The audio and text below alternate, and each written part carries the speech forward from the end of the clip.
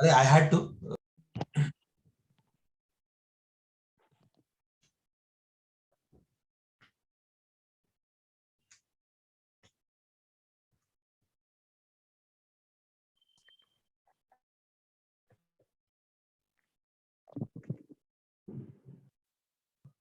So we are live in 3, 2, 1. Please start, sir. We are live, sir. Hello, good morning, everyone, and we carry the greetings from Pink City, Jaipur. It's a great pleasure to welcome you all for Oncology Update 2021. It's a pleasure to invite Dr. Tarachan Gupta, Consultant Department of Medical Oncology, Bhagwan Mahavir Cancer Hospital and Research Center, Jaipur. Good morning, sir, and I give the floor to you to setting the context, please. Over to you, sir. Good morning, Saranya, and good morning all.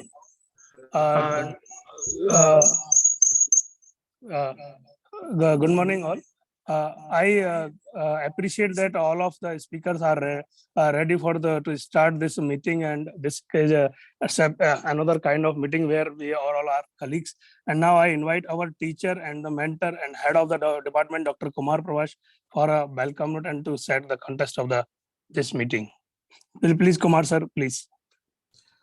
Good morning, everyone. And at the outset, I thank the program director, Dr. Tarachan, and a dear colleague for inviting me for this welcome address.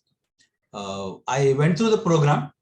It is interesting to see that a group of people had come together and developed a program to do on Friday morning. So that is very nice to see. Another aspect which I liked it, all the young people sparing their time to deliberate and discuss the various issues in oncology where you can have a knowledge sharing, which is very important because we all work in different areas, different places, and with the different setups and different kind of resources. And this deliberation and discussion helps us knowing how each other deals with those specific situations. And again, many times you don't have things in books. And this sharing of information again helps people in deciding and planning treatment and management of the patient once we hear to each other. With this again, I thank Dr. Tarachan for inviting me this for this welcome address. And I'm sure we'll have a fruitful and interesting meeting. Thank you so much. Thank you, Kumar sir, for such a kind words, and appreciate you are available by your busy schedule also, despite your busy schedule. Now I invite Dr. Rohit Swami, Senior Consultant, Narayan Hridayalaya Hospital, Jaipur, for a talk on metastatic breast cancer, especially on hormone receptor negative. So, good morning, everyone. Am I audible? Yes, sir. And screen is visible. Slides Yes, are sir. visible. Yes, sir. So, good morning, everyone. I will be presenting management of hormone negative metastatic breast cancer, both HER2 positive as well as TNBC. And hormone positive metastatic breast cancer will be presented by our dear colleague, Dr. Vikas Talreja, in the next talk. So around coming to HER2 positive MBC, so around 20% of our MBCs are HER2 positive, and we have several different drugs to target this HER2 positive MBCs. We have monoclonal antibodies like trastuzumab, pertuzumab. We have TKIs which target kinase domain of HER2 receptor like lapatinib, neratinib, tucatinib, and we also have antibody drug conjugates like TDM1 as well as TDXD, which is deruxtecan, and trastuzumab duocarmazine. So, how to sequence these drugs? Which drug should be started first in the first line in HER2 positive MBC, and what should be the second line and further on? So, at present, preferred regimen in the first line for HER2 positive MBC are taxane plus trastuzumab plus pertuzumab, that is a dual HER2 blockage, and other regimens which are available with us for treating HER2 positive MBCs are TDM1, TDXD, trastuzumab with chemotherapy, or lapatinib, neratinib, tucatinib with trastuzumab or chemotherapies. So, in 2001, this first study was conducted by RCT, was conducted by Salman DJ, which showed us that there is a survival benefit of adding trastuzumab with taxane, and trastuzumab plus taxane remained standard of care for almost a decade for first line in HER2 positive MBC setting. And this study showed that there is a significant overall survival benefit of median survival of 25.1 month versus 20.3 months with taxane only. And another question came: what after the after progression on trastuzumab and taxane based therapy? Should we use trastuzumab again after progression on trastuzumab, or should we use HER2 directed therapy even after progression on trastuzumab? So there were several RCTs which showed that continuing trastuzumab even after progression on taxane plus trastuzumab combining with other chemotherapies can give us significant overall survival benefit as well as time to progression benefit. And even using other HER2 directed therapies like lapatinib and or others, TKI or TDM1, give us overall survival benefit as compared to chemotherapy only. So then in 2013 came the Cleopatra trial, which established dual HER2 blockage as compared to trastuzumab plus taxane. So it was phase 3 study and 808 patients were there, and there were two arms. One was docetaxel with trastuzumab and placebo, and other was docetaxel with trastuzumab and pertuzumab. And there was significant overall survival benefit with dual HER2 blockage. 8-year overall survival was 37% in dual HER2 blockage arm as compared to trastuzumab arm only, which was only 23%. So here it was established that dual HER2 blockage with with the taxane is the standard of care for first line treatment for metastatic HER2 positive breast carcinoma. Then there came the Marian trial, which established TDM1 as a first line setting in HER2 positive MBC in the patient where pertuzumab is not feasible, or in the patient where taxane is not feasible. So in this study, there were three arms. One was trastuzumab plus taxane, other was TDM1, and third was TDM1 with pertuzumab. And this trial showed us that TDM1 as compared to taxane plus trastuzumab has non-inferior overall survival as well as non-inferior PFS. So in the patients who are not feasible for pertuzumab, or where taxanes can't be given, TDM1 is better option to be given in the first line setting in HER2 positive MBC. So approval of TDM1 at present for HER2 positive MBC is in the second line post progression over taxane plus trastuzumab, or in the first line where patients are not fit to receive taxanes, or where pertuzumab is not feasible because of cost issues. And if after completion of adjuvant setting, in after completion of adjuvant trastuzumab, if there is a progression within 6 months of completion of adjuvant therapy, then also TDM1 can be given in the first line in metastatic breast carcinoma HER2 positive. So there were few randomized trials which showed that TDM1 is better than other HER2 directed therapies in the second line. So Amelia was the study where TDM1 was compared with lapatinib plus capecitabine in the patients who progressed on taxane plus trastuzumab, and it showed significant overall survival benefit with use of TDM1. Similarly, Theresa, where the patient progressed after taxane trastuzumab as well as after lapatinib directed therapy, TDM1 showed significant benefit as compared to physician choice therapy, which are mostly chemotherapy, and some had chemotherapy with HER2 directed therapies. So TDM1 in the second line after progression on taxane plus trastuzumab is a established guideline at present. And then the most problematic scenario in HER2 positive MBCs are MBCs with CNS disease. Around 50 or more than 50% of HER2 positive MBC will develop brain mets, and we have limited options with them because trastuzumab and pertuzumab do not penetrate CNS in under normal condition, and TDM1 also has a very poor penetrance. So options which we have are lapatinib capecitabine, or naratinib with capecitabine, or tucatinib capecitabine trastuzumab. So risk factor of developing CNS mets in HER2 positive MBCs are white ethnicity, as well as younger age, poor PS, and recurrent MBC as compared to de novo MBC, and hormone receptor negative status. So, Sisters registry showed that HER2 positive MBC with CNS mets has poor overall survival as well as PFS with even HER2 directed therapies.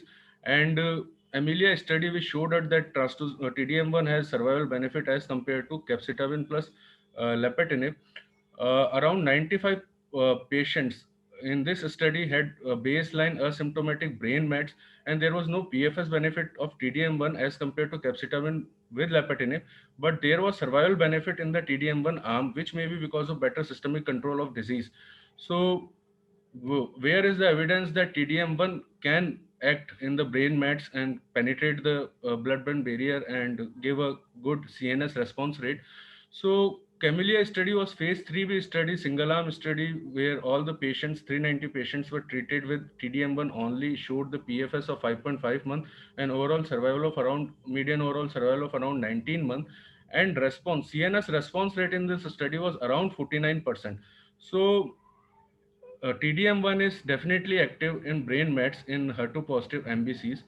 So, what is the flow chart of treating the patient with the HER2 positive MBCs? So, first line is definitely taxane with dual HER2 blockage. And if there is no access to pertuzumab, then taxane plus trastuzumab is the option. If a patient is not candidate for the taxane also, then instead of single agent trastuzumab, TDM1 is better option. Typically, we give 6 months of chemotherapy with trastuzumab, pertuzumab, and then chemotherapy can be stopped, and trastuzumab, pertuzumab maintenance can go on. In the second line, for best option is TDM1, and if there is no option, no access to TDM1, then there are other options available like lepsitabine, capecitabine, trastuzumab, chemotherapy, and other targeted agents. So newer molecules now we have are the TKIs like neratinib and tucatinib, and other drug antibody conjugates like trastuzumab deruxtecan and trastuzumab duocarmazine. So in the neoadjuvant setting, in the localized breast carcinoma, trastuzumab, pertuzumab, taxane. In the neoadjuvant setting, if there is a residual disease in pathology, then adjuvant with TDM1 or first line TDM1 can be given. If pertuzumab and taxanes are not feasible in the first line metastatic HER2 positive, and the second line definitely TDM1 is the best option available. And then there are a lot of other options which we have discussed already in the second line or third line. Now coming to management of metastatic TNBC. So since very long time we have conventional chemotherapy regimens available to treat TNBC, and now we all know that sequential single agent chemotherapy is preferred because there is no survival benefit of combination chemotherapy in metastatic TNBC. But if we want rapid response, if there is a significant visceral disease, there is a chances of visceral crisis, then we should use combination chemotherapy. The agents available are taxane, anthracycline, antimetabolites, microtubule inhibitors, platinum agent. And we give these chemotherapy till there is disease progression or there is no significant toxicity. But now recently we have a few studies which have shown at that first line chemotherapy with immunotherapy can give us better result, better survival benefit. So impression 130 showed at that nab-paclitaxel with atezolizumab in PDL1 positive TNBC, there is a significant survival benefit as compared to chemotherapy alone. And this median survival was around 7.5 months as compared to 5.3 months. And keynote 355 showed us that chemotherapy with pembrolizumab can be given in PDL1 positive patient with CPS score more than 10. So there is a significant benefit of adding chemotherapy with pembrolizumab in such patients as compared to chemotherapy alone. But impression 131, the results were completely different as compared to impression 130, and it showed that there is no PFS benefit as well as survival benefit when we add paclitaxel with atezolizumab in PDL1 positive patients. So in August 27, 2021, Roche withdrew this indication of Tecentriq for PDL1 positive TNBC, but still FDA approval for use of atezolizumab with nab-paclitaxel is still there in PDL1 positive metastatic TNBC. And then for the second line, we have these PARP inhibitors, which have shown significant progression-free survival as compared to chemotherapy in second line setting after giving chemotherapy. In the second line setting, talazoparib was compared with different chemotherapy regimen, and there was significant PFS benefit in EMBRACA study. And in Olympiad study, olaparib has showed us significant PFS benefit as compared to chemotherapy in BRCA1 positive metastatic TNBC. Dr. And Rohit, sir, sorry to interrupt, but you have last 2 minutes to conclude. yeah, so for the third line, we have now new option, which is sacituzumab govitecan, which has shown significant PFS as well as survival benefit as compared to chemotherapy in heavily pre-treated TNBC cases. So coming to the conclusion, what is the roadmap for metastatic TNBC? So if a metastatic TNBC is PD-L1 positive, then we have to go for chemotherapy with pembrolizumab. If PD-L1 is positive, if PD-L1 is negative and BRCA is wild type, then we have to go for chemotherapy only. PD-L1 negative but BRCA mutation, then we have to go for PARP inhibitors in the second line, and for the third line we have sacituzumab govitecan, and then other novel new coming chemotherapies and checkpoint inhibitors. So thank you for such a patient listening. Thank you. Thank you, Rohit. Such a wonderful presentation as always. And now I invite second speaker, Dr. Vikas Talreja from Kanpur. He will be presenting on a recent development in management of hormone receptor positive, HER2 negative metastatic breast cancer with palbociclib. Thank you, Dr. Tarachan, and a very wonderful presentation by Dr. Rohit Swami as usual. I would be leading from hormone negative to the hormone positive, and how the world has changed over the recent past, as we see a lot of new changes in the same for it. So can I have my slide set, please?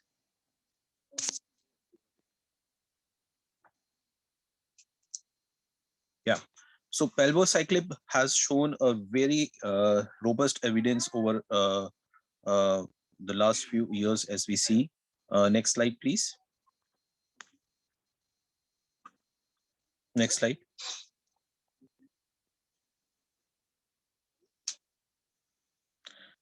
Next slide. Yeah. So as per the Globocon, breast cancer has been one of the most common cancers across the incidence also, and in terms of the mortality also, it has been the 6.6% of all leading cancer deaths, and in the terms of the numbers, it is 11.8% of all the new cases. That is, if you put the magnitude to it, around 2.08 million of it. Next slide, please. And it has been uniform across all over the world, as with India also. The number of the new cases has been it has been the second most common cancer, as you could see, around 14% of it.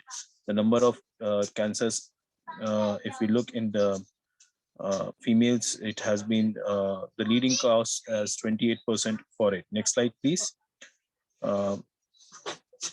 So roughly 30% of the women who had an early disease will develop eventually a metastatic disease or an advanced disease. 10% of all women with breast cancer presents with metastatic disease at all the time of the initial diagnosis. If we look and dissect the biology of it, 15% of it is triple negative, and 60% of them are somehow hormone driven. It's hormone positive or HER2 negative, and 15% of them is triple positive at any point of time. Next slide, please.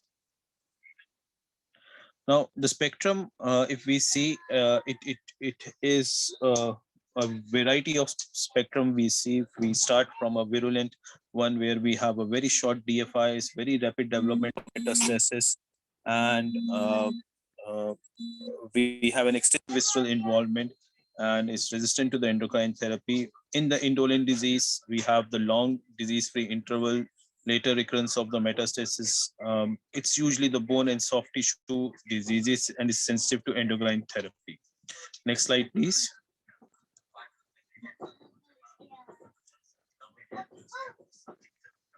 So we have been dealing with this revolutionary pathway, the CDK4 pathway, the cyclin D1 and the CDK4, which has revolutionized the treatment as we treat the breast cancers, especially making a whole new array into the G1S checkpoint pathways, which controls the activation of the retinoblastoma tumor suppressor gene, and that's how it would be there.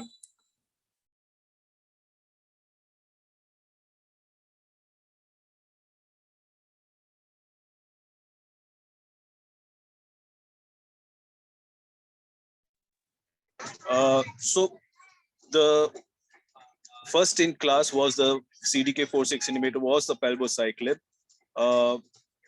It has a biokinase activities. The CDK4 and CDK6 inhibits the cell proliferation and cell DNA synthesis by preventing the cell cycle progression from the G1 to S pathway. The low nanomolar concentrations block the retinoblastoma phosphorylation, induces specific G1 arrest. It inhibits the proliferation in the cultured xenograft leukemia, myeloma, breast, colon, and lung cancer cells. Next slide, please. So if we look at the updated indications for it, for women, palbociclib is indicated for hormone positive, HER2 negative, locally advanced or metastatic breast cancer. In combination with aromatase inhibitors, in combination with fulvestrant, who have received endocrine therapy. In pre or perimenopausal women, the endocrine therapy should be combined with the luteinizing hormone releasing hormone agonists.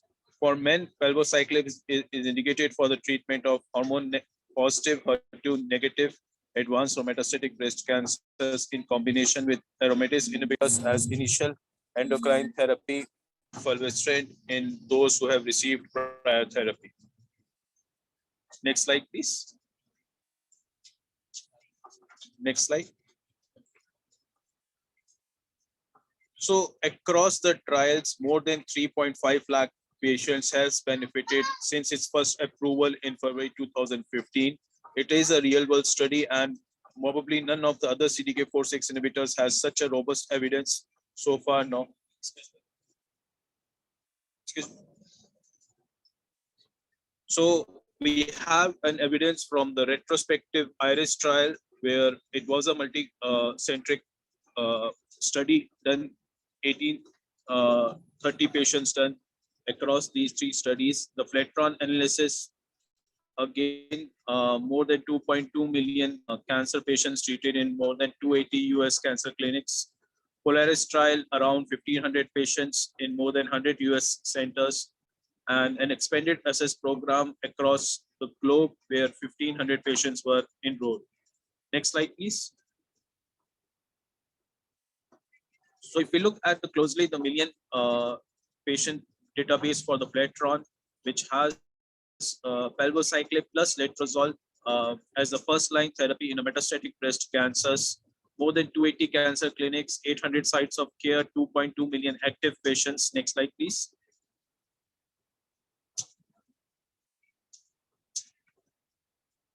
We see a remarkable difference between what we see and what we see. They were balance between both of these cohorts as letrozole alone or palbociclib plus letrozole. The baseline characteristics were equally matched between as how was the metastatic disease burden, whether the brain metastasis was there or not, the bone only metastasis was there, how was the data. So it was between the two groups. Next slide. And you could see that as was the clinical trial data, real world data also, the 2-year overall survival rate among the patients who received palbociclib plus that with significantly difference, that is 80% versus 6%, with a huge curve separating between the two of them. And you could see the hazard rate of death, the CDK4/6 inhibitors in addition to the letrozole therapy, and this data was consistent throughout the end of the follow-up for these patients. Next slide, please. Next slide.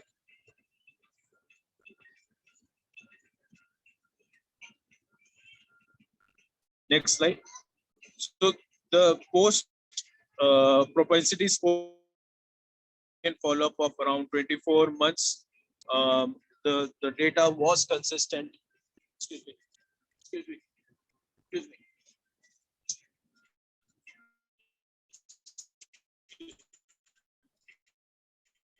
So either of these groups,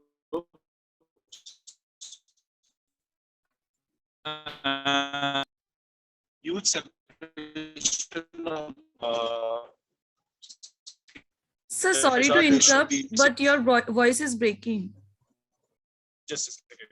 So there was a 46% reduced risk of deaths when you give palbociclib plus letrozole. Next slide, please.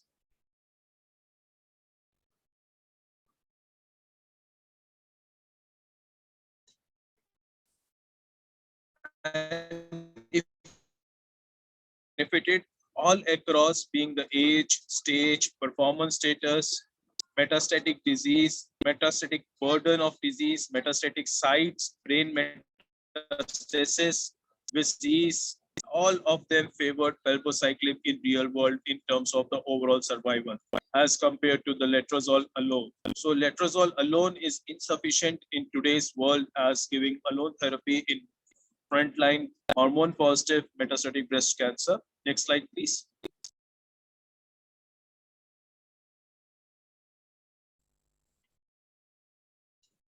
Next slide.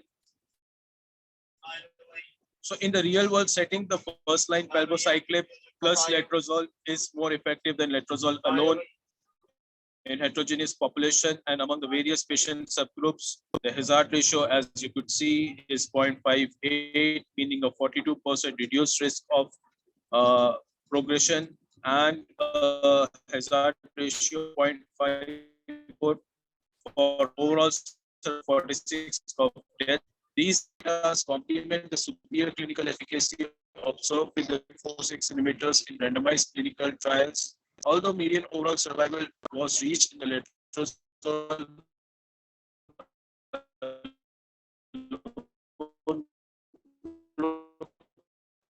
also significant sense highlights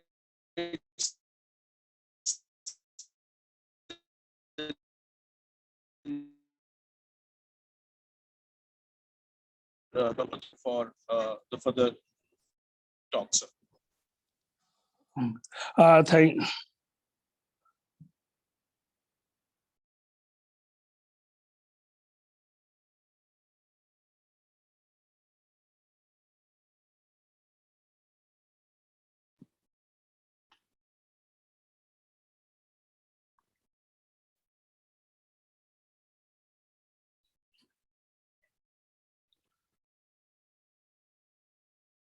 Dr. Tarachan, I think you can thank Dr. Vikas. He also thinks that his PPT is over. Okay. Thanks, Dr. Vikas, for such a wonderful presentation. Now I invite next speaker, Dr. Rajit Chandana from Narayana Super Specialty Multi-Specialty Hospital, Delhi, Dharamshila, and he is a senior consultant there. So he will be speaking on cervix cancer, how far we have gone. So Dr. Rajit Chandana, over to you, please.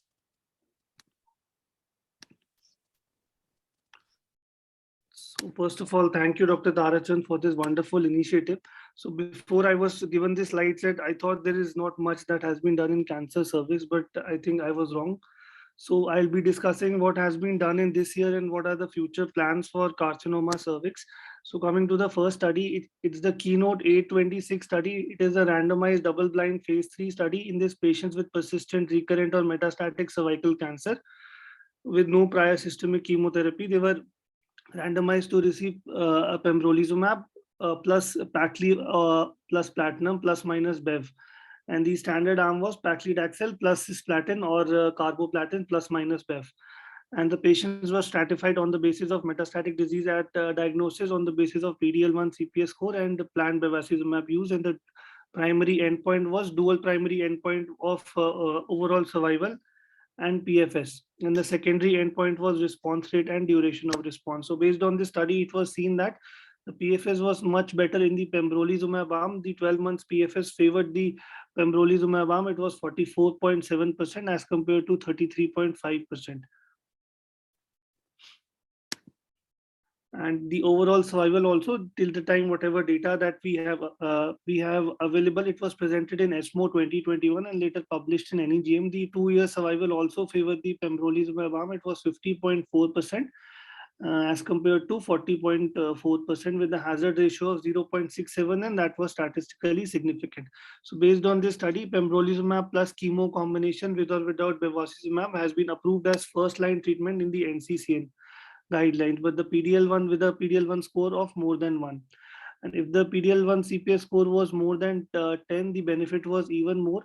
The 1-year survival was 75.7% as compared to 61.5%, and the 2-year survival was 54.4 as compared to 44%. And there is another study of pembrolizumab, that is Keynote 158 update, that was present in gynecological meeting this year only in an abstract form. In this, this was a phase 2 study of pembrolizumab in patients with MSI high or MMR deficient solid tumors. In this patients, those who were given pembrolizumab had an overall response of 14.3%, and PDL1 positive patients had an overall response of 17.1%. The best response was CR in 5% in overall population and partial response in 9.2% of the patients. And in PDL1 positive patients, the response was slightly better, 6% CR and around 11% of partial response. The median time to response was 2.3 months, which is consistent with all the IO drugs. The median duration of response was not reached, and the ongoing response was present in 50% of the patients at the time of data cutoff. The updated PFS and OS showed a trend towards better PFS and better OS, those patients with MSI high receiving pembrolizumab. So you can see that at 3 years also the PFS was 8.6%, and at 3 years the overall survival was 15.9% with median of around 9.3 months. And there is another new molecule that is in the pipeline for carcinoma cervix, which is showing promising results. That is a newer immunotherapy drug, which was studied in the Empower Cervical 1, that is a semiplimab versus investigator's choice chemotherapy in cervical cancer patients. So this was a phase 3 open label randomized study in this metastatic cervical cancer patients who were resistant to platinum-based chemotherapy and had received one or more previous therapy. They were randomized to the newer drug, that is semiplimab 350 milligram every 3 weekly versus investigator's choice of chemo. And the treatment was continued for up to 95 weeks or drug discontinuation. The primary endpoint was overall survival, secondary endpoint was PFS and overall response rate. So at second interim analysis, it was recommended that trial to be stopped early because of the efficacy. It favored the semiplimab with a median OS of 11.1 months as compared to 8.8 months in the chemotherapy arm. And just to remind you, these were platinum resistant or those patients who had received prior 1 or more lines of therapy. The hazard ratio was 0.73, and that was statistically significant. So you can see that the graph starts separating around 4 to 5 months from the start of treatment. And the survival in the adenocarcinoma population was even better. It was around 13.3 months as compared to 7 months. The hazard ratio was 0.56, and you can see in the adenocarcinoma patients, the graph starts separating beautifully from the very beginning only. And in the overall survival, it was 12 months as compared to 8.5 months. There is one more drug that has been approved this year. It is a humanized monoclonal antibody drug conjugate, that is tisotumab vedotin. So it is a non-immunotherapy option. It is an investigational antibody drug conjugate which is directed to tissue factor, and it covalently it is linked to the microtubule disrupting agent via a protease cleavable linker. And tissue factor is a protein which is highly expressed in cervical cancer and other solid tumors. It has a multimodality mechanism of action, that is, it acts via direct cytotoxicity by bystander killing by immunogenic cell death by ADCC. So this was approved on the basis of this study, that is Innova TV 204 GOG 3023 study, which was a phase 2 multi-center international study evaluating tisotumab vedotin in patients who were previously treated or recurrent or metastatic cervical cancer. They were given tisotumab vedotin 2 milligram per kg every 3 weekly till progression or unacceptable toxicity, with the overall response rate as the primary endpoint. So you can see from this waterfall graph that very good responses were seen in the patients. Even few patients had a CR. CR was present in 7% of the patient and PR was present in 17% of the patient, with confirmed overall response totaling to 24%. So based on this study, tisotumab vedotin is an approved drug for cervical cancer patients, those who have progressed after first line of platinum-based therapy. So the pre-specified adverse events of interest were very peculiar, that were ocular events. Ocular events means corneal disorders, conjunctival disorders, scleral disorders, retinal disorders. So grade 3 ocular disorders were present in 2% of the patients, and grade 3 bleeding was present in around 2% of the patients. Peripheral neuropathy was present in around 7% of the patients. And there is an upgoing study of this molecule, that is Innova TV 301 study of tisotumab vedotin versus chemotherapy in advanced cervical cancer, which is a phase 3 randomized study of tisotumab vedotin versus investigator's choice chemotherapy as second or third line therapy, and the investigator's choices are topotecan, vinorelbine, gemcitabine, irinotecan, or pemetrexed. And there is one more study which evaluated the role of adjuvant chemotherapy post CTRT in patients of cervical cancer. That is the Outback study that was presented in ASCO. So this was a phase 3 trial. In this, patients were randomized after CTRT to receive adjuvant paclitaxel into 4 cycles versus standard of care treatment. And the primary endpoint was overall survival. The secondary endpoint was PFS. The disease characteristics were equally matched in both chemoradiation therapy alone versus chemoradiotherapy plus adjuvant chemotherapy arm. The median age was 45, and tobacco smokers, around 50% were tobacco smokers, and stage was also equally divided. Majority of the patients was stage 2B, around 43%. Stage 3B and stage 4A were around 25%. Histology-wise, around 80% was squamous, and rest were adenocarcinoma or adenosquamous. So the treatment adherence, you can see that the median cisplatin dose was 28 milligram. That is usually low as compared to the standard, and the median EBRT dose was around 45 grays. RT was completed in 8 weeks in 67% in the chemoradiotherapy arm and 68% in the chemoradiotherapy plus adjuvant chemotherapy arm. And the chemoradiotherapy was completed in 77% in both the treatment arms. And those patients who were able to receive 4 cycles of adjuvant chemotherapy were 62%, and 0 patients, they were not, and 22% of the patients, they were not able to receive any adjuvant chemotherapy arm in the adjuvant chemotherapy experimental arm. So in this study, they found out that there was no significant benefit of giving adjuvant chemotherapy post radiotherapy in patients of cervical cancer. There was no significant 5-year rates for OS or PFS with CRT plus adjuvant chemotherapy as compared to chemoradiotherapy alone. And the treatment effects were consistent across the subgroups, except for those aged less than versus more than 60 years, whereas younger patients, they had a better OS and PFS. So based on this study, the standard of care still remains adjuvant chemoradio, still remains definitive CRT for cervical cancer patients.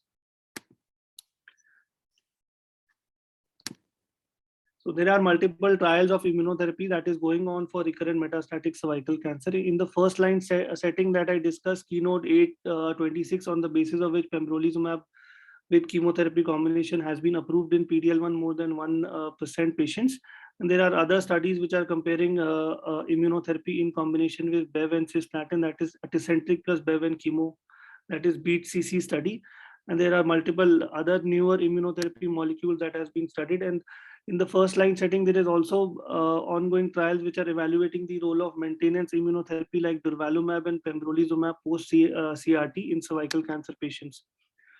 And we have some preliminary data for agents in development for recurrent metastatic cervical cancer patients. These drugs are very difficult to maybe pronounce, but the response rate is quite good. When we see that they are post second or third line, the response rate varies from 14% to 44%. The best response that we have in the ongoing trials is in the LN-145 drug. So even the NCCN now mentions pembrolizumab plus chemotherapy plus minus BEV for PD-L1 positive patients as the first line treatment. And in the second line, pembrolizumab can be given in patients with MSI high tumors, or nivolumab can be given in PD-L1 positive patients. And there is also of category 2A mention of tisotumab vedotin in cervical cancer patients who have progressed after first line of treatment. And those patients who have NTRK fusion mutation, they are option of treatment with NTRK inhibitors.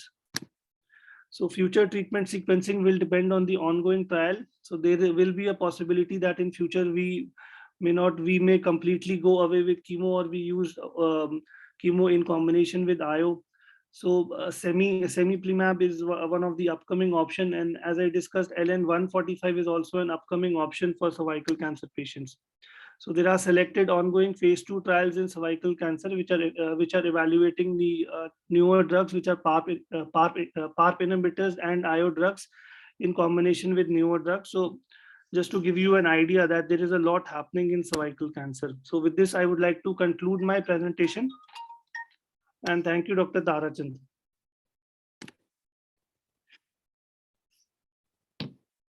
Thank you, Dr. Rajit, for such a wonderful presentation. Now I invite Dr. Arun Chandra Shekharan from Calicut Aster NIMS Hospital, Kerala, and he will be, speak upon bringing precision to molecular to newly diagnosed ovarian cancer, sponsored by AstraZeneca. Please, Arun, carry on. Thank you, Dr. Tarachand, for the wonderful introduction. I'm able to share my screen right now here. I hope my screen is visible. Yes. Yeah, just put this up on full screen. Okay, thank you, Tara, for this getting all our ex-alumni back together. And what I'll be talking about is the role of olaparib in first-line ovarian cancer, and most importantly, what tests needs to be done to pick up these patients who would benefit from this therapy. So this is a sponsored session by AstraZeneca, so the slides have been provided by them, so I have absolutely all conflicts of interest. So as we know, ovarian cancer is common.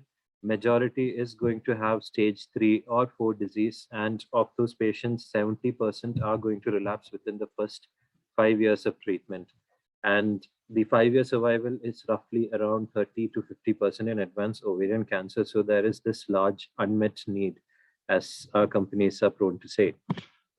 So this is the timeline of treatment of ovarian cancer, where you look at the CA-125 levels over time, where you have treatment with chemo plus BEV maintenance. And then after that, you have little time without disease, when eventually the disease is going to come back in 70% of the patients. And they will take second line treatment with platinum or bevacizumab, or if they're platinum refractory, go for drugs like Lipodox. And in the end, the disease comes back and the patient develops ileus, and finally there is death. So once a disease relapses, it's largely incurable. And the thing is, we need to give our best treatment up front.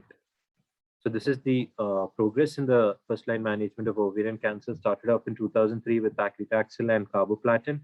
Then in 2011, you had bevacizumab, which only improved the PFS and improved OS only in the high risk ovarian subset, which is basically stage 4 of patients with ascites and so on. In 2018, the PARP inhibitors came, and it first came in the treatment of recurrent platinum sensitive ovarian cancer, and then it reached the first line as well. And after that, in 2019, again, you have the results from the Paula trial, which combine olaparib with bevacizumab. So the main mechanism of action of olaparib is by a process known as synthetic lethality, which affects the DNA repair mechanisms. So these multiple DNA repair mechanisms are there, like the single strand break repair, the double strand break repair, and basically BRCA is a gene which helps in this double strand DNA break repair. So it's a very high fidelity, means a very specific process which results in good DNA repair. There are other mechanisms with non-homologous and the microhomology related end joining. So these are advanced terms which not that important. End of the day, BRCA is what helps in double strand DNA repair. So what do you mean by HRD, homologous recombination deficient? HRD basically involves all the genes which are involved in the DNA repair. So that includes BRCA, that includes CDK12, it includes some part of ATM, so multiple genes which are involved in DNA repair. So when you have HRD present, the number of patients that have HRD present is roughly 50% in ovarian cancer. And this is a population which you're planning to target. Now, because of these genes, this gene thing results in a genomic instability. And this genomic instability is looked for basically in this. So when you look at PARP inhibitors, in the normal cell, you have normal homologous recombination and base excision repair. So there is no problem with the cell. But if you are HRR deficient, or you lack those genes, the base, what happens is one part of the DNA repair is affected, the second part is intact. So the cell is still surviving. When you use PARP in a HR deficient patient, you're blocking both mechanisms of DNA repair, and this results in cell death. So how do we identify HRD? So the main difference of an HRD and HRR is the genes which are there, and HRD is the genomic expression of those genes. So you can look for HRD by looking at these genomic changes, or you can look for the genetic HRR genes as well. Ideally, a combination of both is what will tell you which all patients are HRD deficient. So combination of BRCA and HRR gene mutation tests will give you the whole mutational burden, and looking at the genomic instability, which is the effect of these genes, is what will help you detect whether a patient is HRD deficient. So what are the main genomic instability testing which is done? You look for loss of heterozygosity, telomeric allelic imbalance, and large-scale state transitions. So these three are genetic changes which result in a impaired genetic phenotype. And this test is done by Myriad Life Sciences, and this is known as the genomic instability test. And it gives you a score, and a score more than 42 is what tells you that the patient is having high HRD. And HRD genomic instability testing has resulted in picking up all these patients with those patients who have the deficient DNA repair. So in the blood, if you look at BRCA mutations, the germline mutations is around 15%. And if you look at the tumor tissue, which have both germline and somatic mutations, it comes to around 20%. And if you look at the HRR mutation, is 31%, and the expression of those HRR mutation, which is genomic instability, almost 50% have this HRD deficiency. So this is this basically tells you olaparib is useful in more than 50% of the patients. So these are the ESMO guidelines for the HRD testing to see which patients will benefit from PARP inhibitors. And that the level of evidence for genomic instability testing and your BRCA mutations is quite high. Now, the ESMO guidelines tell us that we have to test for genomic instability and loss of heterozygosity. Now, these are the methods to detect HRD in newly diagnosed ovarian cancer. Now, you look for the tumor BRCA mutation, or you can look for genomic instability. And this, as I said, the genomic instability is studied in the Myriad My Choice genomic instability test. And if you look at the methods which you should use in BRCA mutated, and while what you need to test for in ovarian cancer is look whether the patients have BRCA mutation or they are wild type, and look for the HRD as well. So HRD will help you pick up more patients of ovarian cancer who have this good effects of olaparib. So the use of olaparib in newly diagnosed ovarian cancer has been studied in two large phase 3 trials. One is the SOLO-1 trial and one is the PAOLA trial.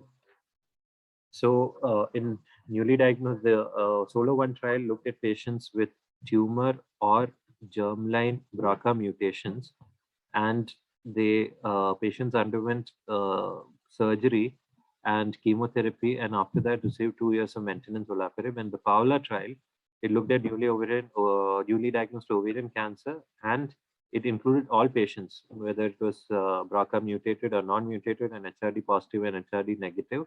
And this one combined olaparib along with bevacizumab. So if you look at the SOLO-1 trial, it took stage 3 and 4 patients, and it took serous and endometrioid ovarian cancer and primary peritoneal fallopian tumors.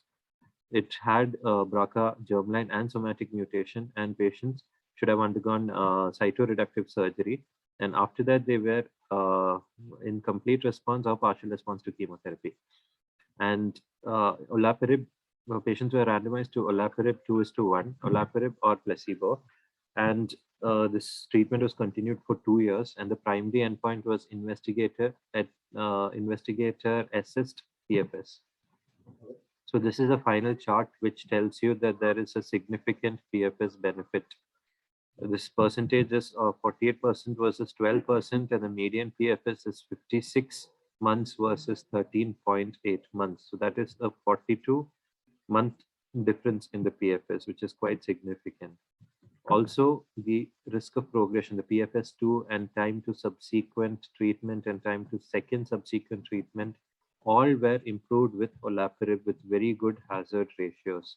If you look at the adverse events, the top 3 are nausea, fatigue, and vomiting, and anemia also being quite significant. In personal experience, anemia was the most problematic, with patients having hemoglobin drops from 11 to 7, and we had to reduce the dose for that reason.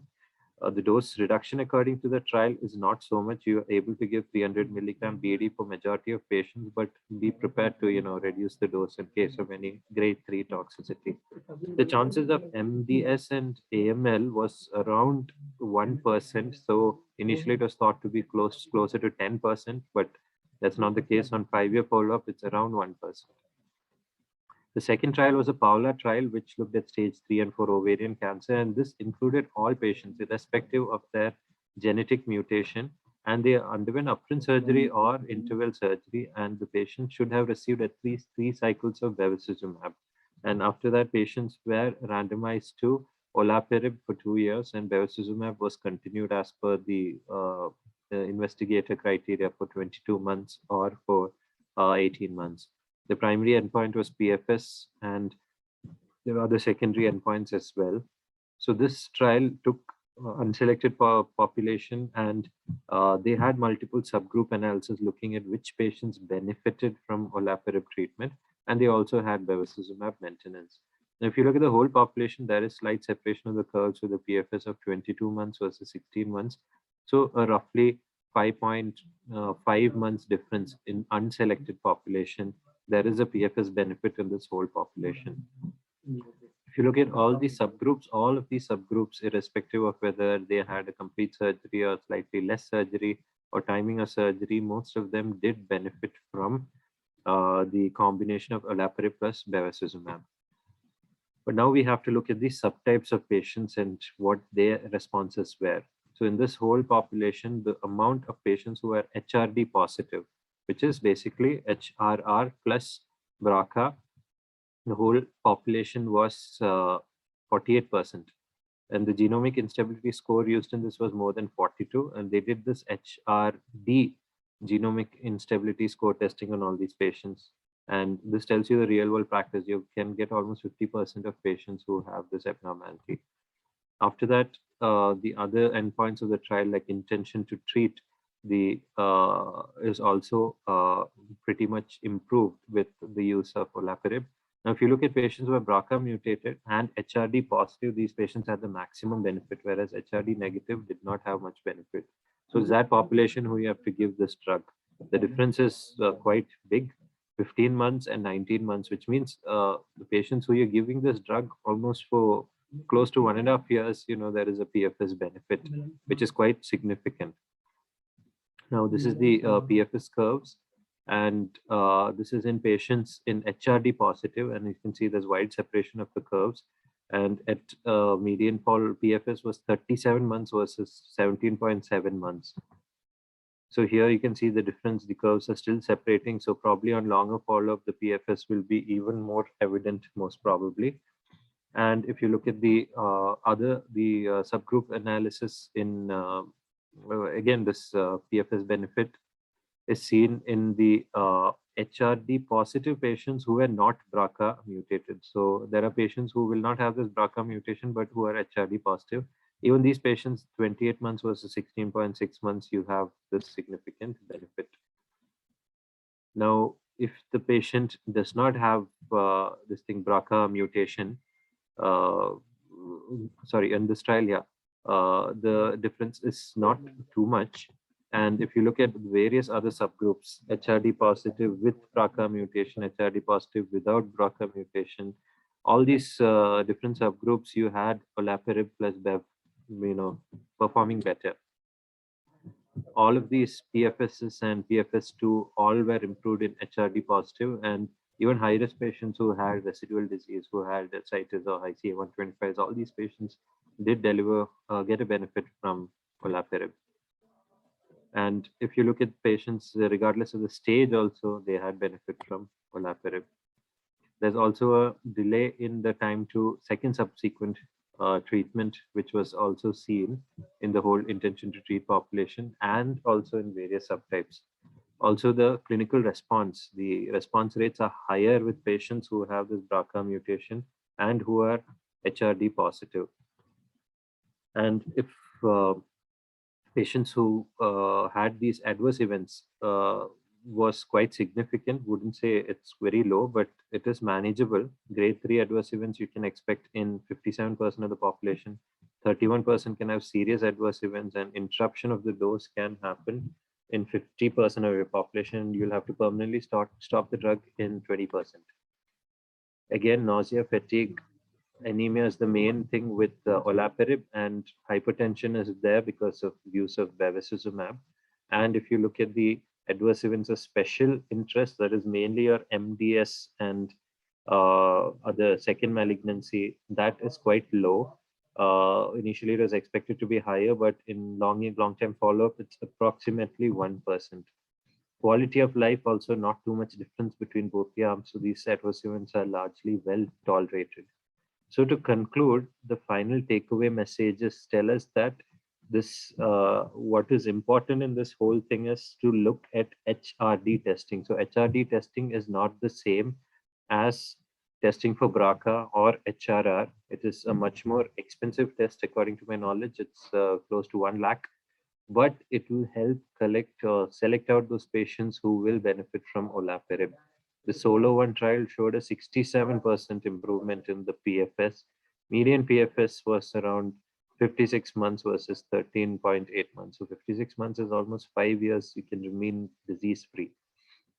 And the PAOLA-1 had HRD positive patients, and these patients did benefit from the use of olaparib, and olaparib, which is combined with bevacizumab. So HRD testing is very important, and the rest, as we once again say, HRR and HRD is not the same. HRR is genetic testing, HRD is a genomic instability test, and doing an HRD testing will give us the maximum benefit in our patients. I think that's the last slide, and I thank Tarachand once again for his this opportunity to present this. Thank you. Thank you, Arun, for such a nice presentation. And next presentation is from my side only for an hepatocellular carcinoma, changing the outlook.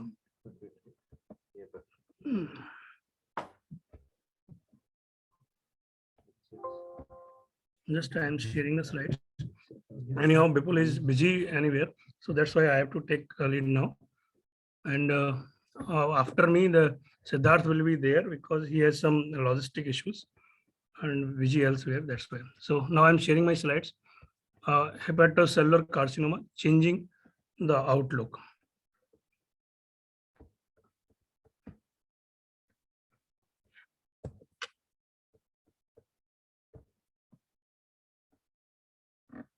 So I start from the very basic beginning that first of all, where we should do the screening for the hepatocellular carcinoma. The eligibility criteria for the screening is patients suffering from the chronic hepatitis B or patients are having cirrhosis because of any cause, with any cause. So they are eligible for the screening for the hepatocellular carcinoma. And for which we do the investigations every 6 months, ultrasound liver and the serum AFP. And if there is any suspicion, then we proceed further for the further management or diagnostic evaluation. For diagnosis, in a cirrhotic patients and chronic hepatitis B patients, only the triple phase CT or MRI abdomen is sufficient. For the same, that nodule on the ultrasound should be at least more than 1 centimeter to be eligible for the triple phase CT diagnosis. Remaining patients, we can opt for the biopsy for the confirmation that for the hepatocellular carcinoma, if any suspicious nodule or any lesion we are suspecting. And biopsy can be done in metastatic setting also. For staging, CCT chest plus abdomen plus pelvis is sufficient. PET scan is not mandatory for the evaluation for the staging purpose in hepatocellular carcinoma. However, in equivocal cases where we are in doubt, we can use the PET scan for the confirmation. And this is PET is also a predictor of poor response if the FDG ability is there. So from the basic learning from our training time, that Barcelona Clinic of Liver Cancer Staging and Management we used to do in hepatocellular carcinoma. The treatment options in hepatocellular carcinoma are tyrosine kinase inhibitors, molecular targeted therapy, immune checkpoint inhibitors, or radiofrequency ablation or microwave ablation, transarterial chemoembolization or hepatic arterial infusion of chemotherapy, liver transplantation, and surgical resection. These are the treatment options. From the BCLC staging, we can see the management. We are dividing the patients stage 0, A and A to D. For stage 0, we categorize patients performance status 0 and CPS score is A only. Then the patients are considered very early stage, like if the tumor nodule is less than 2 centimeter or carcinoma in situ. If the nodule is single and there is no portal hypertension, bilirubin is also normal, then patients are fit for the resection. And if the nodules are multiple, but those are less than 3 centimeter or in single nodule with portal hypertension, but without any associated disease, then we can consider for the liver transplantation. Otherwise, the curative option will be the radiofrequency ablation or percutaneous ethanol injection or other molecule or EBRT. We can opt for this. And these are the intent under the curative in treatment. For 30 to 40% cases are present this, and median overall survival in this stage is more than 60 months. That means more than 5 years around. For the that means for the transplantation, we use the UNOS criteria where the AFP should be less than 1000 and single nodule of 2 to 5 centimeter, or if there are 3 nodules are there, then it should be less than 3 centimeter, but no macrovascular involvement or no extra hepatic disease.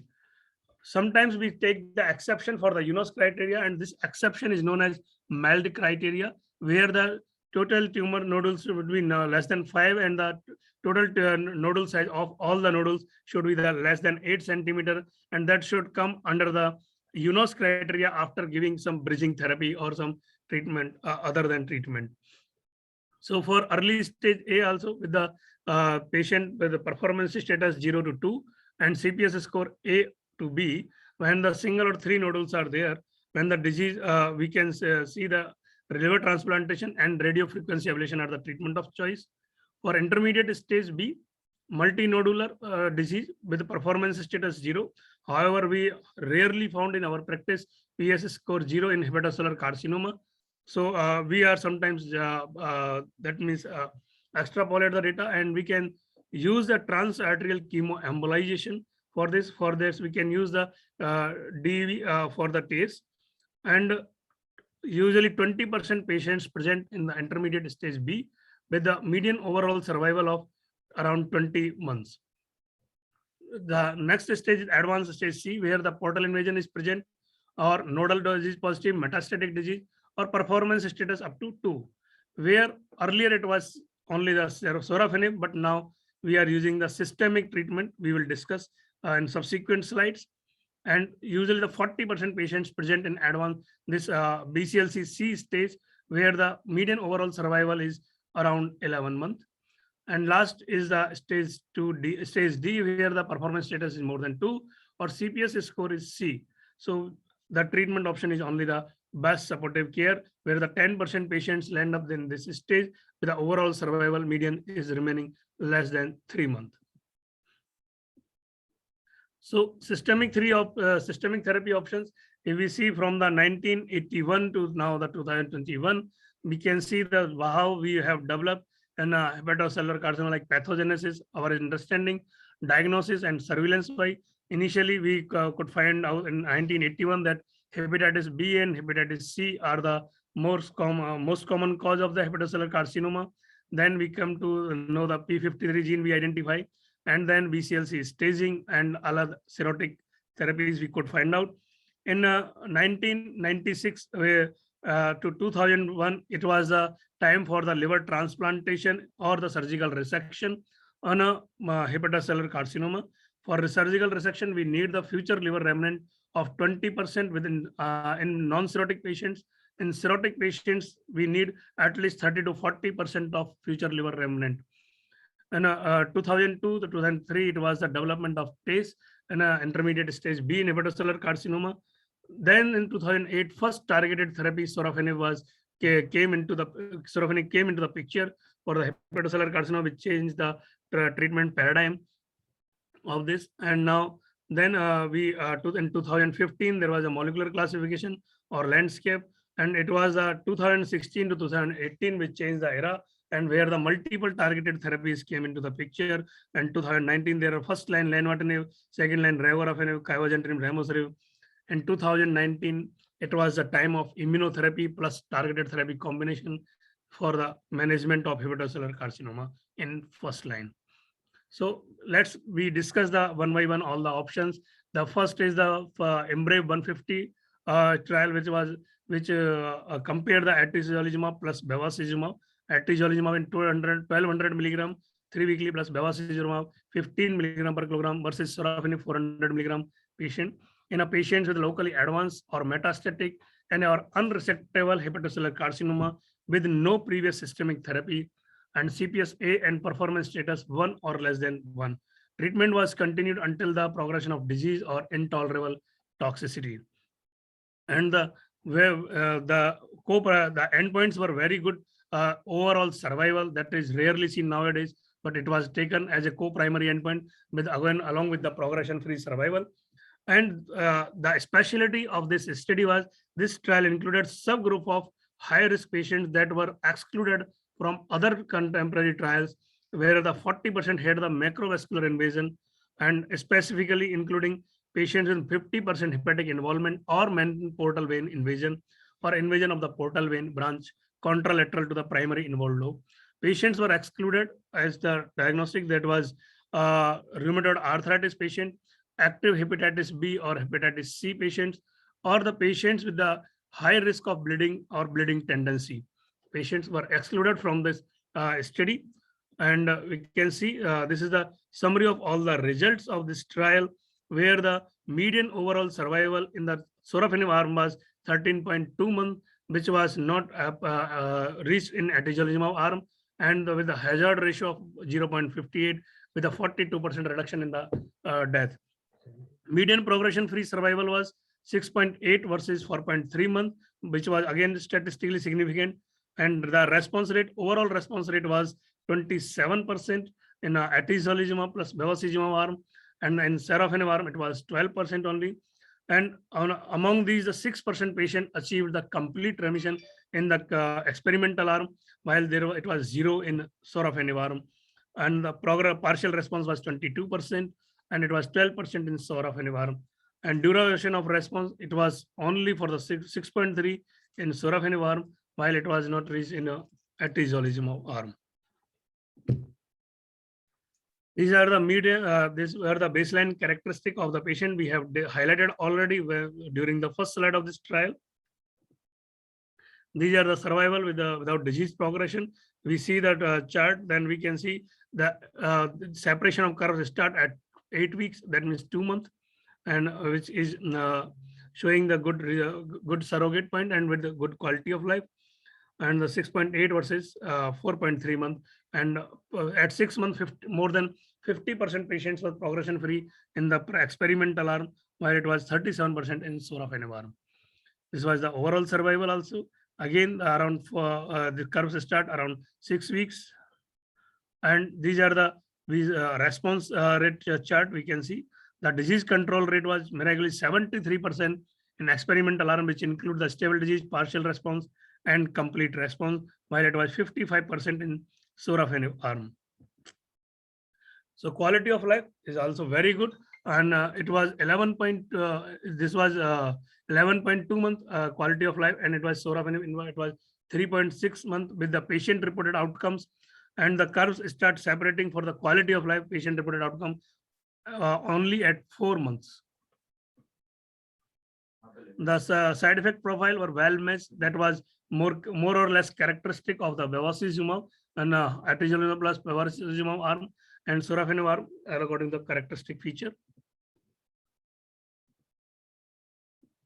So next is a reflect study, that the lenvatinib in the first line, it was the non-inferiority trial, where the first line lenvatinib versus sorafenib in hepatocellular carcinoma. This was a multi-center randomized open label phase 3 non-inferiority trial. Patients with unresectable hepatocellular carcinoma, no prior systemic therapy, 1 or more measurable target lesions, BCLC stage B or C, CPSA, ECOG performance status 0 to 1, or adequate liver function. These patients were included for the study participation and randomized into the lenvatinib versus sorafenib in the 1:1 fashion.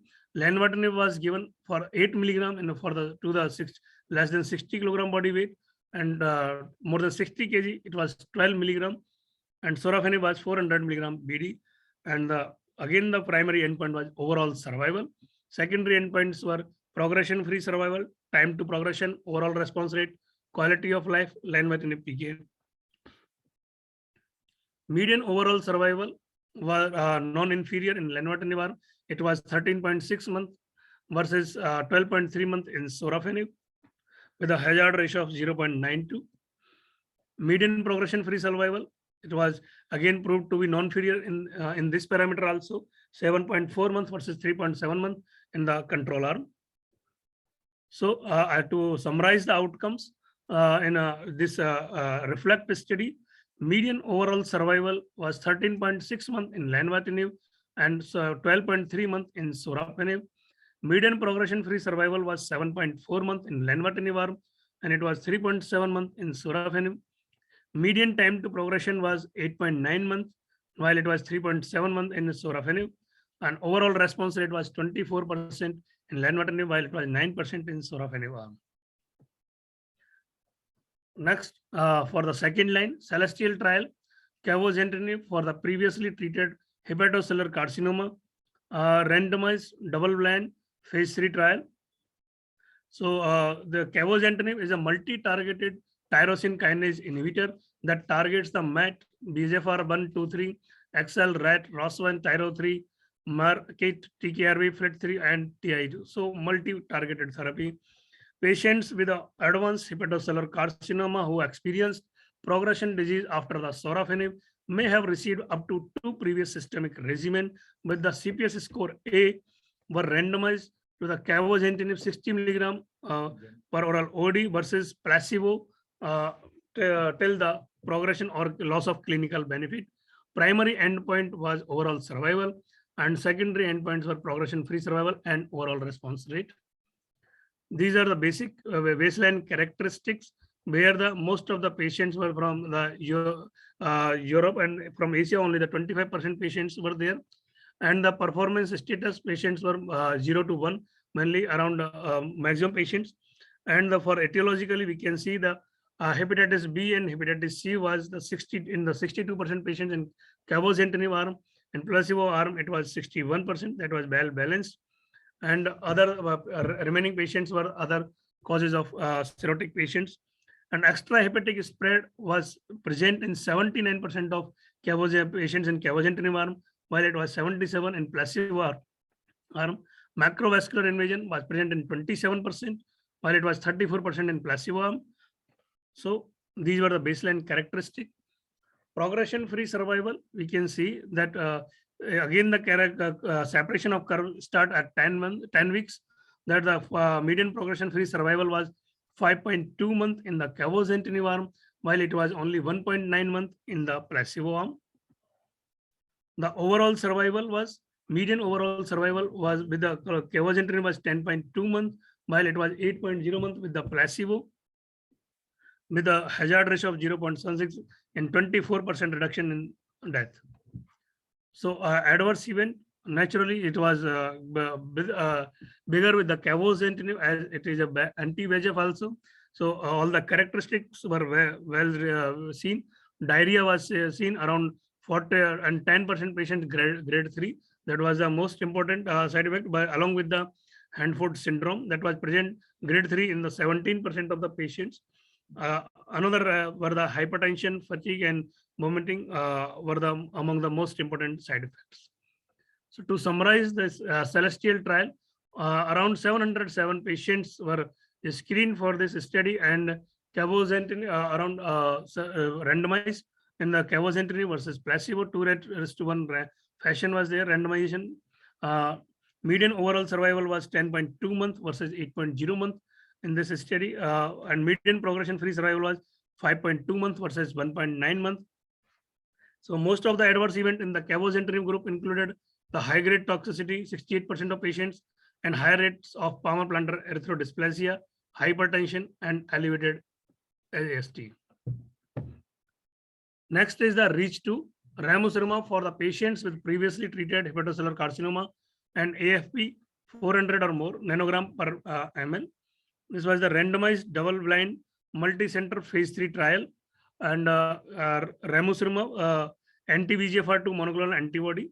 In this trial, patients with progressive disease on sorafenib were randomly assigned to ramucirumab versus placebo, although the primary endpoint OS was not met in the REACH trial, and a prescribed population of patients with baseline AFP 400 milligram and child class A demonstrated a significant OS advantage in REACH trial. That's why REACH was planned. With a patient with advanced hepatocellular carcinoma with an AFP of more than 400, and BCLC staging were the B and C. CPS score was A and prior sorafenib. So these patients were randomized to ramucirumab plus best supportive care versus placebo plus best supportive care. Ramucirumab was given in 8 milligram per kilogram dose every 2 weeks till the treatment continued until unacceptable toxicity. Primary endpoint was overall survival. Secondary endpoints were progression-free survival, overall response rate, time to radiographic progression, time to FHSI 8 score decline, on time to ECOG-PS decline. Baseline patient characteristics were median age were well balanced, 64 years in both the groups, and performance status 0 was there in 57% in ramucirumab arm, and placebo arm it was 57.9. Macrovascular invasion was present in around 35% patients in both the arm, and extrahepatic spread was present in around 71% patients in both the arms. So median baseline AFP was 3,920 in ramucirumab arm, and it was 2,740 in placebo arm. Median progression-free survival was observed 4.1 month in ramucirumab, while it was 1.7 month in placebo arm. This was a progression-free survival. Overall survival in REACH2, it was 8.5 month in ramucirumab arm, while it was 7.3 month in a control arm, and the 12-month survival was around 37 month in experimental arm, and placebo arm it was only 30%. 18-month survival percentage was 24%. That was nearly double compared to the control arm. So median follow was 7.9 versus 6.6 months. OS benefit favored the ramucirumab in all subgroups except females. REACH2 clinical response summarization, that overall response rate was 4.6% in experimental arm, and it was 1.1% in placebo arm. Disease control rate was around 60% in ramucirumab, while it was 39% in placebo arm. No complete remission was observed across the groups. The most common adverse events were the fatigue, peripheral edema, hypertension, and decreased appetite and proteinuria. Discontinuation because of the treatment-related adverse events were around 10.7% in the experimental arm, and it was 3.2% in placebo arm only. And death due to the treatment-related adverse event occurred in 1.5%, while it was 0 in placebo arm. So special interest of adverse event of special interest in this study were that was as per the anti-VEGFR therapy, like GI hemorrhage, epistaxis, proteinuria, arterial thromboembolic events, venous thromboembolic events, GI perforation, fistula, all were more common, more in the ramucirumab arm as compared to the placebo. The next is the resource, a phase 3 trial of second line, and patients of the hepatocellular carcinoma who progressed in the sorafenib arm with the CPS-A were randomized on the regorafenib versus placebo, and then regorafenib versus placebo. Outcomes were median overall survival was 7.6 months in regorafenib arm, while it was 7.8 months in placebo arm.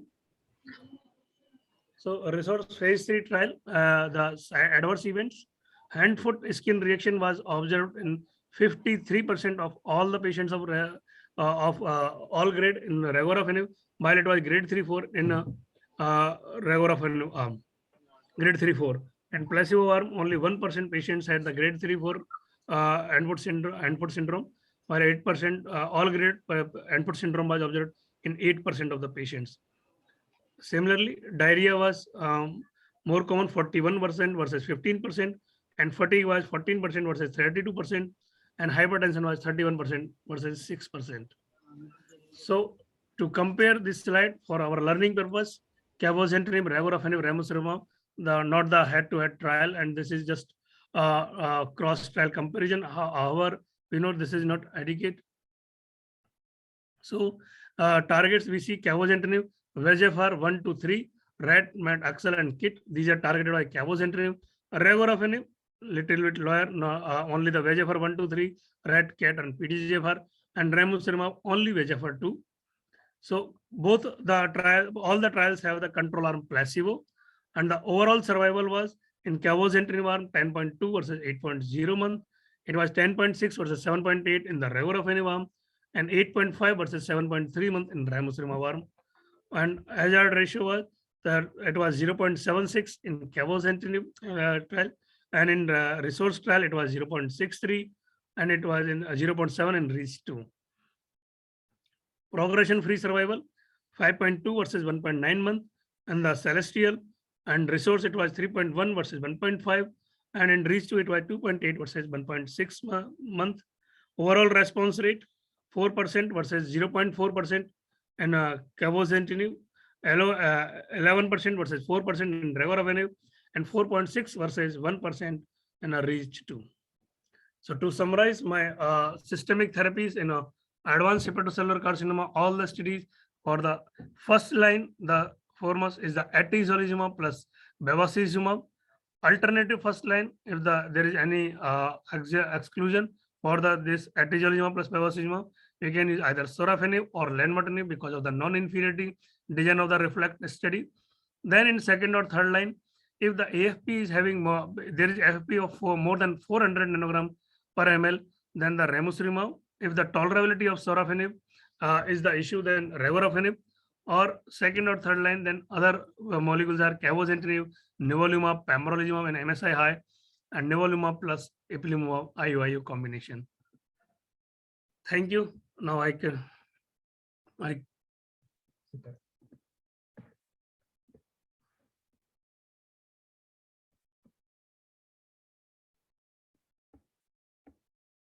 Any questions?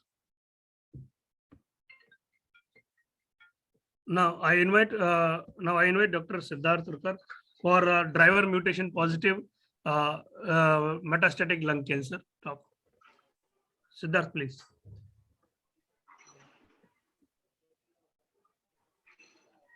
Are my slides visible? Yes, visible. Sir, your screen is visible, but your slides are not visible. क्या बोल रहे हैं?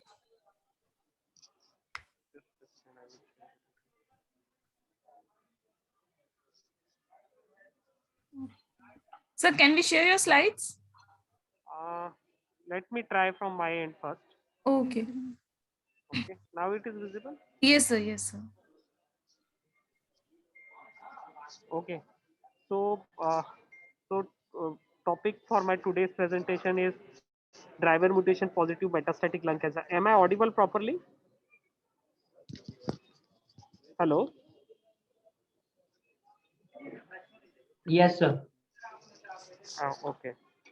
So lung cancer is a significant global health issue, and it is the second most commonly diagnosed cancer worldwide.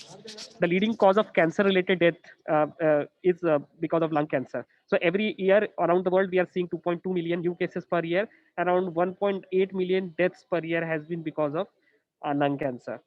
When we talk about lung cancer, it is a heterogeneous disease. It consists of either non-small cell lung cancer or small cell lung cancer. That are the broad categories. Inside the non-small cell lung cancer, we have adenocarcinoma, which is the commonest variety, around 52% of the patient. Then is the squamous cell carcinoma, around 27, and then comes the other specified carcinomas.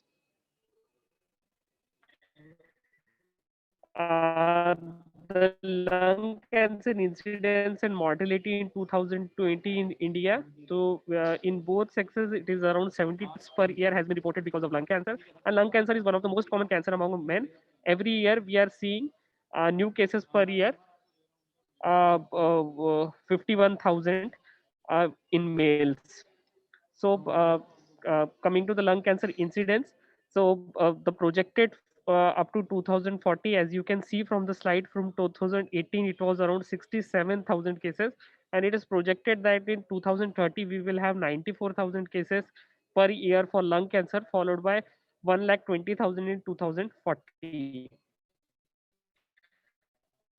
Lung cancer mortality is also supposed to be increasing in the same proportion because of lung cancer, and it is projected to increase up to 1,11,804 up to 2040. So now coming to the treatment for the lung cancer. So as the treatment is evolving, lung cancer has been seen as a heterogeneous disease. First, it is being classified as a small cell and non-small cell lung cancer. Now, as I have already told, non-small cell cancer is further divided into 3 or 4 categories.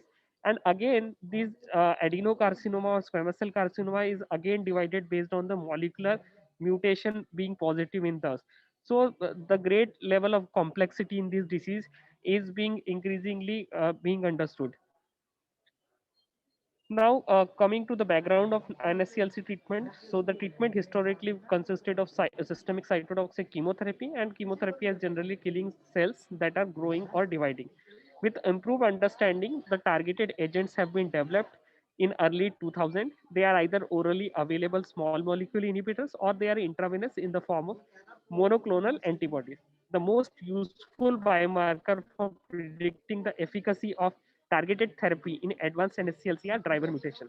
There are certain recurrent molecular alterations that are much less essential to maintain the oncologic phenotype. These are often referred to as passenger mutation.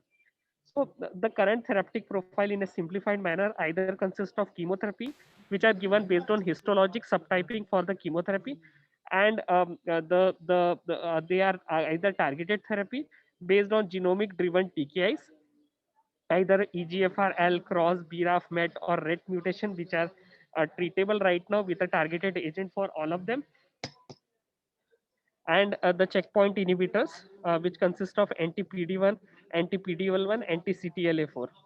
The question that arises are what are the established or molecular based treatment strategies and how extensive of a genomic testing should be considered standard in the current era. So driver mutation are typically transforming and often impart an oncogenic addicted biology. Because of this, they are stuck in one position, and this serves as an Achilles heels for them. And when we target this driver mutation, they either they causes the cell cytotoxicity, and this improves the therapeutic efficacy, often in conjunction with decreased toxicity in comparison to cytotoxic chemotherapy. So what are the methodologies for detecting these tests? So the most common methodology are either FISH, IHC, RT-PCR, or NGS based. So the most recent one is NGS1, which is a high throughput sequencing by which we can simultaneously detect multiple driver mutation. So as you can see from this table, if you see the tissue NGS, the most of the mutation or driver mutations or biomarkers can be detected with the help of NGS with quite good sensitivity and specificity. There are certain with fish you can detect ALK, ROS1, MET, and RET, but it is not good for EGFR. EGFR can also be detected with help of tissue allele specific PCR, and certain things like MET exon 14 can also be detected by tissue RNA, and ALK and ROS arrangement can also be detected here. So out of this, the most feasible one is tissue NGS. Now the guideline recommends that the broader molecular profiling to identify rare driver mutation using multiplex NGS should be done to ensure that patients receive most appropriate treatment. The same thing is being strongly recommended by NCCN guidelines also. And at least NCCN recommend that you should test for EGFR, ALK, ROS, PDL1, and BRAF mutation, because for all of these mutations there are certain targeted drugs available. So a move from one mutation one test has become to the one patient one test, and that test is NGS platform, based on which we can detect most of the mutation with good sensitivity and specificity. Now the another concept which is coming up is liquid biopsy, which is blood-based test, or so-called liquid biopsies are gaining popularity as they provide the opportunity to genotype in a less invasive and less expensive manner. And they may offer a chance to monitor the molecular feature of a cancer through course of treatment. Cell-free circulating DNA and circulating tumor cells are often present in blood of patient with lung cancer, and those can be detected with the help of liquid biopsy, and we can also do broad-based NGS panel in these liquid biopsy samples. Now coming to the recent advances in treatment of EGFR mutation positive NSCLC, because of the scope of the timing, I can't tell all these things in a very elaborate manner, but I've tried to concise all the information that is possible. So in India, around 30% of the lung cancer are EGFR mutation positive, and most common ones are exon 19 deletion 42 to 50%, followed by L858R point mutation in exon 21, which is 32.84 to around 42%. Other than exon 19 deletions and are considered as uncommon mutations. So you can see in this table that the frequency of exon 19 and exon 20 will combinedly come up to more than 80%. The other mutations are quite rare, less than 10%.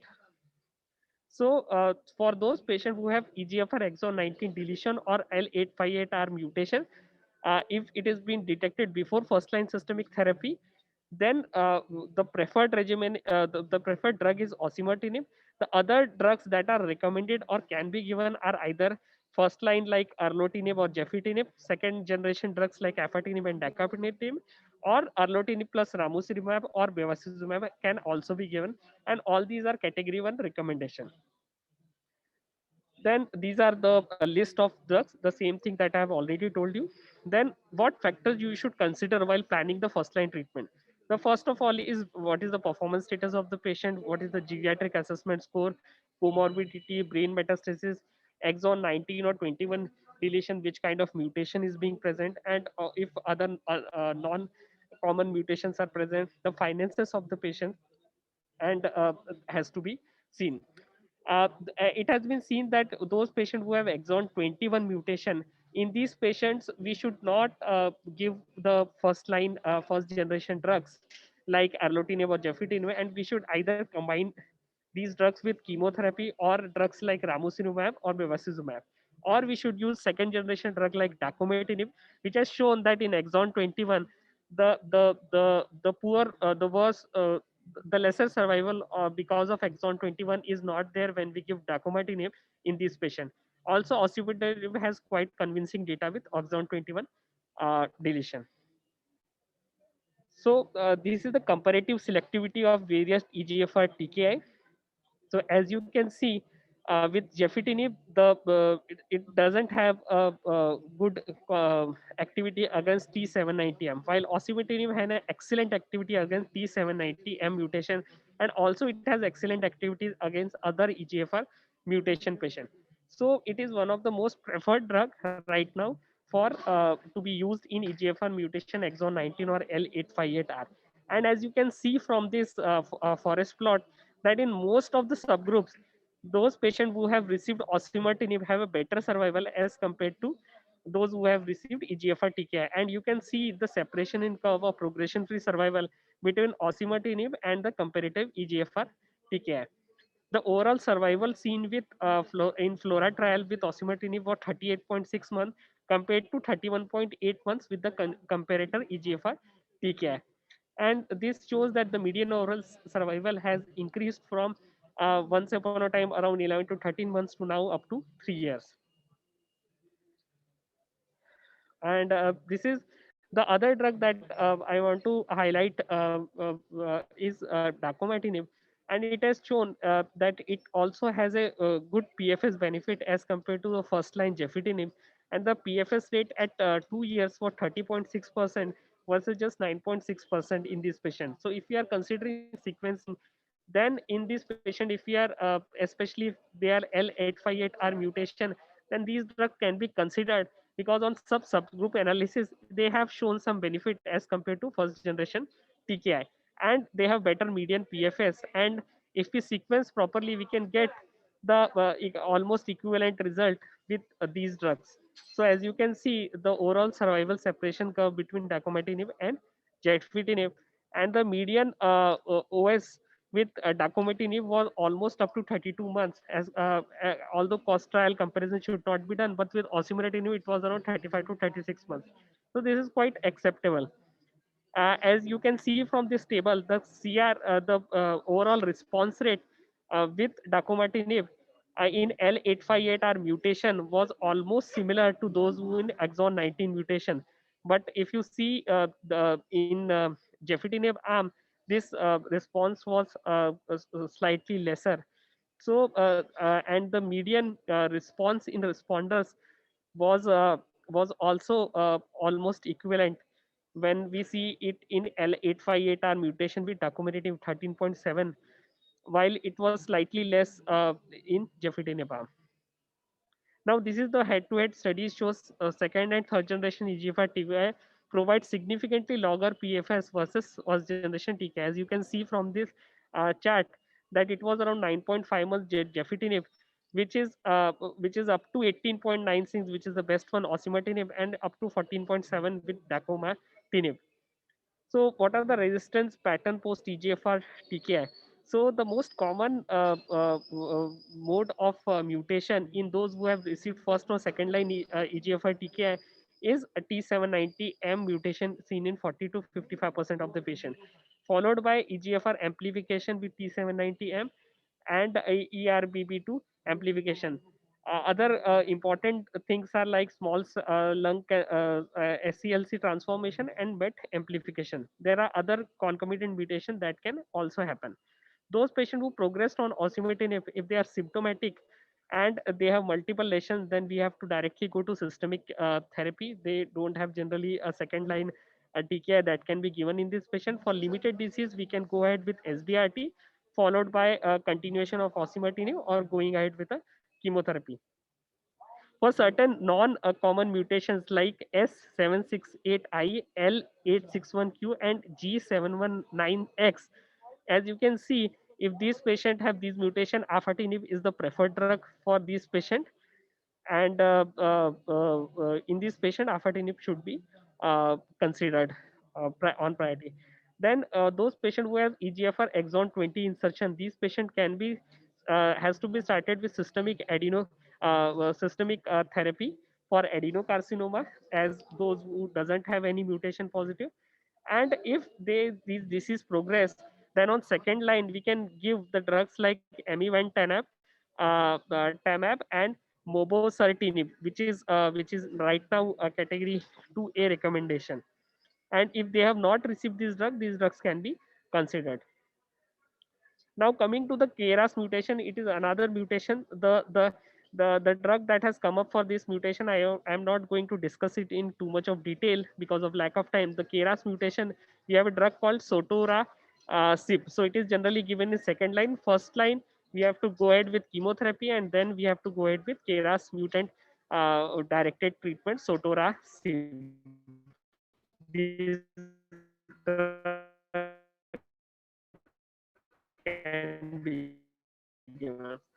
Now coming to the another important driver mutation, ALK. So as you can see, the timeline of drug development, first crizotinib was approved, came into the first line, and right now there are other drugs like brigatinib, entrectinib, and lorlatinib also that can be given in these patients. So if you can see, as compared to chemotherapy, crizotinib was better. The PFS was chemotherapy, seritinib was found to be even better. Or alectinib was compared with crizotinib, and median PFS was found to be 25.7 months as compared to just 10.4 months. So it was found to be considered to be even better than seritinib, which has higher interactions with other drugs and higher rate of discontinuation. So and Siddharth, on OS please data finish in also, it 2 has been minutes, found please. to be better. Siddharth, please finish Okay. in 2 minutes, please. Yeah. Okay. So 34.8 months of PFS was found with alectinib as compared to just and on extended data, it was found to be better in considered to duration of response, intracranial response, and overall survival estimate. The another drug that has come up now is lorlatinib also, which has not achieved is median PFS and OS as compared to crizotinib, and it is looking to be the next first line drug to be more promising or up to the same promising as alectinib. So this is the in short what drugs can be given, and the best provided strategy is to give alectinib followed by lorlatinib and chemotherapy given 41 months of survival. Then these things are already known. These are the resistance pattern. These are the things that needs to be considered. For ROS1 mutation, we have drugs like entrectinib, crizotinib, and for BRAF, we have dabrafenib and trametinib, and for those patients who have met exon 14, it is another good driver mutation and is shown to have worst survival when they are treated just with chemotherapy. And when these patients are given med directed treatment, they have shown improved survival. And the median PFS was 12.3 months when these drugs were used in first line, the capamatinib drug. And the other drug that can be used in this mutation is tipotinib. The rate rearrangement is another important mutation, although not very commonly used. The method is FISH or NGS, and the drug for these drugs are selpercatinib and pralsetinib. And the drug that can be recommended is cabozantinib if there is an availability of the other drug. This is the NCCN guideline for the. So this is my conclusion for patients with stage 4 NSCLC and adenocarcinoma. broad-based molecular testing should be done, and based on the mutation, we can use various drugs that can be given. Thank you. Thank you. Thank you for giving the opportunity. Thank you, Siddharth, for a wonderful presentation and for the to summarize all the driver mutation positive non-small cell lung cancer. Now, for the next topic, I invite Dr. Amit Kumar from the Medanta Hospital, Patna. He will be speaking on stomach and esophageal cancers new updates. Hello. Dr. Amit, please. Thank you, sir. Thankful to Dr. Tarachand for giving me this opportunity to present on gastric cancer today evening. I will be try to be crisp regarding the topic. It's a huge topic. So the important thing which we should know is coming for the gastric cancer is the molecular classification. So I just want to give a glimpse about that. So about the histological classification, what we see are the Lauren type and classification, which was initially intestinal and diffuse, and followed by the WHO classification, which was adenocarcinoma, adenosquamous, small cell squamous, or other different type or undifferentiated one. So this is the staging parameters, which I'm not going to go in detail. So the survival, which is the most important thing in CS stomach. So what we see is that in the stage 1A, the survival is something, 5-year survival is around 78%, which suddenly decreases by 20% in stage 1B to 58%. And further, as the stage progresses, the survival becomes very dismal. For that, those of stage 2, it is only 34%. And by stage 4, it is 5-year survival is 7%. This survival is also dependent on the proximal or distal extent of the what is the location of the tumor. So what we may see in the early stage, the distal part is faring better as compared or in compared to the proximal tumors. So what are the new targets which we are seeing in the gastric cancer? As we know, the HER2 is now being used, and there are many medicines which have been tried apart from trastuzumab, though none is still, and trastuzumab emtansine, that is fax trastuzumab deruxtecan, have been used. The VGF inhibitors has also been tried in this, ramucirumab and bevacizumab. EGFR inhibitors not up till date approved. FGFR2 is still in trial. And the others are PI3K, AKT, or mTORMET. These are also in the trial setting is being going on. So the molecular classification, there are two classifications, as we know, that is the TCGA classification, and the other is the Asian group classification. The TCGA basically divides them into the EBV positivity, whether they are EBV positive, or by the MSI high status, and then coming the genomic stability and chromosomal instability.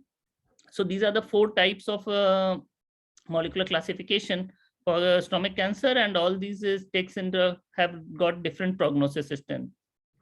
So they have got a different mechanism of absence. As we see, the EBV positive tumors have got PIK3CA mutation, PDL1-2 overexpression, and CDKN2 signaling. MSI tumors are also hypermutated tumors with MLH1 silencing, whereas those of genomic stability and chromosomal instability tumors are of the most worst prognosis group with different mechanism of actions.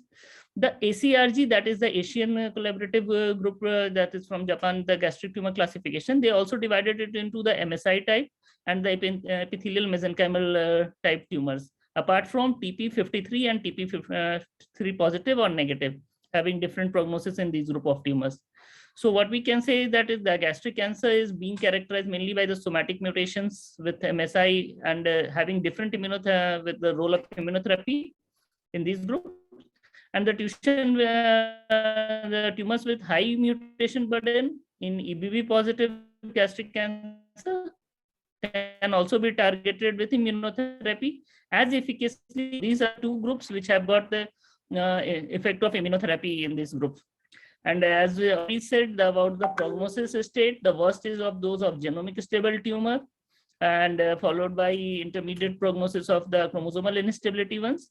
And the best prognosis, as we may say, is going for the MSI high tumor, whereas the EBV have the also intermediate prognosis in this group of tumors. So now coming to the topic, that is the loco-regionally advanced gastric cancer. So what are those loco-regional advanced? So any tumor which is less than T1 is early gastric cancer, and if it goes beyond T1, it is locally advanced, being called as a locally advanced tumor. So there are multiple perioperative approaches now come in picture, that you may have a surgery followed by observation, surgery followed by adjuvant chemotherapy or chemoradiation, or the neoadjuvant approach of chemotherapy, surgery followed, that is the perioperative treatment chemotherapy approach, or the neoadjuvant chemoradiation also followed by assessment surgery, or the chemoradiation in the adjuvant setting. So what we have seen earlier from the McDonald's regime, initially what it has shown that the 5-year OS with only surgery is only 25%, which has increased to 40% if we use a perioperative chemotherapy in this group of patients. With the MAGIC regime, when the ECF or ECX are being used, the 5-year OS have increased to 36%. And now coming the recent FLOT trial, which has increased the 5-year OS to up to 45% in this group of patients. So even after all the attempts, the 5-year OS, now we have what is getting in stomach is around 45% with FLOT. So surgery at present in the current era is not at all a standard of care. We may have to give a perioperative approach or an adjuvant approach in this group of patients. So for the adjuvant chemoradiation post upfront surgery, what we see is that the median OS, if adjuvant chemoradiation is given, it is something around 36 months. But there are many complications associated with CTRT, and only around 64% completion rate is there. So, but still, if we are going for upfront surgery, if the patient has a node positive disease, and if it's a PT3-T4 tumor, then one may consider for chemoradiotherapy in this group of patients. So, and the neoadjuvant chemoradiation, as we know, the initial cross trial, what it has shown that the neoadjuvant in the gastroesophageal cancers, that it has got a benefit along all histologies, whether it's a squamous cell or adenocarcinoma, everybody has shown an improvement. But still, what we have to take in consideration about neoadjuvant chemoradiation, that is mostly limited to gastroesophageal carcinoma, and there is a strict criteria cutoff that it is of T1 to T3 disease, node negative disease. In this group of patients, the neoadjuvant chemoradiations, and with a great margin that is to be needed, that the tumors less than 8 centimeter length should be there. So in these group of patients, neoadjuvant chemoradiation has got some role. Then coming the neoadjuvant chemotherapy surgery followed by the perioperative therapy, as we gone with the MAGIC trial. So this has really shown, and it's the one of the tolerable regime, but it has also a cumbersome chemotherapy protocol, and the completion rate in this is still very low, something around 42% in this group of patients. So now coming to the FLOT regime, this FLOT regime has now changed mostly to from ECF epirubicin based chemotherapy, and the 5-year OS in this group, as we already discussed, is something around 45% as compared to 36% with those of ECF or ECX of the MAGIC trial. So the perioperative approach, one have to take care of the toxicities. With ECF, ECX, the nausea, vomiting is the most common one, along with thromboembolism. Whereas with the FLOT, neutropenia, infection, diarrhea, and neuropathy are the most common toxicities which we are getting. So the adjuvant chemoradiation approach, as we say, if the patient has initially received neoadjuvant chemotherapy, then surgery. No, critic trials has evaluated this, and they haven't found much benefit, though the median OS was 43 months in the chemotherapy group. But with the chemoradiotherapy, it has decreased to something around 37 months.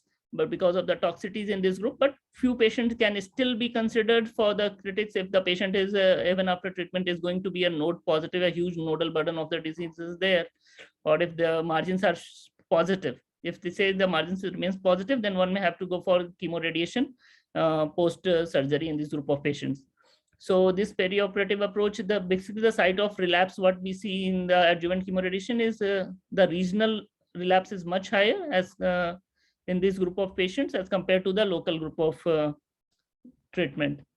So adjuvant chemotherapy post upfront, if the patient have undergone post upfront surgery, so adjuvant capox can be given in this group of patients.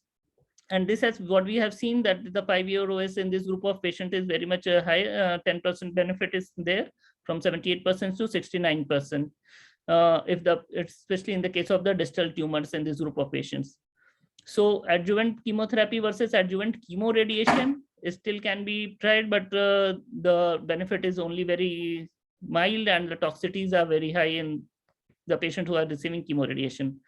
So the practice which we have earlier followed in our TMH is mostly in the patients If we say that is a non-metastatic gastric adenocarcinoma without any high-risk feature like hematemesis or perforated tumor or gastric outlet obstruction with controlled comorbidities, adequate function, the perioperative regime with FLOT we follow if R0 resection. But in case of R1 resection, surely there is an option of chemoradiation to be added along with FLOT in this group of patients. In the poor prognosis patient with uncontrolled comorbidities, frail, significant patients, then we have to go for the 2 drug regimes of either FOLFOX or FLOT minus oxaliplatin in this group of patient, followed by surgery and again chemotherapy. And or either you may go for an upfront surgery followed by 6 months of FOLFOX or CAPOX. If the patient have surely have any high risk feature of gastric outlet obstruction or perforation or hematemesis, then they may have to go for an upfront surgery, and following which we give 6 months of FOLFOX or CAPOX in this group of patients. And if there is a R1 resection, then there is a chance one can plan chemoradiation along with FOLFOX or CAPOX, and that's basically a perioperative approach. You have to give CAPOX followed by chemoradiation with K-party, and again CAPOX or FOLFOX as you have planned earlier. Now I have a brief review about the metastatic gastric cancer. So the initial approach. So approach to the initial gastric cancer is we assess the. Amit, please bind up in 2 minutes only. We are running short. Yeah.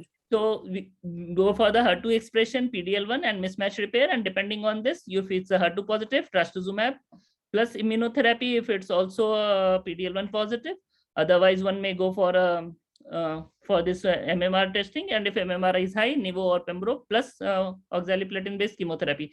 One have to take the MMR if it's a negative also, then PD-L1 expression, and depending on the CPS score of the patient. If it is a 0 to 4 cytotoxic chemotherapy, CPS 5 or higher, Nivo plus oxali containing therapy, and if it is 10 or higher, then Nivo or Pembro. Anything can be used in this group of patients for further treatment. So these are the prognostic factors already discussed. The chemotherapy regimes, as already you know, mostly we are using DOX if triplet are used, otherwise DOF, and HER2 targeted therapy add to a benefit with median OS of around 13 months. Other apart from trastuzumab, all other therapies have been only in trial setting. Nothing has been found to be useful in this group of patients. It is being pembrolizumab has in combination with chemotherapy has shown a benefit over chemotherapy alone in if the patient have a CPS score of more than 10 and also more than 5 also. And if it is more than 10, you can also go off therapy. It all depends on the first line and the PS of the patient. How do you have to go for the lastly resorts if you may go for weekly Pacli, ramucirumab or trifluoropyrimidine and tipiracil in these patients. Otherwise, all therapies we use generally upfront.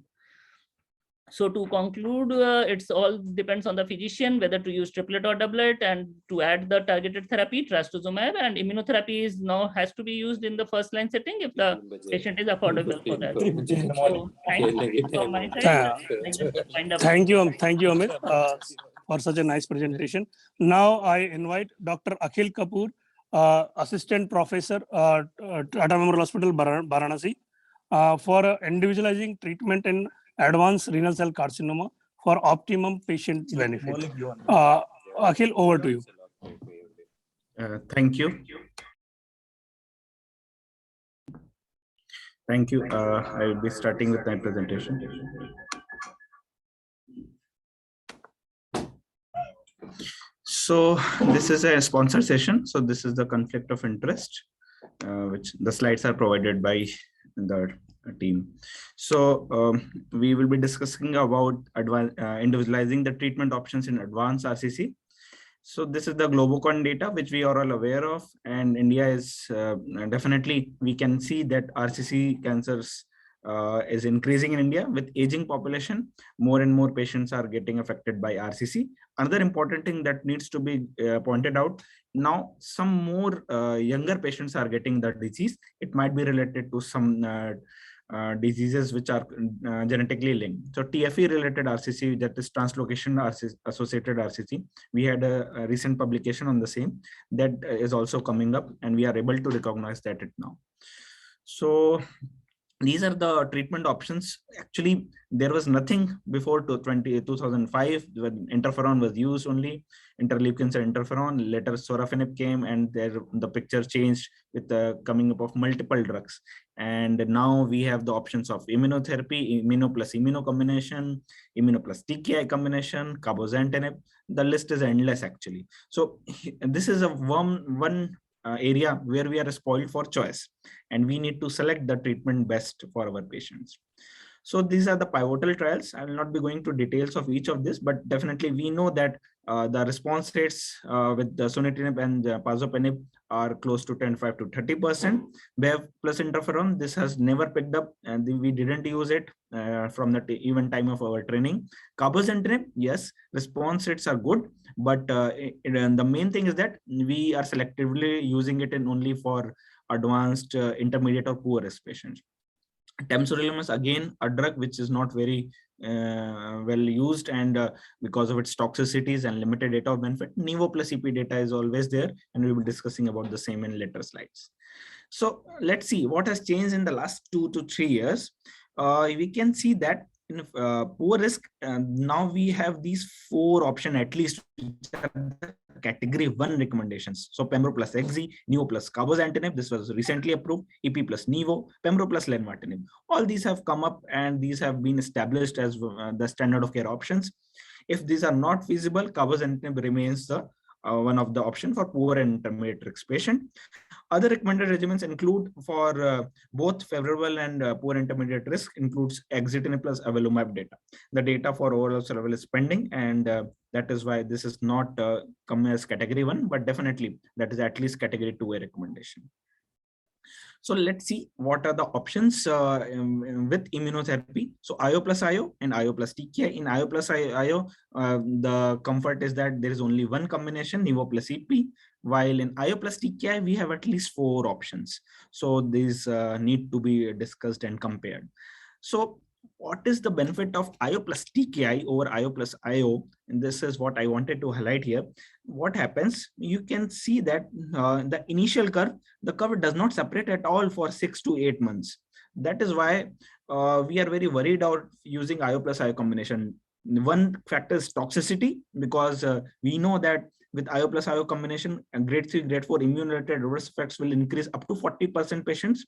And also there will be some early progressors, which will lead to no benefit in the early 6 to 8 months. The curves are not separating. So this might be the reason why the curves are not separating, and we always want to avoid these early progressors or hyper progressors. That is why we always prefer to use IO plus TKI in our practice, though IO plus IO can be used in very selected patients where the disease burden is low, the patient does not want to tolerate the toxicities of TKI, but this is highly physician and dependent and needs to be discussed with the patient if we are selecting the IO plus IO combination.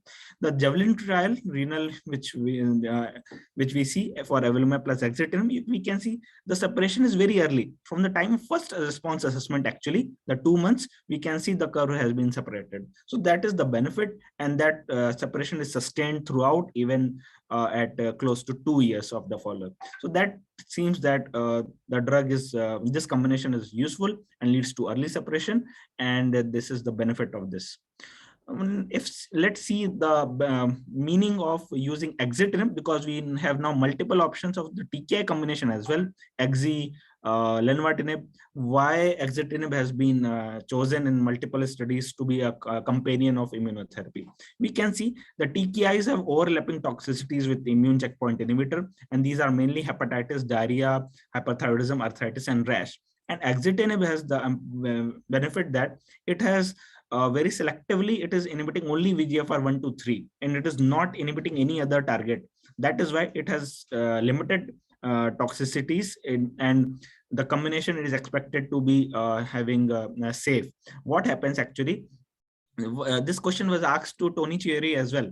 Why sunitinib plus pembrolizumab study was not done? Why sunitinib alone versus pembro plus Xi was done? So that was answered that axitinib has less amount of hepatitis. That is why when a patient develops transaminitis grade 3, grade 4, we are not worried that it is related to drug of axitinib, we have some clarity in mind that it might be related to immunotherapy. So that makes us more clear that we are dealing with the toxicities in a better way, because otherwise it becomes difficult in the real practice that if we need to biopsy every patient on getting grade 3, grade 4 transplant, it becomes difficult, and that is prevented by using this combination. So this is the data of multiple combinations of IO plus TKI. I will just highlighting small points. If we see the EP plus Nivo combination, the response rates are 39% versus 32%. In Exi plus Evolumab, you can see the response rates are 53%. So this is really good. In Pembro plus Exi, also there were good responses. In clear data, we see that the CR rates are highest with the Len plus Pembro, but as I told, we need to manage the toxicity as well if we are using Pembro plus lenvatinib, and that depends the disease burden, how much toxicity the patient is ready to tolerate, and that will head to decision.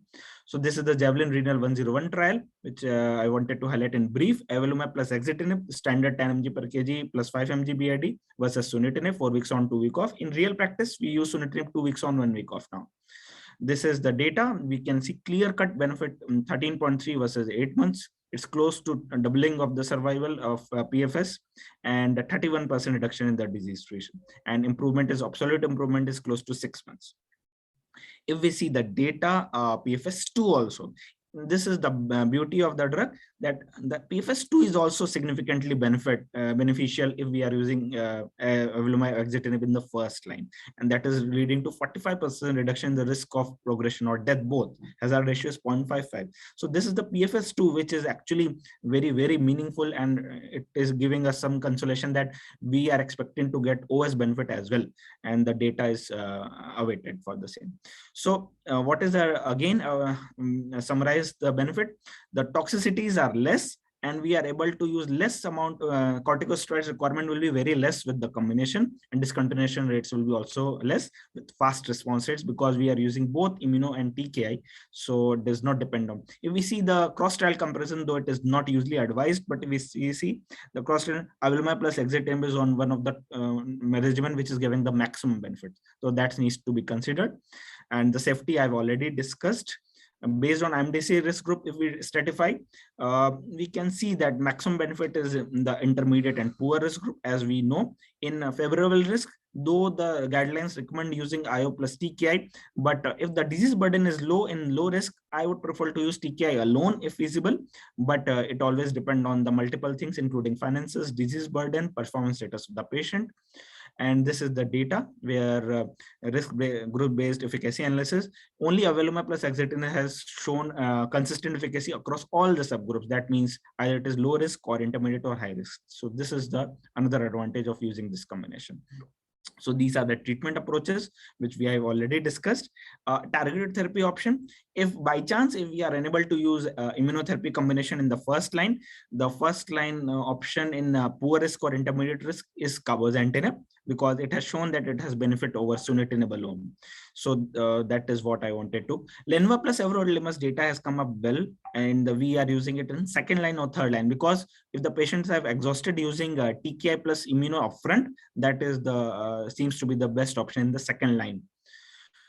And this is the pivotal randomized trial comparison, Meteor and Checkmate studies post TKI. If we have used only TKI upfront, definitely we can use immunotherapy in the second line as against cabozantinib and Lenva plus Evro. All these are there with us, and we are sure that these are helping us in getting to some improved benefits for our patients. So this is the cabozantinib Lenelvo Nivo data, which you can see. With this, there is now a drug for belzutifan also, but this is a small molecule inhibitor specifically for HIF1/2 alpha. So belzutifan has shown it has been granted accelerated approval as well. So this is a very important drug which is coming up, and this is a recent update for us to be understood. So these are the various options which I've already discussed to consider while deciding the treatment in the real world practice. The experience, finances, the toxicity profile, the disease burden, performance status, all these help us to decide what drug to use and when to use. With this, I stop here. Thank you.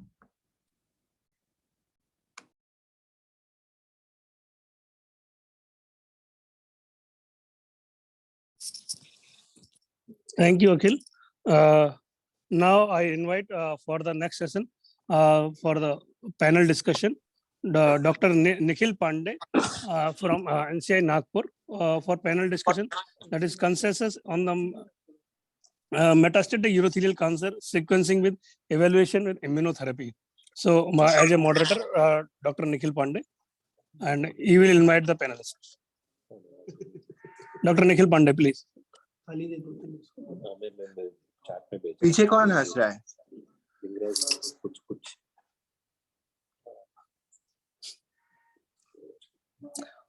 Hello.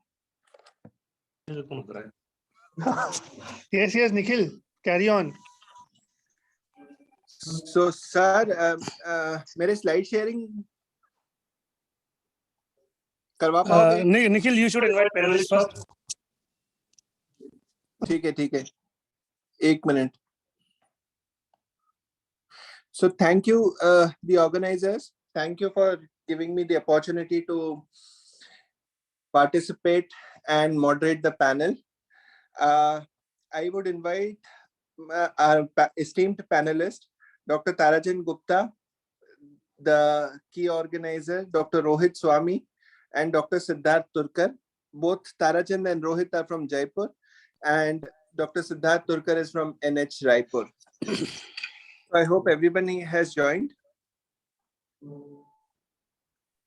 Yes, Nikhil, I am available. Sir, Dr. Rohit sir is joining in 2 minutes. So we can start meanwhile. Slides?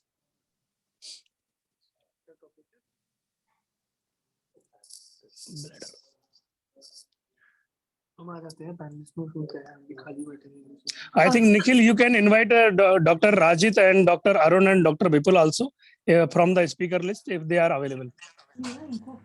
Dr. Rajit, Nikhil sir, huh? we don't have your slides, sir. You haven't.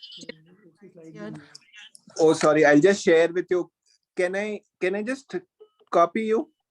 Yes, sir. Yes, sir.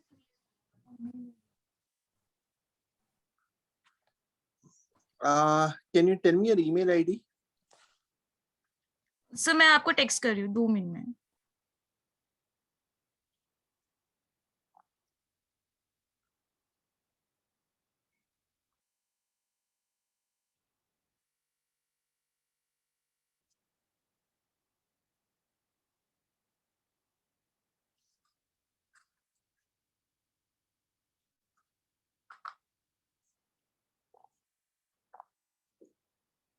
So I can hear the no.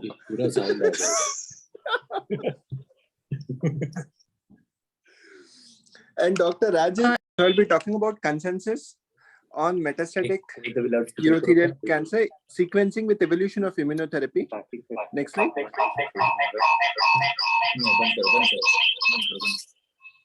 Tara, kya kar raha hai? So these are our esteemed panelists, out of which Siddharth is not seen. Dr. Rohit has grown fatter and Tara is still the same. I'm here. Next slide.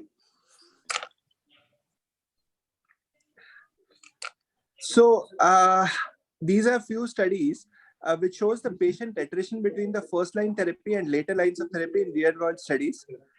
4 studies almost at around near about the same line, same time. So this was the first line. If 100% received in the first line, approximately only around 35 to 40 received on progression second line, and the first study did not record this third line, but approximately 10 to 15% in the third line. Any concurrence on your scenario? I think numbers are same. Average survival, median survival is around 15 months. Around 15 months. So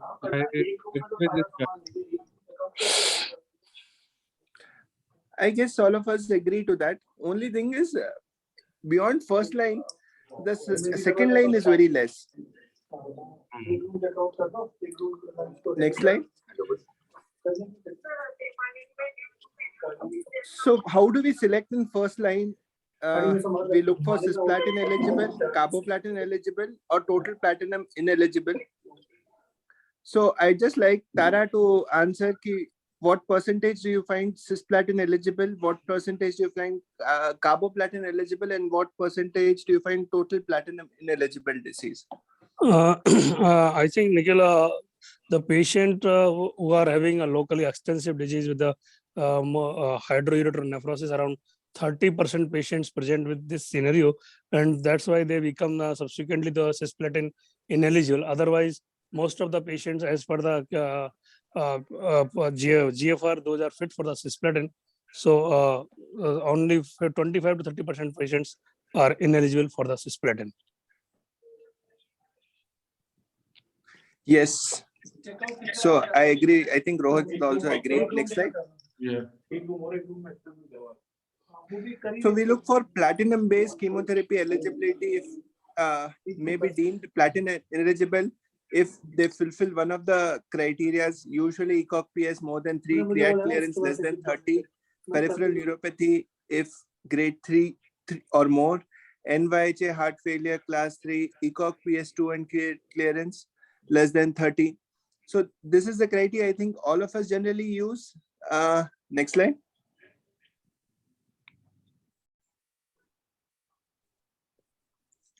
Do you routinely check audiometry? If the feasible, and we usually offer all the patients to go for the pure tone audiometry for the cisplatin patients. But anyhow, sometimes there is reluctant or sometimes not routinely available. So that's my patient. We usually for the clinical history that any hearing loss are not there, then we can consider for the continuation of cisplatin. But yes, if the patient is willing and then willing to go for the pure tone audiometry, usually we are doing that. Yeah, I think same with, I agree with you, Tara. So that has written no. So it is difficult in private scenario. Next slide. But do you do routinely PDL1 testing? Not now, no. Rohit? Yeah, I do it in metastatic setting. Yes. Yes, even I think I do it because this is the time when tissue is available, and since the first line to second line conversion is less, even I have started doing PDL1. Next slide. I think no study is confirming that the PDL1 should be done in bladder cancer upfront or at baseline. I think there is no need as per the data. That's why we are not using. Okay, I agree. But regulatory updates for PD1 or PDL1 therapy in advanced cisplatin ineligible requires the use of an FDA-approved companion diagnostic test to determine PDL1 test in tumor tissue. I'll not talk about it because we have already, there's so much discussion. Next slide. So these are the therapy for cisplatin ineligible metastatic urothelial carcinoma, IM Vigor 210 and Keynote 52. The first cohort used atezolizumab and the second one was pembrolizumab. The overall response rates, if you look at 23% with atezolizumab and 29% with pembro, and the median OS of 16.3 months versus 11.3 months.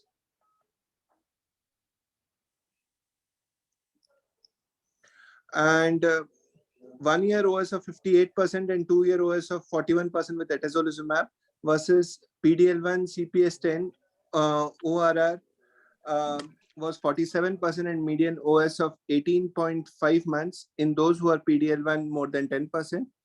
Both FDA approved in 2017. So in ESMO guidelines, even if PDL1 positive, atezolizumab or pembrolizumab is a indication. Next slide. So treatment approaches to maximize OS in cisplatin or carboplatin eligible will be first-line chemotherapy, and at disease progression, initiate second line, or continuing maintenance first-line chemotherapy plus IO, followed by IO maintenance, followed by initiate second line, and switch maintenance is first-line chemo, switch to IO maintenance, and initiate second-line therapy. Next slide.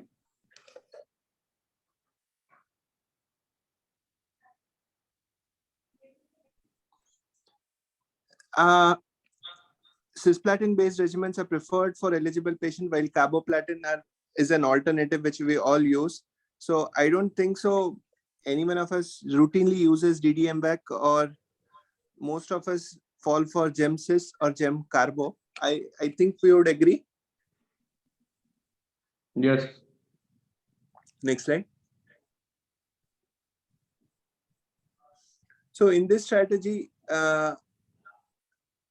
for ORR, the PFS and the OS, next slide. So there is an unmet need for first line, in responses are generally not durable. Median duration of PFS is usually only 6 to 8 months and an OS of 9 to 14 months. The cumulative toxicity means that no more than 6 cycles are recommended in the first line. So what do you do for maintenance is the question. Next slide.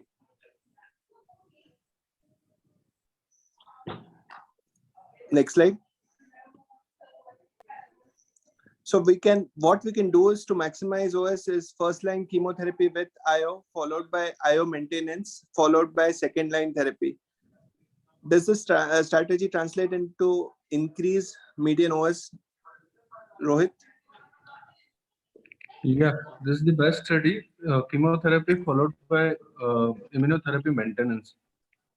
And on progression, then go for third line. Yes. Tara, you agree?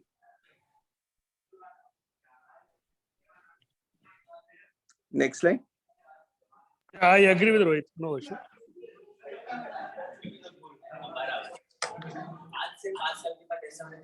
So IMvigor 130, it is awaiting final results. It is atezolizumab plus platinum-based chemotherapy. There was no significant difference in OS in interim analysis. Keynote was a negative trial. The Danube was also a negative trial. Both did not meet the OS endpoints. Next slide. So platinum-based chemo plus anti-PD-1, PD-L1 leads to non-significant improvement in OS in the intention to treat population in both IMvigor and the Keynote 361. Next slide. And minor improvement in PFS in the intention to treat population as per both the studies. Next slide. So then comes to, instead of using IO in the first part, can we think of first line chemotherapy followed by switch to IO maintenance and initiate second line? Did this strategy translate into increased median OS? Next line. So this was the 2021, the Javelin trial, which was the one which made maintenance avelumab is the first and the only approved approach which demonstrated OS benefit. Next slide. There is a scientific rationale to it. You guys can read about it at the end of the talk when we share the slides. Next slide. So this was the Javelin Bladder 100 trial. Basically, the primary endpoint was OS, and the primary analysis population were all randomized patients, and those who were PD-L1 positive at avelumab 10 mg per kg versus best supportive care alone. Next slide. So it had a median OS of 21.4 months versus 14.3 months in the best supportive care group. At here, I would like to ask, any experience of using avelumab, Rohit? It was in one patient. Post 4 cycles of Gem plus Carbo. And still after 6 months, patient. Slides किसको forward करने एक आरा मैं बताता हूं उनको ठीक है अरुण सुनाई दे रहा है. So this was the OS in PD-L1 positive population not achieved versus 17.1. Next slide. Post CR benefit. Next slide.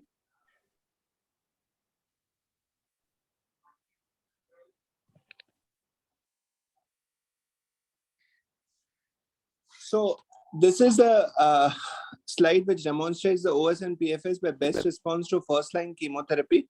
So will benefit with avelumab irrespective of the best response to first-line chemotherapy. So not only in CR or CR is rare, but anyway, not only in PR, even stable disease patients had an improvement with avelumab. Next slide.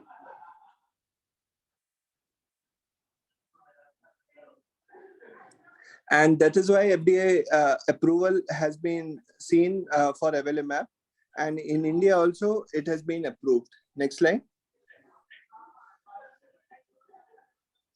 So for bottom line is, for patients with bladder cancer who are cisplatin ineligible but otherwise eligible for platinum agents, would your standard regimen be gem plus carbo followed by avelumab maintenance if they were PD-L1 positive? I think the answer for everyone would be yes. Next slide.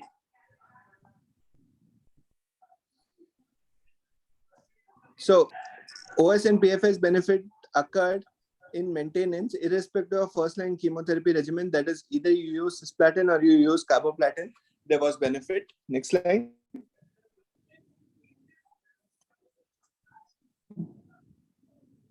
And how soon do you like to start avelumab post-chemotherapy? Do you wait for 4 to 10 weeks as per Javelin Bladder 100, or you want to start immediately? Next slide. How would you sequence the therapies post-avelumab maintenance? Next slide.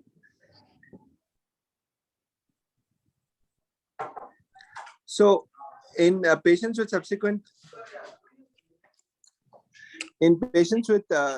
anti-cancer therapy, any PD-1 or PD-L1 inhibitor, avelumab plus best supportive care had 22 versus best supportive care alone had 153 patients. So those who have progressed on avelumab plus maintenance usually do not go on to get a second or third line therapy. Next slide. So sequencing after first line, avelumab plus best supportive care. So most of them are still receiving avelumab. Subsequent drug therapy, if they were PD-L1 or PD-1 inhibitor, it was pembrolizumab. FGFR inhibitor, most common agent used was pemigatinib, and discontinued with no subsequent drug therapy were 117 patients. The other drugs used was gem, carbo, paclitaxel, cisplatin. If they were doing best supportive care alone, then subsequent therapy was received in 216 patients, and very few continuing on BSc. And PD-1 or PD-L1 inhibitor, most common agents with pembro, etolizumab, durvalumab, or nivolumab. FGFR inhibitor and chemotherapy in few. Next slide.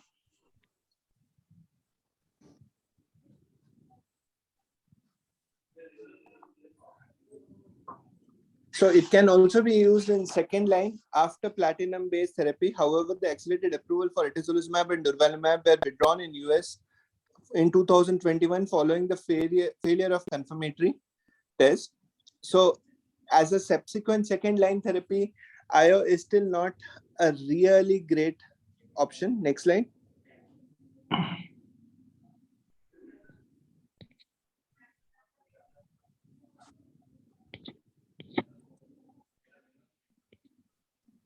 Yes. Hello. Sorry. Am I audible? Yeah. So phase 2 adafrutinib study. This is the updated PFS in the OS.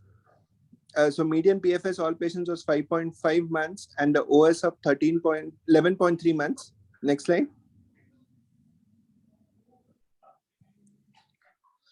So maximizing benefit of first line therapy for median OS, different strategies. So you can use IO maintenance, avelumab, or metastatic cisplatin eligible or ineligible randomized to IO or IO plus chemo. Both strategies did not improve much. And cisplatin IO alone as first line was also not a great unless they were PD-L1 positive. Next slide. So conclusion, the Javelin bladder regimen yielded the longest median OS of any phase 3 trial in locally advanced or metastatic OS of 26.5 months versus any of the other strategies which did not yield even cross 20 months. Next slide. So guidelines have been updated following the latest insight. Next slide.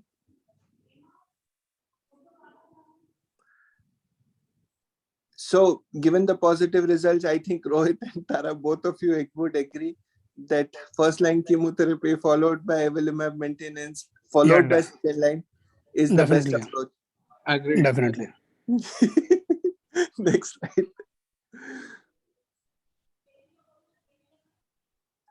Next slide. So thank you all for a patient listening. And I was on time, in spite of Arun saying, "Can you make the slides faster?" Thank you, Dr. Nikhil, for a wonderful moderation and for the eye-opener presentation.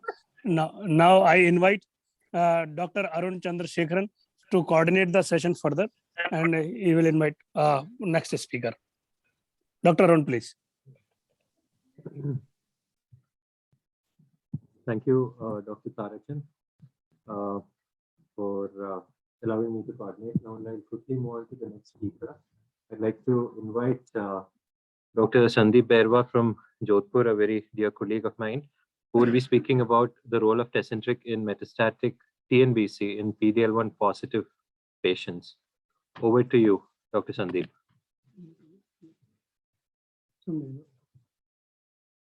Dr. Sandeep. Hello. Just a moment, please. Okay, yeah. You can share your slides, or you can ask the organizers to help out. Yeah, I will share. Okay, thank you. Just a moment, please.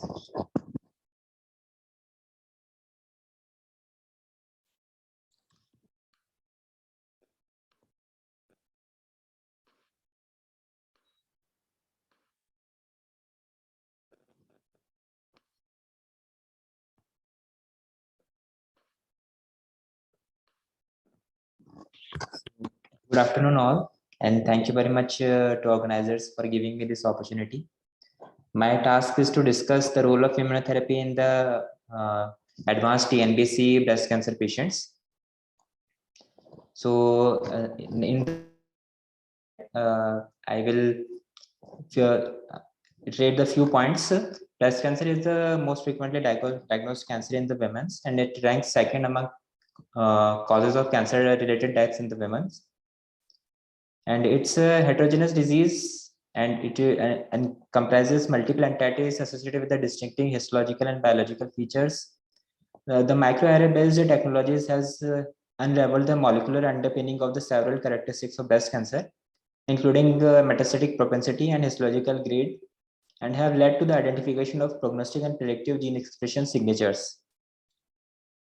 And the classification based on the histology and molecular markers of breast carcinoma, 70 to 80% of all invasive carcinoma belong to the entity of infiltrating ductal carcinoma.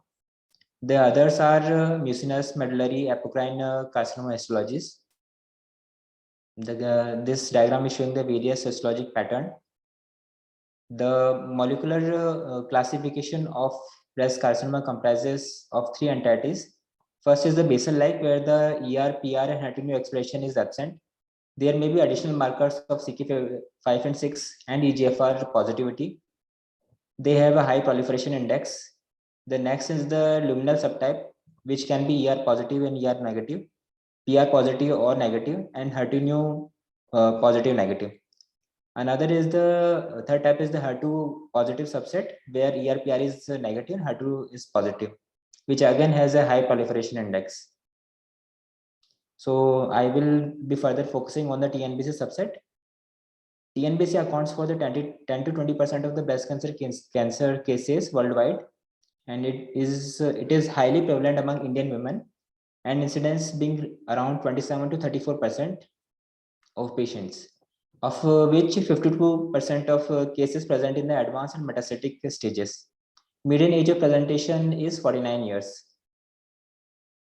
TNBC subset lack the ER/PR HER2 expression, and it comprises of 80% of all basal-like breast carcinoma patients based on the gene expression profiling. Now, the key clinical features of TNBC tumors as compared to other breast carcinoma are they are more likely to have a grade 3 histology. They are more likely to have larger tumor at the time of diagnosis. They tend to have higher mortality rates. Their clinical behavior is aggressive, and they have a high rate of distant recurrences. The clinical outlook of patient with TNBCs, because of having higher risk of spread outside the breast within the first 5 years after the diagnosis as compared to the other breast carcinoma, the mean time for distant recurrence is lower in the TNBC subset versus the non-TNBC subset. It is mean 2.7 years versus 5 years respectively. They have a lesser 5-year survival as compared to others breast carcinoma subtype. The median survival for women with metastatic TNBC is less than 1 year. As this graph is showing, the median survival of advanced stage 3 and 4 TNBC subset is 30%, and the other breast carcinoma stage 3 and 4 5-year survival is 55%. And the rate of distant recurrence is also, as I previously mentioned, is high in the TNBC. There is a high proportion of recurrence as 34% in the TNBC subset and 20% in the other breast carcinoma subset. They have lower mean time to distant recurrences, 2.6 years versus 5 years. And they have a shorter mean time to local recurrence, 2.8 years versus 4.2 years. TNBC cancers is more likely to metastasize to lungs and brain versus they tend to have less likelihood to metastasize to bone as compared to other hormonal positive breast cancers. So there is high unmet clinical need in the TNBC subset. Why? Because they tend to have high recurrence rates. They have an aggressive and heterogeneous clinical natural history of disease. They have a treatment. They have limited treatment options till now. The overall survival is poor in the TNBC subset. And when I am talking about the biology of TNBC, the TNBC tumors have higher tumor infiltrating lymphocyte infiltration. The TNBC shows a high mutation rate estimated to be 13 times relative to the normal cells, and this may produce new antigens that could induce an immune response, leading into the more and more TILs infiltration into the tumor cells. So for an effective immune response, activated effector T cells must traffic to the tumor site and infiltrate the tumor. Primary TNBC tumors show increased level of tumor infiltrated T cell as compared to other breast cancer subtypes. T cell infiltration in the TNBC associated with the improved prognosis for the patients. For each 10% increase in the level of stromal tumor infiltrating T cells, there is 19% reduction in the risk of death. There is 13 and 18% reduction in the risk of distant recurrence, and there is 14% reduction in the risk of recurrence or death. And the TCGA data also has demonstrated that there is higher PD-L1 mRNA expression in the breast tissue specimens from patients with TNBC as compared to non-TNBC subsets. This high level of TILS expression suggests a potential role of anti-PD-L1 or anti-PD-L1 therapy in the TNBC patients. So this diagram shows how the anti-PD-1 therapy helps in the management of TNBC patients. In the metastatic TNBC patient, there is a release of many new cancer cell antigens. These cancer cell antigen presented to the anti-tumor T cell subtypes. There is priming and activation of the active T cells. There is trafficking of T cells into the tumors, leading into the more and more details infiltration into the tumor site. And these lead to recognition of cancer cells by the T cells and with the ultimately killing and apoptosis of the tumor cells. But unfortunately, in the tumor microenvironment, the expression of PD-1 and PD-L1 on the tumor cells and on the T cells leads to inhibition of effective immune response in the tumor site, which can be targeted and blocked by the uses of anti-PD-L1 and anti-PD-1 therapies. So broadly, the current management of metastatic TNBC till now comprised of platinum-based chemotherapy, either single agent or a doublet. Eribulin was used in second line and beyond situations. The combination therapy is shown to have improved responses However, they have more adverse effect. So till a few years back, the metastatic TNBC was incurable. The mainstay of treatment was used to be chemotherapy, and the international treatment guidelines provide recommendations on the most effective therapy in the TNBC. As the science has progressed, there is resurgence of immunotherapy in the metastatic TNBC subset patients. I will talk about the IM Passion 130 trial and its results. So IM Passion 130 was a phase 3 study. The inclusion criteria were the patients belonging to the metastatic or inoperable locally advanced TNBC subset.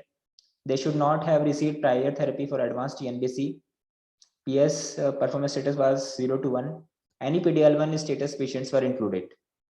They were randomized in a 1:1 fashion between atezolizumab 840 mg day 1 and day 15 in combination with nab-paclitaxel. The comparator arm was the placebo plus nab-paclitaxel.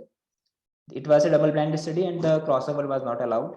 Patient was followed and monitored with assist version 1.1 till there is progressive disease or toxicity.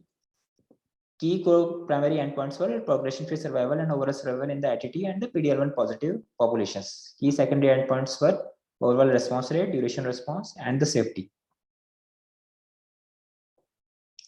The atezolizumab was capped as 840 mg every 2 weekly because it aligned with the schedule of nab-paclitaxel, which was used as 100 mg per meter square day 1, day 8, and day 15 every 3 weekly. So it was the statistical testing followed a strict hierarchical design, and so after each attainment of one goal, the next step was analyzed.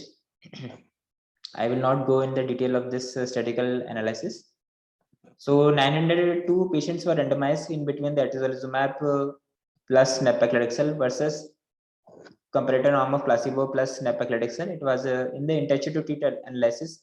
There were 451 patients. PD-L1 positive patients were 85 in the experimental arm, and same patients were 41% patients were also positive in the comparator arm.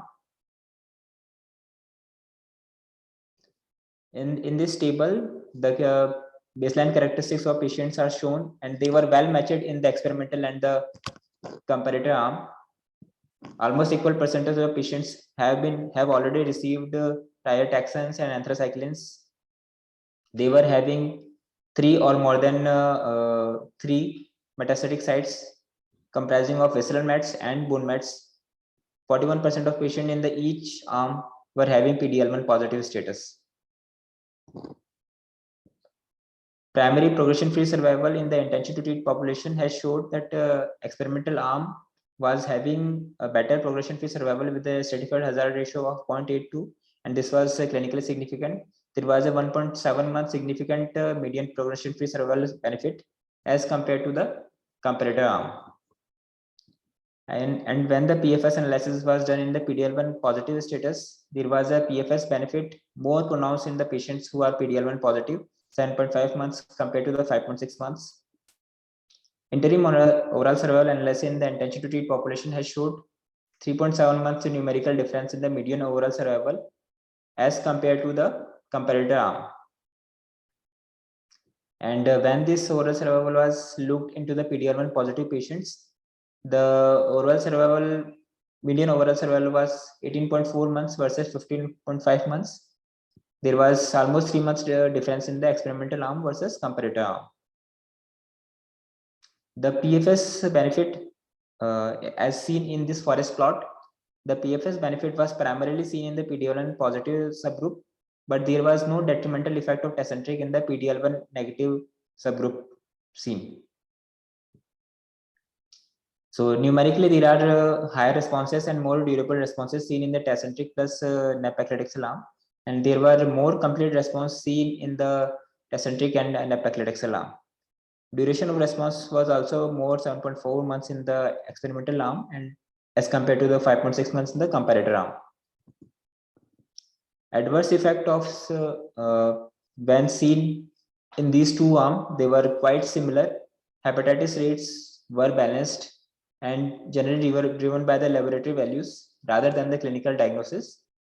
All hypothyroidism events were grade 1 and 2. None led to the treatment discontinuation, and pneumonitis was infrequent, showing the excellent safety parameter profile of the atezolizumab and nab-paclitaxel combination.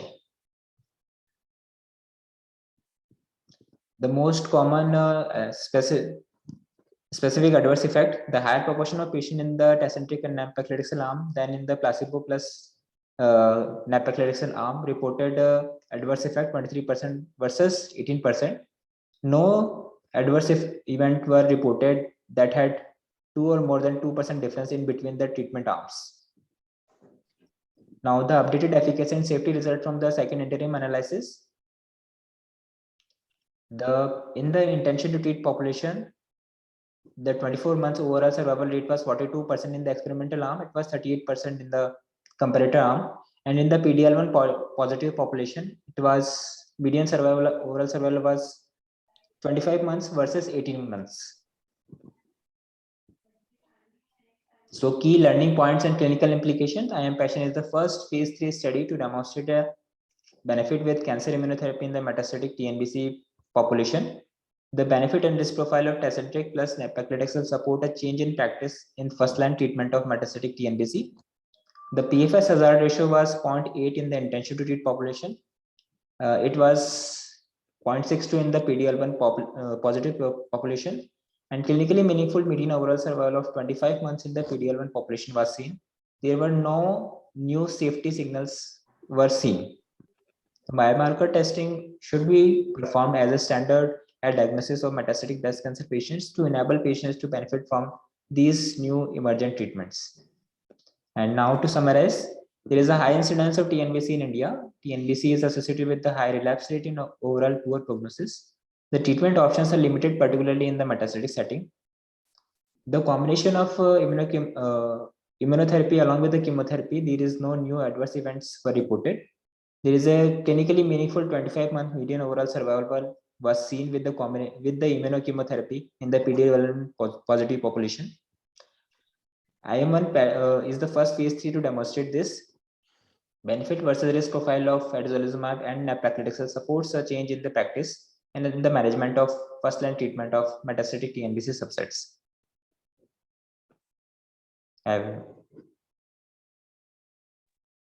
Thank you. Thank you, Dr. Sandeep, for that succinct presentation. I'd like to invite the next speaker, Dr. Ajay Yadav from Delhi. He'll be speaking about the critical factors to be considered for early lung cancer patients. Over to you, Dr. Ajay. Hi, good afternoon, everyone. One correction, Dr. Ajay Yadav, not from Delhi, it is from Jaipur. Sorry, sir. So, we have seen a significant improvement in PFS and overall survival in patients of CA lung with EGFR mutation in metastatic setting. But now, with the development, we are seeing that these agents can also be used in adjuvant setting. So today we will discuss what is the benefit of adding these TKIs in adjuvant setting after surgery. So if we talk about surgery, in India, around 5 to 10% cases of CA lung are diagnosed in early stage, and 85% of total lung cancers are non-small cell lung cancer. If we talk about localized disease, it can be classified into early stage, stage 1B, or it can be locally advanced with the regional lymph node stage 2 or stage 3A. Next slide.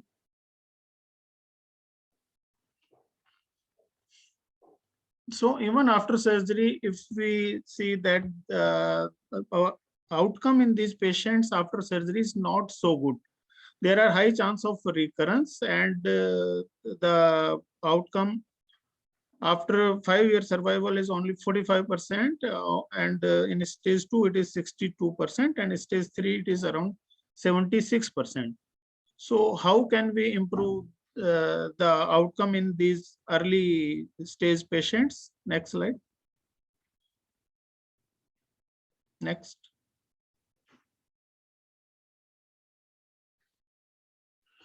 So this slide shows about the prevalence of EGFR positivity in Asian patients. We found that around 30 to 40% patients in Asian population are found to have EGFR positive mutation, and the main mutations are exon 19 and in exon 21.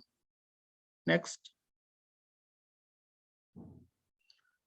So ADAURA was the first trial that studied the outcome in the patients of resectable CA lung with the osimertinib as adjuvant therapy in patients who have EGFR mutation positive.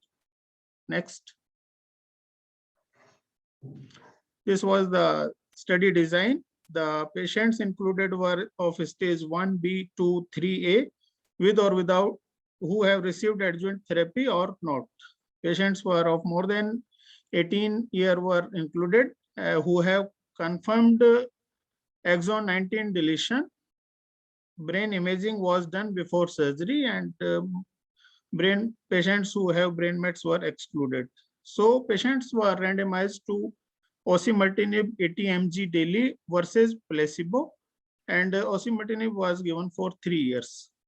The primary endpoint were DFS, and secondary endpoint were overall survival and safety. Next slide. So these are the inclusion and exclusion criteria. Next. So these are baseline characters, and we can see that both the arms were well balanced in terms of age, sex, stage, and performance status of the patients. Next. So if we see at the results, the primary endpoint was disease-free survival, and it was significantly improved in the patients who received osimertinib. If we look at the graphs, we can see that there was early separation of the DFS graph, and there was significant improvement in disease-free survival in patients who received osimertinib. We can see that the hazard ratio of 0.17. Next, it means there was a reduction of risk of death was 83% in patients who received osimertinib. So this trial was closed before completion because there was a significant improvement in the study arm, and the osimertinib has shown very significant disease-free survival in these patients. Next slide. These are the outcome according to stage in patients who have stage 1B, 2B, and 3A. All patients were benefited, and with the maximum benefit was in stage 3A patients. Next. So if we look at the subgroup analysis, here we can see that all the groups were benefited with the adjuvant osimertinib. Next. So if we talk about overall survival, the duration was very short. So it is difficult to say about overall survival because it also depends on the what treatment was given after progression of disease. But the early graph shows that there was also improvement in the overall survival in osimertinib arm. Next. These are the different trials that are looking for the other TKIs in adjuvant setting. Select erlotinib after adjuvant chemotherapy and radiotherapy. Radiant trial where erlotinib is being studied compared with placebo. And these are the other trials. For Jeftinib, CTONG 1104. Next slide.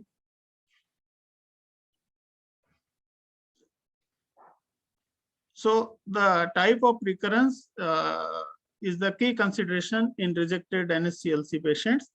Local, it can be local or CNS recurrence. The CNS recurrence was significantly improved with osimertinib, as this drug have very good efficacy for CNS penetration. Next.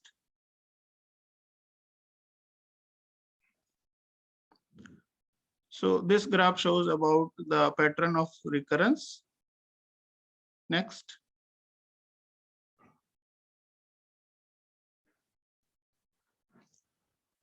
So CNS recurrence was significantly improved with osimertinib, and there was a significant difference in patient who received osimertinib in pattern of CNS relapse. Next slide. Next, this is repetition. So the CNS DFS was significant improved with osimertinib with hazard ratio of 0.18. Next. This is about the adverse effects. The osimertinib was well tolerated in all the patients. There was very low incidence of grade 3 or 4 toxicity.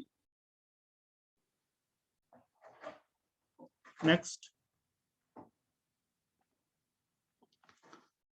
The major side effects were diarrhea, paronychia, dry skin, pruritus, cough, and stomatitis. And grade 1 and 2 interstitial lung disease was reported in around 3% of the patients who received osimertinib. QTc prolongation was in around 7% of patients who received osimertinib. Next.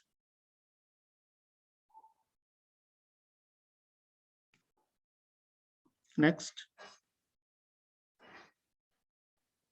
So adjuvant chemotherapy was given in around 26% of patients of stage 1B, and in 2A and 3A, it was given in around 70 to 80% cases. Next slide.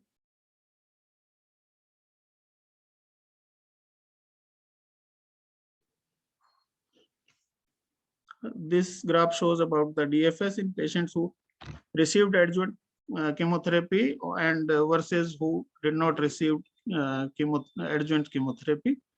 There was 89% versus 49%, and in patients who did not receive adjuvant chemotherapy, it was 89% versus 58%.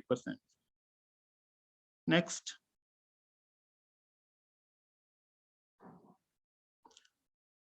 All the stages were benefited equally. Next slide.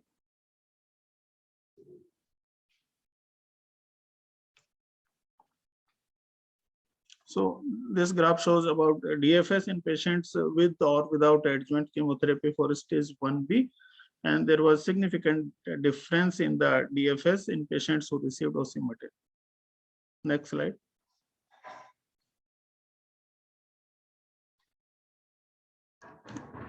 Stage 2 patients also benefited with the adjuvant therapy. Next. Next. So ADAURA trial, the quality of life was very well maintained, and the adverse effects were minimal and well managed with these TKI. Next slide.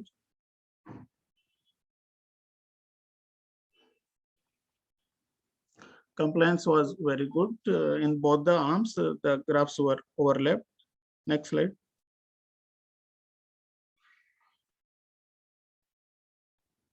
Next. So if we summarize, the adjuvant osimertinib is the first targeted agent who have shown statistically significant and clinically meaningful improvement in disease-free survival in patients of early stage lung cancer who has been who have EGFR mutation positive disease. And there was 80% reduction in the risk of disease recurrence or death with adjuvant osimertinib. And adjuvant osimertinib has shown many clinically meaningful DFS in all the patients who received adjuvant chemotherapy or who did not receive, and the quality of life was well maintained. So this is very important study, and definitely this is a practice changing study. Thank you.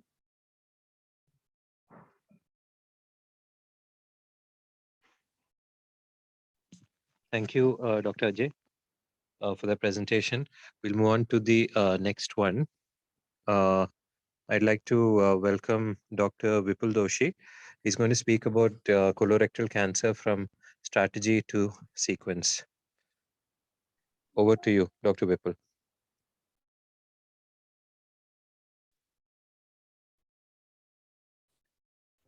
I would like to thank the organizing team and Dr. Arun for giving me this an opportunity to view my thoughts over the management of colorectal cancer. In this 15 minutes, we'll briefly discuss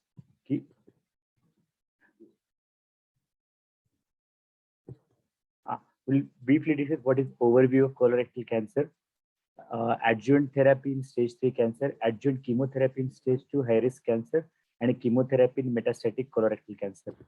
As we are very well aware, there is an increasing incidence of colorectal cancer as well as increasing mortality. It has a multi-stage carcinogenesis in the colorectal cancer, which is ovary get mutated over the period of time before developing into the frank carcinoma. Basically, it's more colon cancer is a more than one disease. As we consider a molecular subtype, then we consider about MSI, HER2, BRAF, and RAS mutated.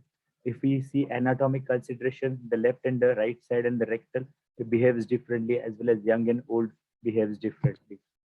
We are very well aware of staging. When it's node positive, it's a stage 3. When it's a metastasis, it's a stage 4 disease. If we look at the survival, it decreases as the stage advances. To summarize, colon cancer are usually treated in a stage 1 and a stage 2 low risk by surgery, in a stage 2 high risk and stage 3 surgery followed by adjuvant chemotherapy. Stage 4A resectable ones, usually chemotherapy, surgery, adjuvant chemotherapy. Stage 4B is a palliative. Briefly, in stage 3, for a fit age less than 70, the treatment is either a FOLFOX into 12 cycles or a KPOX into 8 cycles.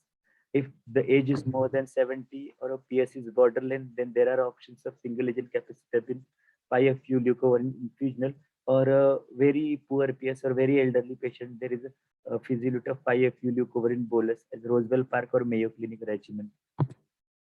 Stage 2 high risk, actually we define stage 2 high risk based on the if there is a poorly differentiated histology, LVSI or PNI presentation with bowel obstruction or perforation, less than 12 lymph nodes were examined, and a positive margin.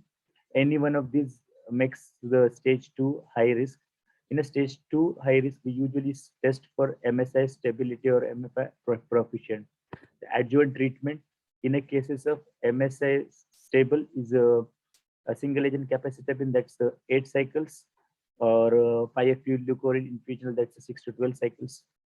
There was actually no rule of oxaliplatin in stage 2, but in cases of MSI high status, we can consider adding oxaliplatin even in the stage 2 cases, or in a cases of we are planning for short adjuvant therapy, that's a 3-month therapy of KPOX, that there also we can consider adding oxaliplatin. Chemotherapy in metastatic colorectal cancer, this topic will how to choose. There are chemotherapy agents we'll be able to discuss. There are targeted therapy, there are immunotherapy, there is a role of maintenance therapy, and there are emerging molecular and targeted therapy for a HER2 amplified and a BRAF mutated. So colorectal cancers are usually molecular driven. It is very important to know the baseline tumor characteristic in the form of RAS mutation status, BRAF mutation status, MSI or MMR status, HER2 amplification, And other patient characteristics are also very important to determine in the form of age, performance status, organ function test, comorbidities, and what is the patient preference, socioeconomic factors, and quality of life. Chemotherapy backbone we commonly use either in the form of FOLFOX, FOLFIRI, CAPOX, CAPIRI, single agent capecitabine, IROX, or tegoprurouracil. Targeted therapy we usually add in the form of either EGFR targeted agents like cetuximab or panitumumab, VGFR targeting agents like bevacizumab, ramucirumab, or aflibercept, regorafenib, or immunotherapy like anti-PD-L1 pembrolizumab or nivolumab, ipilimumab, or a HER2 targeted therapy either in the form of trastuzumab, tucatinib, lapatinib, or TDM1, or a BRAF targeted therapy in the form of encorafenib.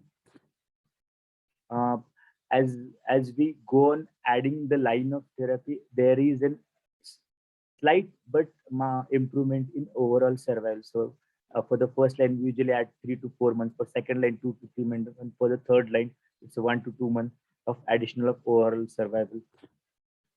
There is, as I already told you, there is an improvement in survival as the line of therapy increases as compared to first line to third line. We usually divide the patients either RAS-RAF mutated or RAS-RAF wild type. In a cases of RAS-RAF mutated patients, actually anti-EGFR therapy do not work. So VEGF targeted therapy is the choice along with the chemotherapy.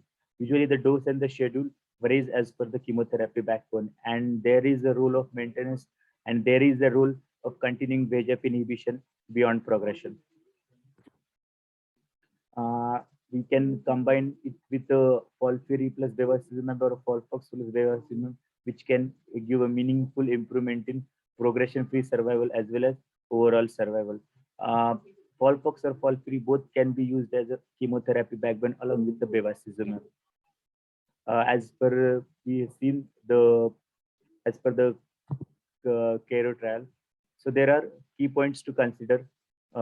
Duration of VEGF inhibitors does matter. There is very important to continue VEGF inhibition till progression, either in the form of maintenance therapy, and there is also there is a chance of improvement when we continue VEGF inhibition beyond progression after changing the chemotherapy backbone.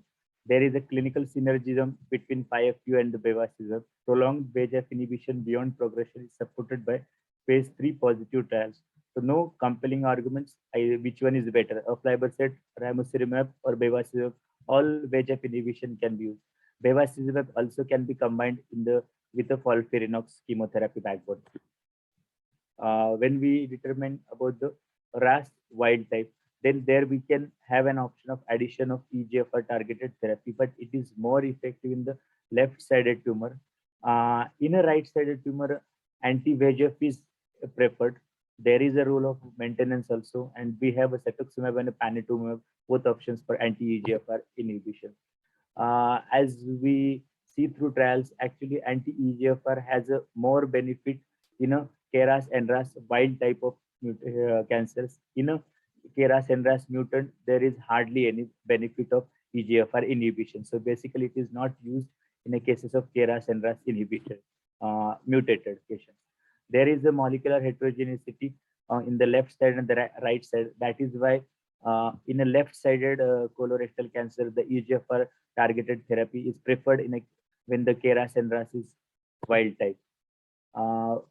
First line management of RAS wild type tumors, we have a FIRE3 and a CALGB trial. When the FOLFIRI was used as a backbone, then FOLFIRI plus cetuximab has a slightly better median overall survival as compared to FOLFIRI plus bevacizumab. That was evident only in a FIRE3 trial. Rest of the trials were negative. This is, as I told you, when we use FOLFIRI as a backbone, the cetuximab is slightly better as compared to bevacizumab. Then if we use left-sided, then there is an impressive survival benefit of 10.3 months with the use of cetuximab over bevacizumab, and there is a 14% absolute survival benefit at 3 to 5 years for the patient with left side RAS wild type metastatic colorectal cancer. This benefit was even more impressive with the use of cetuximab. So data confirms that tumor location on the left side is not only prognostic marker, but also predictive marker of significantly better response to cetuximab. There is also slight improvement in overall survival for the left-sided tumor, which has been studied in both the trials.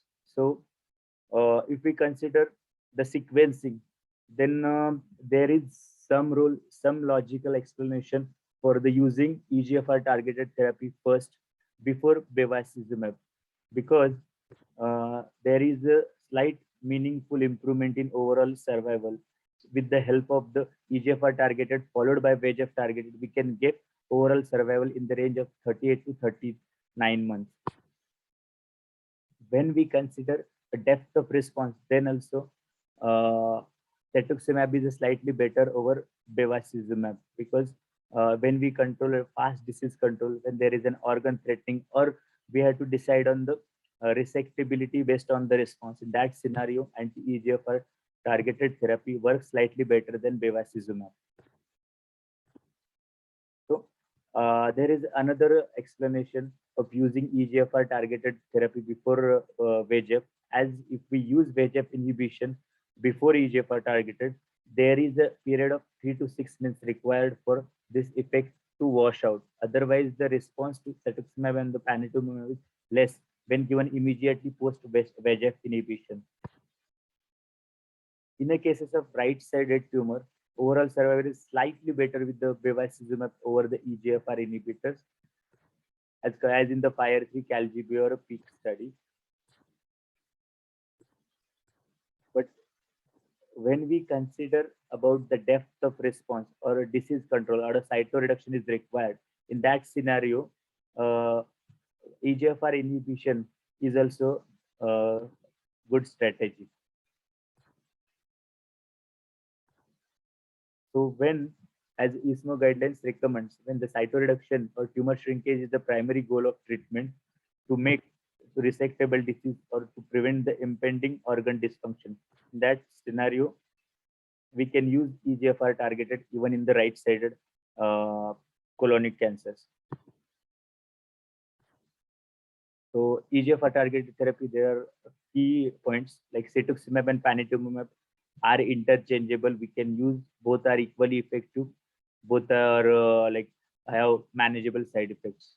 Molecular marker actually needed to identify patient who actually benefits from EGFR therapy, because RAS mutations, BRAF mutations, and HER2 amplifications usually reduces the response to EGFR therapy. Tumor location also have effect for the chance of benefit. Actually, there is less benefit for EGFR antibodies in the right-sided cancer. Patient, we need to choose a subset of patients or a right candidates for the EGFR antibody therapy. Factors we decide choosing the second-line treatment, whether the prior treatment is VEGF or EGFR inhibitor. If we are using VEGF inhibitor, we need to 3 to 6 months of washout period before using EGFR inhibitors. And there are other tests are also very important in the form of MSI, BRAF, and HER2. There is some role of VEGF inhibition beyond progression for the bevacizumab. We are very well aware of toxicities due to standard chemotherapy, that is capecitabine causes diarrhea or hand-foot syndrome, irinotecan causes diarrhea, oxaliplatin causes neuropathy, bevacizumab can cause hypertension, thrombosis, bleeding, or perforation. Cetuximab and panitumumab are usually associated with acneiform rash. Then there is an emerging role of using PD-L1 inhibitors or immunotherapy for the patients with the MSI unstable or MMR deficient patients. In that scenario, even we can use either a pembrolizumab or a nivolumab or ipilimumab in the first-line setting, second-line setting, or even in the third-line setting. So it is very important to get tested for MSI and MMR before starting a palliative treatment. So as I already told you, there are approved indications in the form of pembrolizumab nivolumab and nivolumab plus ipilimumab combinations. Then there is a treatment of BRAF V600E mutation that is in the form of either a FOLFOXIRI plus bevacizumab or irinotecan cetuximab plus vemurafenib. So for BRAF mutation, we require a chemotherapy backbone. We require a BRAF inhibitor. Along with that, we can add either a bevacizumab or a cetuximab. This is how BRAF mutation can overcome. So there are a lot of trials are ongoing for BRAF inhibitors. Then there is a very important role of HER2 amplification. There is a trial of picatinib plus trastuzumab. There is some evidence of using trastuzumab plus lapatinib. There is evidence of using other molecular targeted therapies also. At the end of this talk, I would like to thank organizers for giving me an opportunity to share my thoughts on colorectal cancer. Thank you, Dr. Vipul, for that succinct presentation covering all the important facets. I next like to welcome Dr. Rishabh Kothari to take over for the management of metastatic prostate cancer. Over to you, Dr. Rishabh.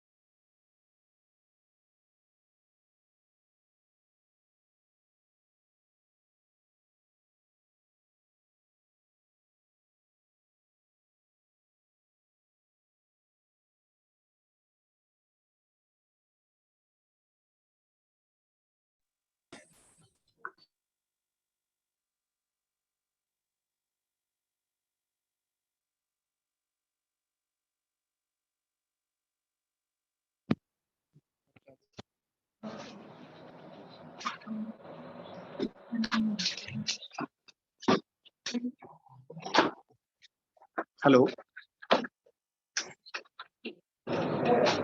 Yes, Rishabh. Yes, sir, you are audible, and sir. slides are visible. Okay. Sorry, I could not join you all. We'll start off with metastatic CA prostate update. What is relevant in new era? Next slide, please.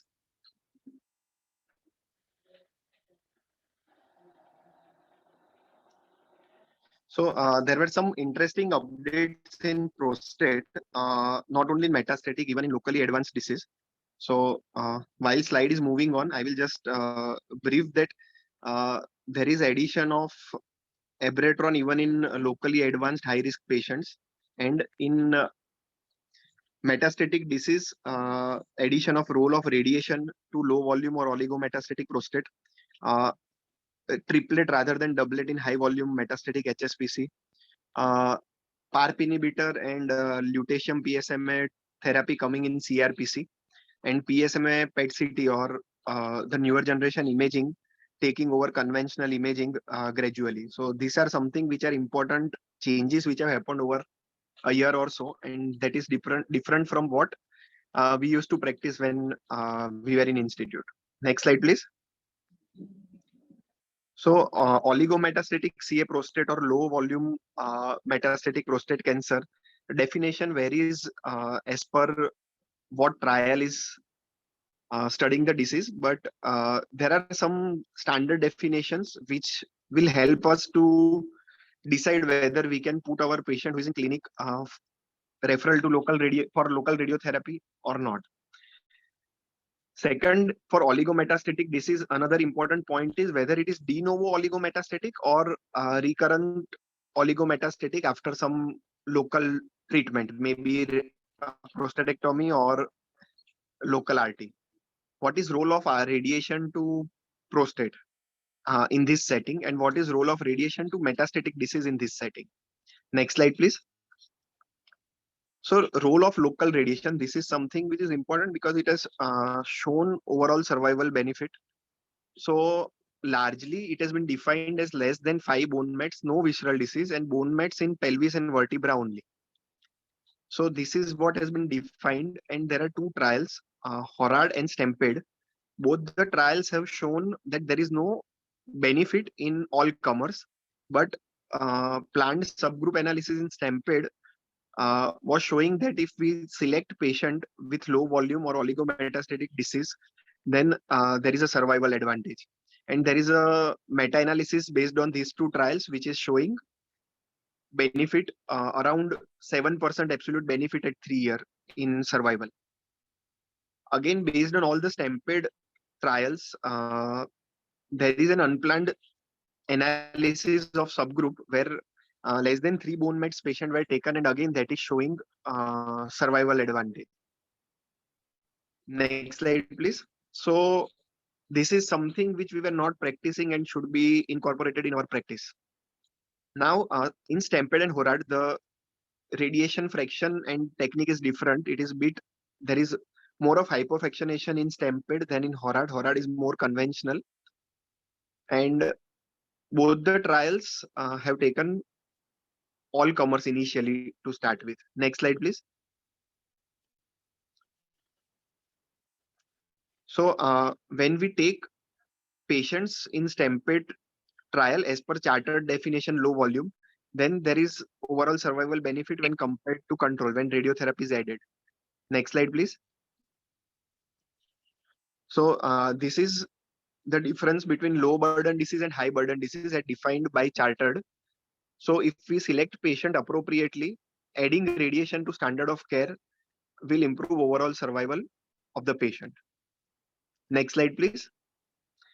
While this doesn't hold true for high volume disease. So high volume disease, we should treat with systemic treatment alone. Addition of radiation will not lead to overall survival benefit and will lead to decline in quality of life. Again, in HORAD trial, if they took less than 5 meds as a cutoff, the subgroup was showing benefit. Next slide, please. Next slide, please, showing the same thing. So there was 7% improvement in 3-year survival in men with fewer than 5 meds. This was based on meta-analysis of the above two trial. Next slide, please. Again, as I told that based on all STEMPED data,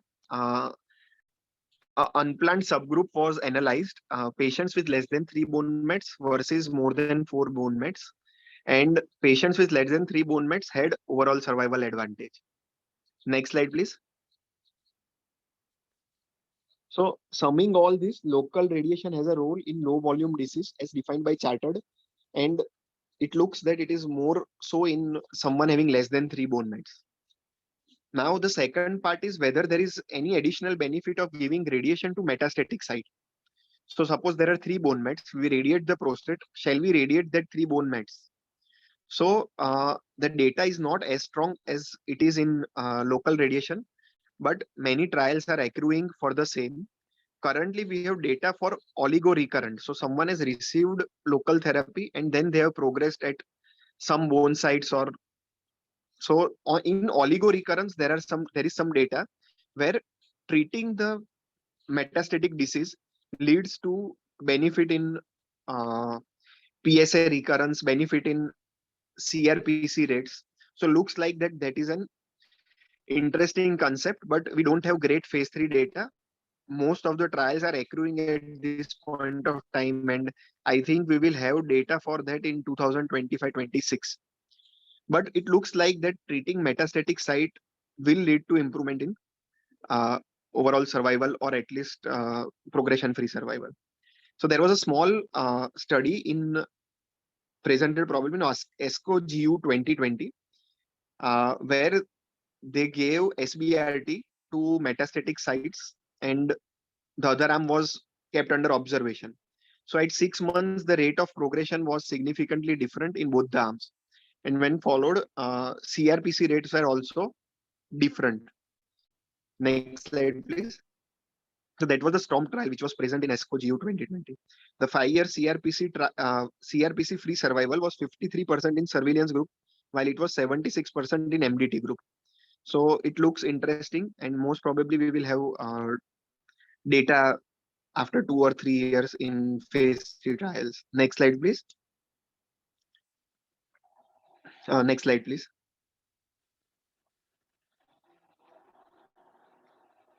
This is same what we discussed. Yeah. So now most of these trials, the Stampede trials, the Chartered trials, all were done with conventional imaging. So there were bone scans and CT scans done, but no newer generation imaging in form of PSMA PET, which is easily available in India and in most of the cities. So with PSMA PET CT adding, we are upstaging some of the patients, and that will lead to Will Roger effect, because some locally advanced patients will now be low volume metastatic disease and would be treated as metastatic disease, and so survival of metastatic disease will improve. And similarly, high risk locally advanced will be excluded from stage 3 analysis, and survival of stage 3 will also improve. So whether we can base our decision for oligometastatic disease definition or low volume disease definition based on PSMA PET CT is difficult to tell. Most of the trials are now considering adding PSMA PET CT or some nuclear imaging, which is leading to data which may say that PSMA PET CT would be better than CT or bone scan, or we should continue to treat based on CT or bone scan. So traditionally, means many of our patients come with PSMA PET CT, and there are 5 sites of bone mets, whether to consider, or 6 sites of bone mets to be. So whether to consider it as oligometastatic and give radiation, local radiation, and if the same patient is undergoing bone scan and there are only 2 bone mets. So this is something which might a better definition how to image the patient, whether the conventional imaging is good enough or PSMA PET CT will help us in improving overall survival or quality of life of patients. Next slide, please.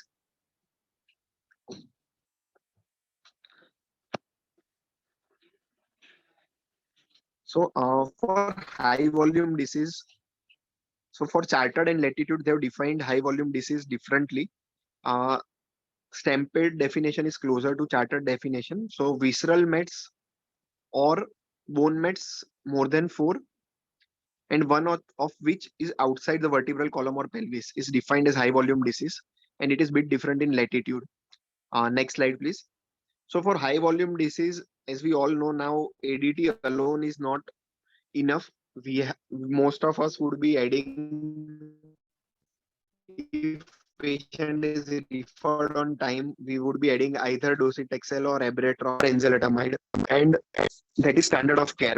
But now we have data for triplet versus doublet, where abiraterone was added to docetaxel plus ADT, and in trial is showing that there is overall survival advantage. Piece 1 study, and there is some data of similar kind with daralutamide, which is not published, but there was some update from the pharma company. So now whether we will be moving from doublet to triplet is something which we need to see. And one more important point was what to choose, docetaxel versus abiraterone. So traditionally we all give docetaxel for high volume disease and abiraterone or enzalutamide for low volume disease. For high volume disease, we have data for everything: docetaxel, abiraterone, enzalutamide. So there was one analysis in Stampede which showed that quality of life is a bit better with abiraterone than with docetaxel. Nevertheless, we continue to use docetaxel because that is something which is for 6 cycles only, and when patient progress, he is not fit for docetaxel at that point of time. Okay, so moving on to piece 1 trial. Next slide, please. Next slide, please. Yes. So this is showing overall survival in overall population was 5.7 versus 4.7 years with hazard ratio of 0.82. Next slide, please. When it was bifurcated in low volume disease and high volume disease, the difference was much more in high volume disease. So this is addition of abiraterone to ADT plus docetaxel. This is adjusted for patients who have received radiation. So the difference in survival is not reached versus 4.4 years. And hazard ratio is 0.75, not crossing unity. Next slide, please. And this is overall survival by disease volume. So for high volume disease, overall survival is 5.1 years versus 3.5 years. And in low volume, it has not reached in both the arms. So probably high volume disease are the ones which should go for triplet therapy. This is what I understand as of now. And this is probably the first time where 5 year has been crossed in median overall survival for metastatic hormone sensitive prostate cancer. So that is a good news for most of our prostate cancer patients. Next slide, please.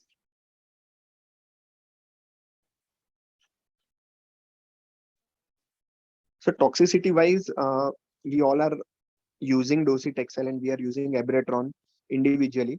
Adding them, obviously there will be some increase in toxicity. But based on data, it looks like it is a tolerable combination, at least in majority of the population. Next slide, please. So this is just a view of how different trials are showing hazard ratio overall survival, both in high volume and low volume disease. So first three are docetaxel trials, next two are abiraterone trials, two are enzalutamide trials, and one is apalutamide. So it seems that for low volume disease, some newer anti-androgen therapy would be a better option than docetaxel. But for high volume disease, everything is okay. Next slide, please. So piece one overall survival result, as I told that it is crossing 60 months, 5-year overall survival, which is more than what we see in the previous trial. So we started off with ADT alone, then we added docetaxel, then we added abiraterone, and now there is a triplet combination. Next slide, please. This is data for darolutamide, which again is showing that triplet is having benefit in HSPC first line. So I don't think the details of these trials are available, but this is in the news from pharma side. Next slide, please. So now CRPC. CRPC is a challenging situation where most of us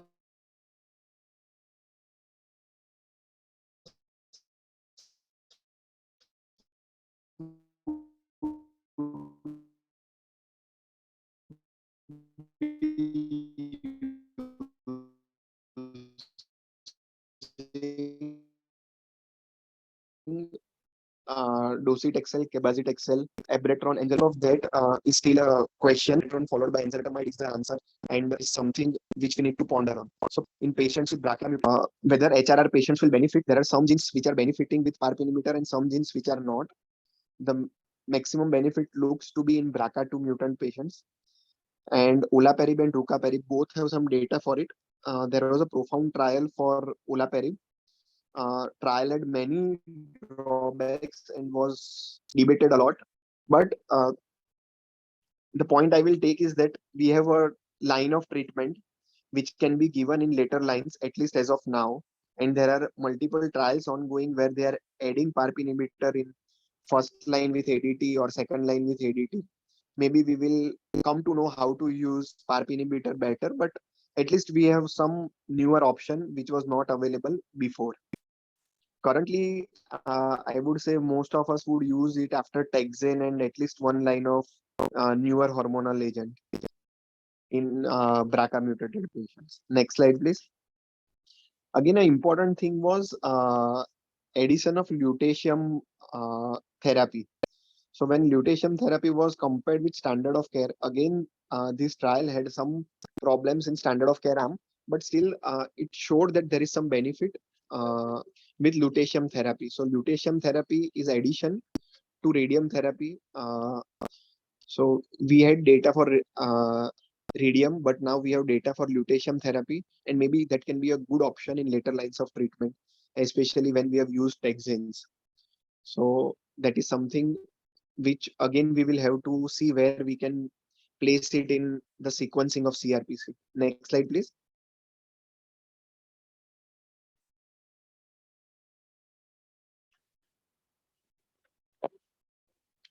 Next slide, please. So this is my summary slide. In oligometastatic disease or low volume disease, addition of local radiation is something which is important. Radiation to metastatic site in oligomets, especially in oligorecurrent disease, looks promising, and whether there is role in de novo oligometastatic disease is yet to be defined. But it looks like we will have data for it in near future, and people are excited about that. Addition of abiraterone to docetaxel plus ADT in high volume disease looks a good option. We need to see that our patients are tolerating it well enough or not, but it looks a good option. PSMA PET CT will likely change many things because staging will be hampered or will be changed because of the newer imaging techniques. But again, that may help us to define patient population more appropriately. Role of PARP inhibitor and role of lutetium therapy in CRPC setting is something again which is important, and maybe we will learn in some years how to sequence the treatment available. Now we have more than 4 or 5 options for CRPC patients, which we never had before. Thank you. This is, I think, my last slide. Next slide, please. Thank you. Thank you. And sorry again to Tarachand. I couldn't make it there.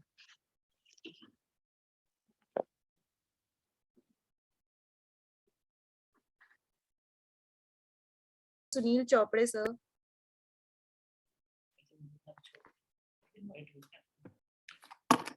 Good afternoon, everyone, and thank you, Tarachand boss, for giving me this opportunity. I will share my slides. Sure, sir.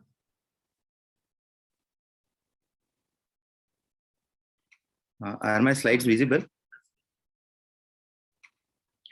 So I will be talking on head neck cancer, including the nasopharyngeal carcinoma, what's new in 2021.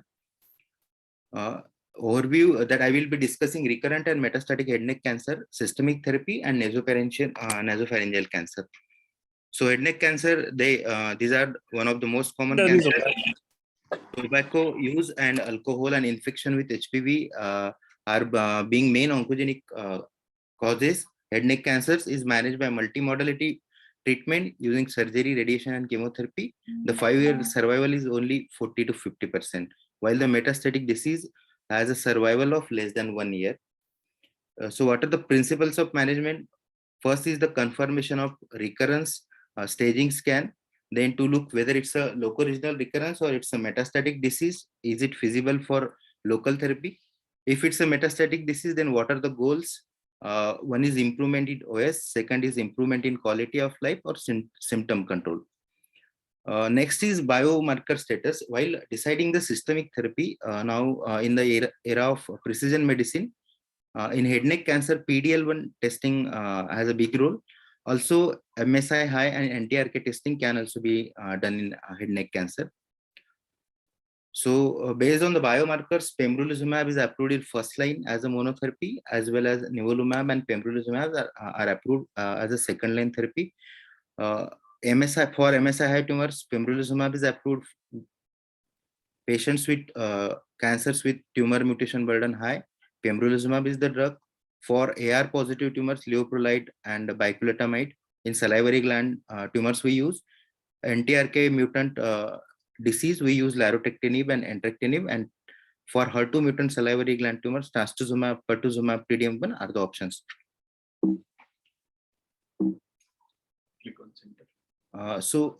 PDL1 expression, as we see the PDL1 expressor tumors, they do respond well to immunotherapy as compared to non-expressor. These are the guidelines for the systemic therapy for non-nasopharyngeal cancers. The preferred first-line regimens are pembrolizumab along with platinum plus 5-FU. Other is pembrolizumab monotherapy if CPS is more than 120. In the subsequent line, we can use nivolumab and pembrolizumab if there is a disease progression on platinum. Other recommended regimens are platinum plus cetuximab, paclitaxel plus cetuximab, pembrolizumab platinum. In patients with poor PS, we can use single agents like cisplatinum, carboplatinum, docetaxel, 5-FU. In certain circumstances, like small cell, we use carboplatin etoposide or cisplatinum etoposide. Pembrolizumab is used for MSI high tumor. We will move to immunotherapy. So, as we know, metastatic disease, it is incurable with poor survival outcome. If it's salvageable with surgery or radiation, it's beneficial. P16 positive population has a longer survival expectation, and comorbidities may limit the treatment. We know when cetuximab is combined with chemotherapy in extreme trial, there was an improvement in OS. It was 10.1 months compared to 7.4 months in the chemotherapy. तक तो वो आ रहा था फिर वो शायद hospital department पहुंचा होगा वहां पे बोले तारा 4 agent Also, in the phase 3 दो trial, कर कर दिया होगा बोले तारा मैं चला जाऊंगा तो लोग बोलेंगे कॉन्फ्रेंस में कर रहा है chemotherapy in combination with bevacizumab was tried, where median OS was 12.6 months versus 11 months in chemo only. So, what are the current potential biomarkers which predict the response to immunotherapy? These are immune cell infiltration, PD-L1 expression, interferon gene expression profiling, high mutation burden on neoantigens, T-cell clonality, and gut microbiome. As we know, nivolumab is approved for second-line therapy on progression on platinum-based chemotherapy. Pembrolizumab is also approved for second-line recurrent or metastatic cancer, and in the first line with PD-L1 expressor tumor. Atezolizumab and avelumab are not approved in head and neck cancer. This is the study design Keynote 48, which studied pembrolizumab versus pembrolizumab plus chemotherapy compared to the extreme arm, which was cetuximab plus chemotherapy.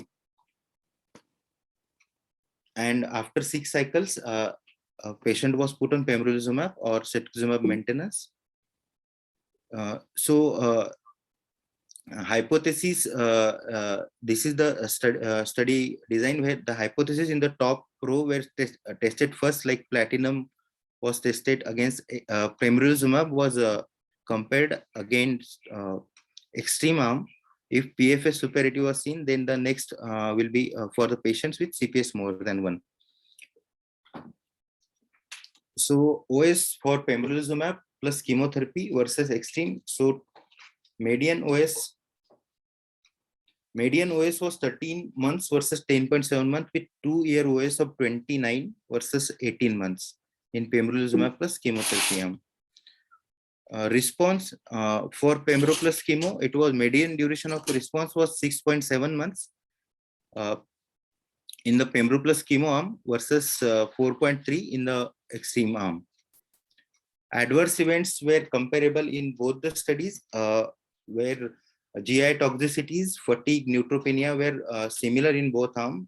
Diarrhea, stomatitis, hypomagnesia, rash, and acneiform dermatitis were more prominent in cetuximab arm. In patients with CPS more than 20, the median OS was significantly high, 14.9 months versus 10.7 months. The 2-year survival rate was 2-year OS was 38.3% compared to 22%. For CPS more than 1, the 2-year OS rate was 30% versus 18.6 months. PFS, when studied in CPS with more than 20, the median PFS was 3.4 versus 5. The 24-month OS was 14.9 months versus 4.8. In patients with CPS more than 1, 2-year OS was 11.2 versus 5.4%. Response, median duration of response with pembrolizumab, it was 20.9 months versus 4.2 months in CPS more than 20 patients, while in patients with CPS more than 1, it was 20.9 versus 4.5 months. So on subgroup analysis, pembrolizumab arm performed better compared to the extreme arm. What are the treatment options in second line? setting after platinum therapy. So it's a checkmate 141. We studied nivolumab in recurrent head neck squamous cell cancer after platinum therapy, where nivolumab 3 mg per kg was compared with the investigation choice of chemotherapy. The primary endpoint was OS. Other endpoints were PFS, ORR, and duration of response, safety, and quality of life. So here we can see 2-year OS was significantly high, 16.9% versus 6% in the investigation choice regimen. The grade 3 side effects, which was seen in immunotherapy, were only 15.3% compared to around 40% in the chemotherapy arm. Keynote 40, which studied pembrolizumab against standard of care in second-line head neck squamous cell carcinoma. Here, primary endpoint was OS, and secondary endpoints were OS in PD-L1 positive subgroup, PFS, ORR, and duration of response and safety analysis. OS in intention to treat population, it was at 12 months, it was 37% versus 26.5%. Median OS was 8.4 versus 6.9 months. So subsequent checkpoint inhibitor use. So it was seen that when the patients who received initially standard of care chemotherapy, when they were when they received subsequent immune checkpoint inhibition, they had a longer OS compared to the patient who received subsequent chemotherapy or no other therapy. By PD-L1 expression, we can see in patients with PD-L1 CPS score more than 1 year OS was 40% versus 6.7%. And in patients with CPS more than 50, median OS was 46.6 versus 25.8 months at 12 months.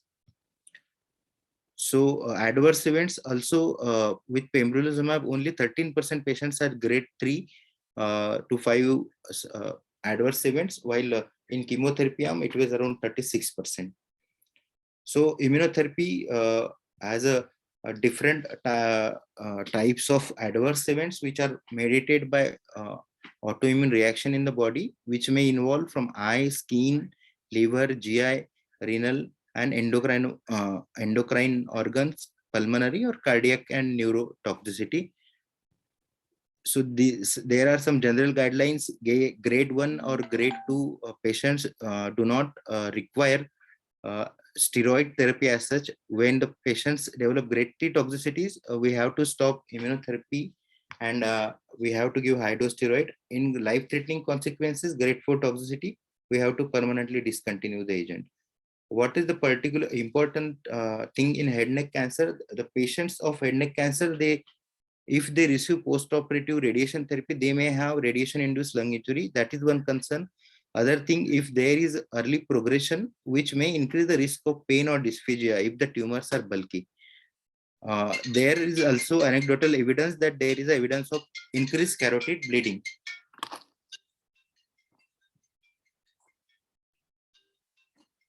So the next in the line is low-cost oral metronomic versus intravenous chemotherapy. This study is from TMH only, from Kumar Sir's unit.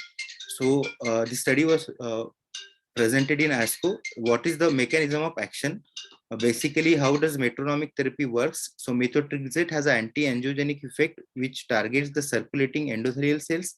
Celecoxib inhibit ARK and MAP kinase in head neck cancer cell lines. So other proposed mechanisms are direct cytostatic activity or alteration of local immune milieu. So the evidence for the same study was from Tata Memorial Hospital only. It was a phase 2 trial by Dr. Vijay Patil sir, where metronomic chemotherapy was compared with IV cisplatin. There was improved PFS. It was 101 versus 66 days and improved OS of 249 versus 152 days. There was a low incidence of grade 3 adverse event compared to intravenous chemotherapy.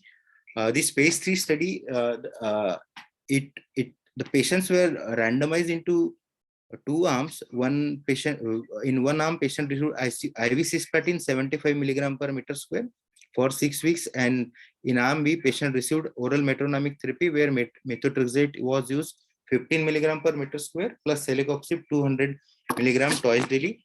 The evaluation was done every 2 monthly. The primary endpoint was OS, secondary endpoints were PFS, response rate, toxicity, and quality of life. So at 6 months, the OS improved significantly in OMCT arm. It was 7.5 months versus 6.1 month in the IV chemotherapy arm.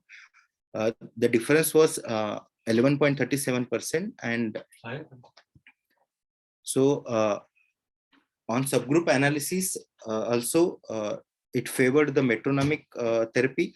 On evaluation of progression-free survival, oral metronomic therapy for safety, the oral metronomic therapy and intravenous cisplatin has a compared all grade toxicity, but grade 3 adverse event were high in intravenous cisplatin, 30%, versus in metronomic it was only 19%. Quality of life, there was improvement in the OM's quality of life in the OMCT arm. So this was a large phase 3 study, well powered. Endpoint was overall survival, and results are applicable in low to middle income countries. It's an oral regimen. Patient doesn't need hospital stay or daycare visit. And in the palliative setting study, where first study where one chemotherapy regimen showed improved survival over the another. So these are few trials ongoing in head neck cancer. Javelin head neck 100, which is evaluating avelumab plus CRT in locally advanced head neck cancer versus placebo plus CRT. The primary endpoint is PFS and secondary endpoints are OS and ORR.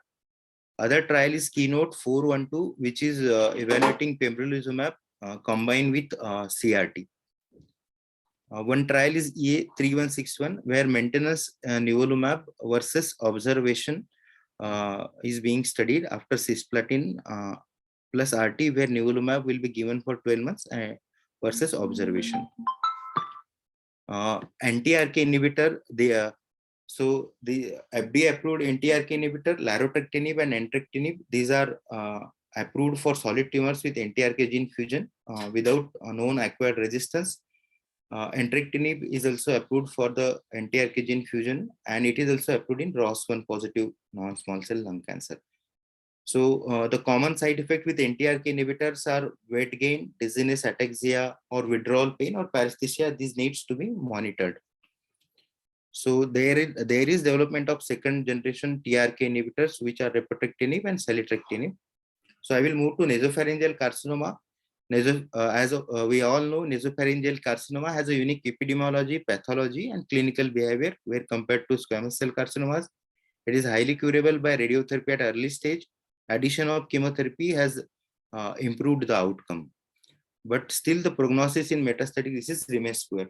So what are the difficulties in adjuvant chemotherapy? While platinum-based doublets are recommended as a adjuvant chemotherapy, but consistently compliance is low.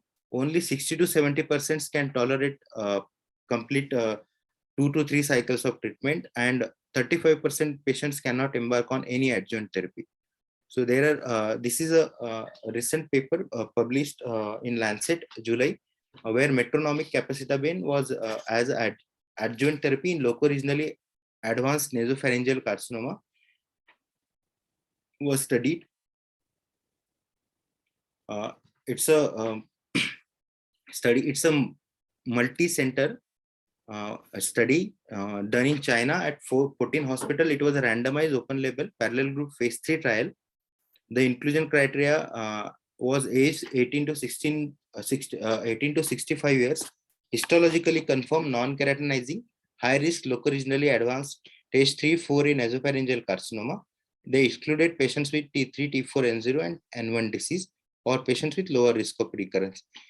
Eligible patients were required to have completed recommended standard of care, comprised of definitive CTRT with or without induction chemo, 2 to 3 cycles of cisplatin-based regimen according to the local practice, no clinical evidence of persistent locoregional disease or distant metastases, and completion of fire and radiation dose within 12 to 6 weeks before randomization, with a performance status of 0 to 1 and normal renal and hepatic function. The primary endpoint was failure-free survival, while secondary endpoints were overall survival, distant failure-free survival, local regional failure-free survival, safety, and quality of life. So failure-free survival at 3 years was high, 85.3% in the metronomic capacitor group compared to 75.7% in the standard therapy group. If we look at OS at 3 years also improved. It was 93.3 compared to 88.6 in the standard of care arm. The distal failure-free survival and loco-regional failure-free survival also showed the significant improvement with hazard ratio of 0.5. So safety analysis, the dose reduction was required in 18% of the patient in the metronomic capacitor group. Dose interruptions required in 25% patients. Regimen discontinuation required in only 5% of patients. Regimen was discontinued due to disease recurrence in only 2% of patients. 74% patients completed 1 year of treatment.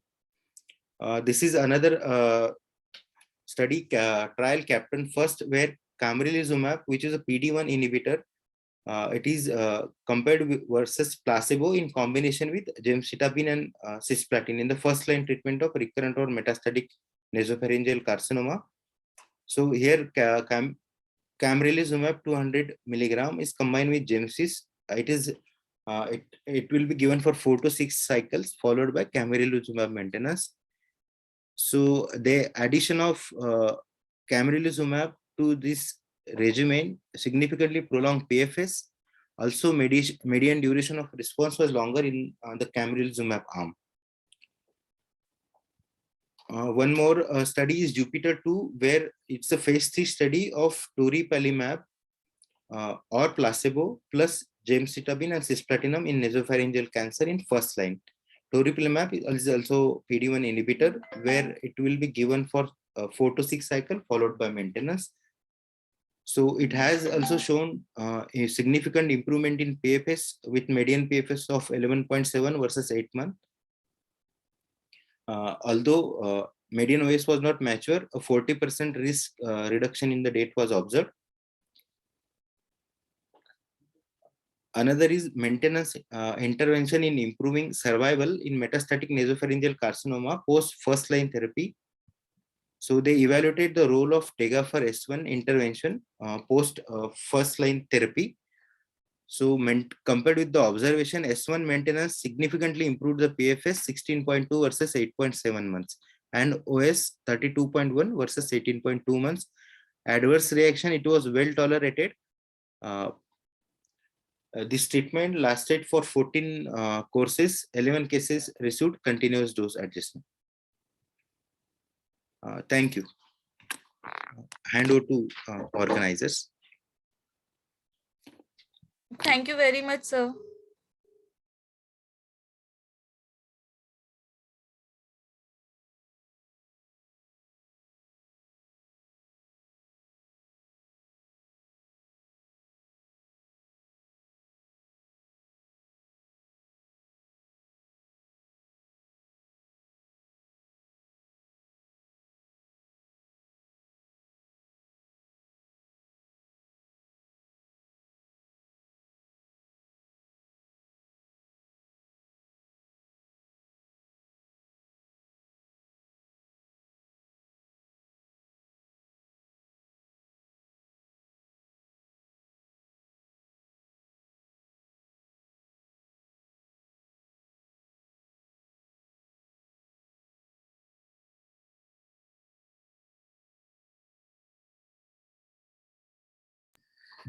Thanks, Dr. Sunil. Now I invite Dr. Anshul Agarwal, our dear colleague.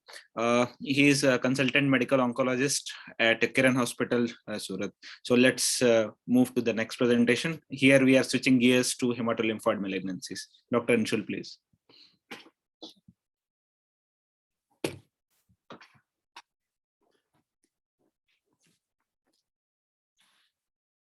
Hello, good afternoon, everyone. Are my slides visible? Yes, sir, your slides is visible. Sir, please make it full screen.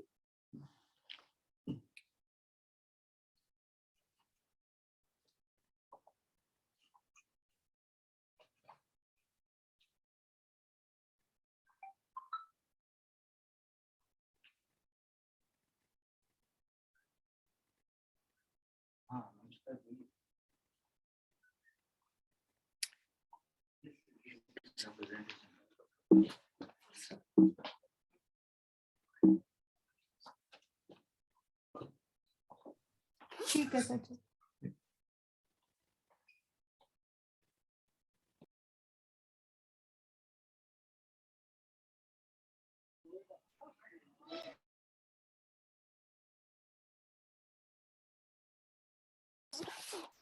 Is it visible?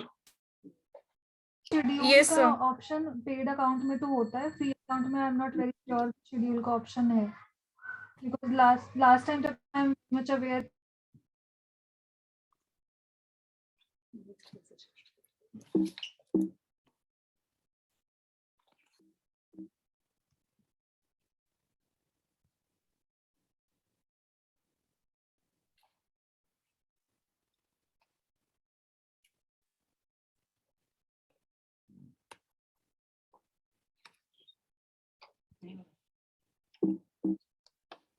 Go share.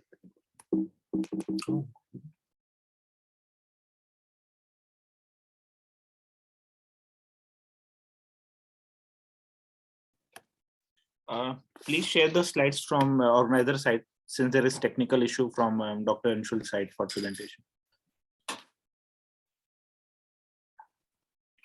Yeah, Dr. Anshul, please go ahead. So I will discuss regarding the recent updates in high-grade B-cell lymphoma. Next slide. So this is an abstract which was presented. That is a prospective study evaluating MRD and CT imaging surveillance following first-line treatment in patients with DLBCL. So we see that after such an intensive treatment, some patient of DLBCL relapse. So next slide, please. So CR is common in DLBCL following first-line therapy. However, relapse can occur. So early detection of the relapse may be associated with the improved outcomes. So utility of post-therapy CT surveillance for early detection of disease relapse is uncertain given various drawbacks and lack of a clear survival benefit in the previous studies. There is a retrospective data analysis which suggests that MRD monitoring during DLBCL surveillance could identify patients at risk of recurrence before the clinical evidence of disease. So currently, the prospective study is being utilized for utilizing the next generation immunosequencing MRD assay for the early detection of molecular relapse in patients with DLBCL. Next slide, please. Next slide, please. So this is a prospective multi-center study in which the de novo DLBCL patients, so not transformed DLBCL patients, are not included in this study. So they received the standard chemotherapy R-CHOP. So after that, that MRD blood samples are taken before the start of the treatment, during treatment, and just before the end of the treatment also.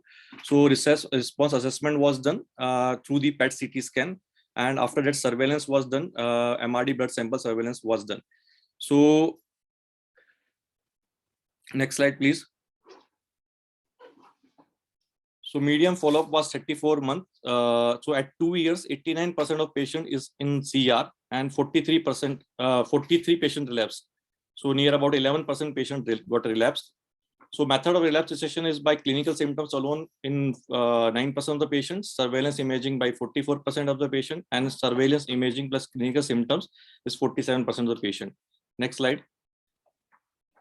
So of 43 patients who relapsed, 38 have evaluable MRD results, and among 38 patients with evaluable MRD results, 19 patients were MRD positive prior to clinical relapse, and 14 patients were MRD negative despite clinical relapse. Next slide, please. Next slide, please. Of 356 patients in CR, 78.4% have evaluable MRD results. Out of the patients who have evaluable MRD results, 78% patients were MRD negative during durable CR, but 22% of the patients were MRD positive during durable CR. Next slide, please. So the sensitivity of the test is less. Next slide, please. So in conclusion, in this prospective study of patient with DLBCL in CR following first-line therapy, a substantial proportion of clinical relapses were radiographically detected in asymptomatic patients.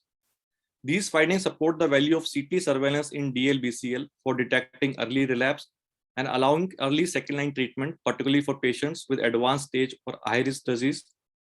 Post-treatment DLBCL surveillance with an immunosequencing MRD assay has suboptimal sensitivity. This may be because of the limited tumor DNA in patient in PET negative CR or the degradation of ctDNA following collection. Next slide, please. So this is a second trial, that is POLARIX trial, in which it is a phase 3 multi-center randomized double-blind placebo-controlled trial, in which polatuzumab vedotin is used in combination with RCHP versus R-CHOP in previously untreated patients with DLBCL. Next slide, please. So it is a double-blind randomized controlled trial, and the age group was between 18 to 80 years. IPI is 2 to 5 and ECOG PS 0 to 2.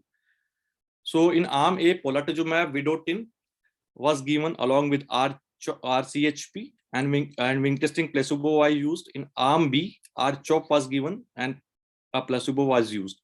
So a total of 6 cycles are planned. So previous cycle slide, please. So next slide, please. So overall safety profile of Pola R-CHOP is similar to that of R-CHOP and consistent with the non-risk of the individual study drugs. Drug deliverability favors Pola R-CHOP versus R-CHOP.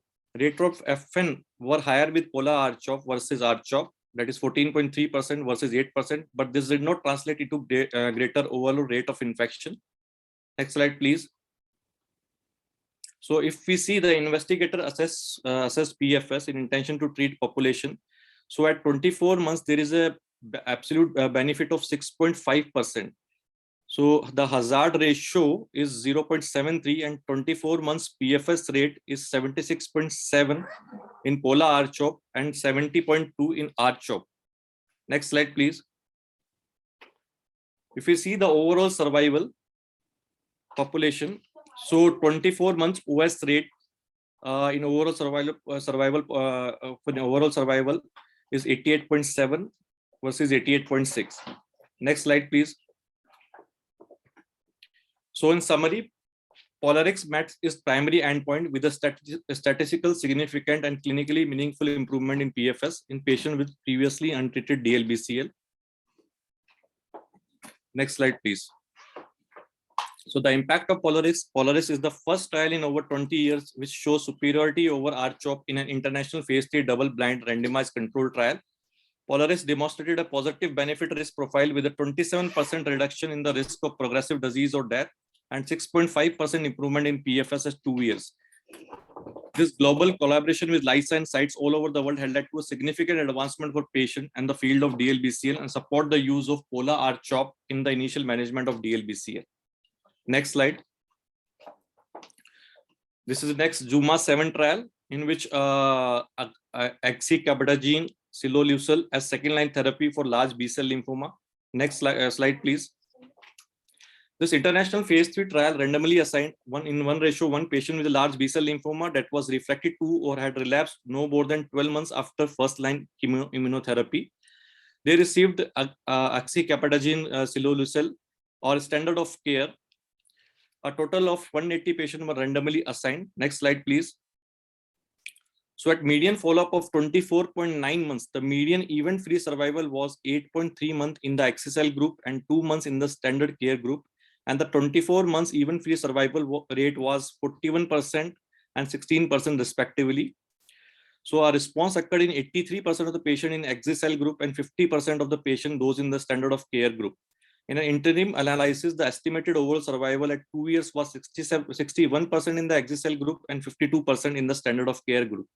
Adverse event of grade 3 or higher occurred in 91% of the patient who received XSL and 83% of the patient who received standard of care. Among patients who received XSL, grade 3 or higher cytokine release syndrome occurred in 6% and grade 3 or higher neurological event in 21%. No death related to cytokine release syndrome or neurological events occurred. Next slide, please. Next slide, please. Belinda trial. This is a phase 3 of Lexlucil versus standard of care as second line treatment for relapsed refractory aggressive B-cell non-Hodgkin lymphoma. Next slide, please. Next slide, please. So patient with aggressive B-cell lymphoma who experience disease progression less than 12 months of initial treatment have a poor prognosis. Second line standard of care is PCT followed by high dose chemotherapy and autologous stem cell transplant in responsive patients. However, large proportion of patients were ineligible for autologous stem cell, allogenic stem cell transplant. So Lexlucil is an autologous CD19 directed CAR T-cell therapy approved for use in patients with relapsed refractory DLBCL in more than two lines of therapy. In this trial, it is used in second line of therapy in these cases. Next slide, please. So it is multi-center randomized open label phase 3 trial in which relapsed refractory NHL were included. So initially in one arm, optional bridging platinum-based chemoimmunotherapy was given. And in the standard of care arm, in which if patient was respond to the platinum-based chemoimmunotherapy, underwent autologous stem cell transplant. So primary endpoint is EFS. Next slide, please. Next slide, please. Next slide, please. So if we see the EFS in both the arm, there is no difference in the EFS and p-value is not significant. Next slide, please. So if we see those patients who underwent CR pre-infusion, they have a more EFS, as we know. Next slide, please. So overall response rate is better in standard of care arm as compared with Lexlucil infusion. Next slide, please. Next slide, please. So in conclusion, in patient with early relapse refractory aggressive B-cell NHL, the use of that CAR T-cell antibody as second line therapy has no significant impact on EFS versus standard of care. Progressive disease at week 6 was more frequent in patient in the Lexlucil arm versus standard of care. This finding highlights the need for effective bridging therapy prior to CAR T-cell infusion in patients with relapsed refractory aggressive B-cell NHL. The investigator suggests that the results from the Belinda study should inform the design of future trials of second line CAR T-cell therapy for patients with relapsed refractory aggressive B-cell NHL. Next slide, please. Now recent FDA approval is rituximab plus chemotherapy for pediatric patients, that is more than 6 months to 18 years, previously untreated advanced stage DLBCL, Burkitt's or Burkitt-like lymphoma. Next slide, please. This is also a CD19 directed CAR T-cell therapy, which is used in relapsed refractory large B-cell lymphoma after 2 or more lines of systemic therapy. It provides 73% of overall response rate and 54% of CR rate, and the median duration of response is 16.7 months in all responders and not reached in patient who achieved a CR.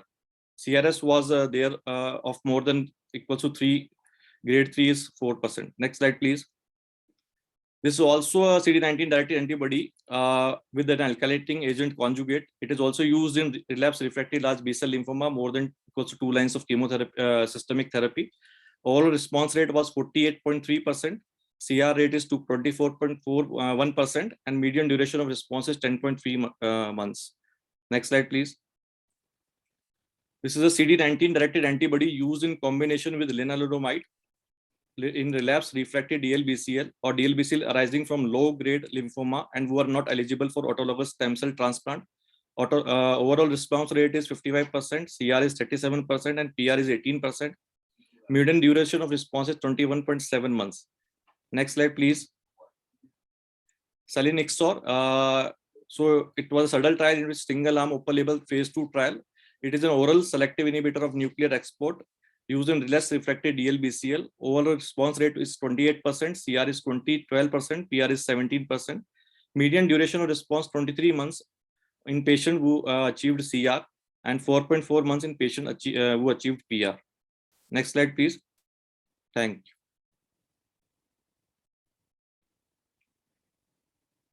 Thank you.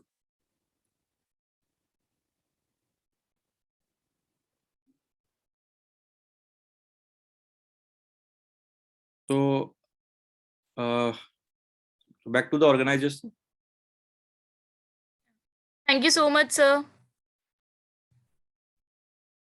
I would like to invite Dr. Lingaraj Nayak.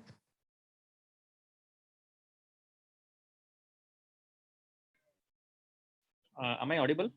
Yes, sir, you are audible. Sir, make it please, make it full screen, sir. Okay, thank you. Yes, sir, perfect.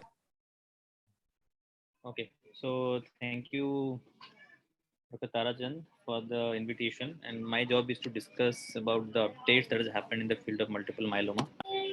Okay, so I will discuss what is new in after myeloma in patients who are transplant eligible, transplant ineligible, and then I will discuss about what is new in the relapsed refractory setting. Okay, so now if I have to discuss the landmark trials in the upfront setting, so these are 5 very important trials that were published in last couple of years: Endurance, 40, Cassiopeia, Griffin, and Maya trial. Griffin is not yet published, but rest all the 4 trials were published lately. And Endurance study, most of you know that it is a comparison of VRD versus KRD in newly diagnosed multiple myeloma, and mostly involving the standard risk group. The only cytogenetics that they allowed were 414. If you see all the high risk cytogenetics were excluded from the study. Reason being, there was another study that was going on at that time, the Ixazomib one, where they were including high risk patients. So the standard risk patients are only included, and when they compared VRD care, the standard dosing, and if you see the primary outcome, the co-primary outcome of the study was PFS, uh, overall survival with maintenance. So there were 2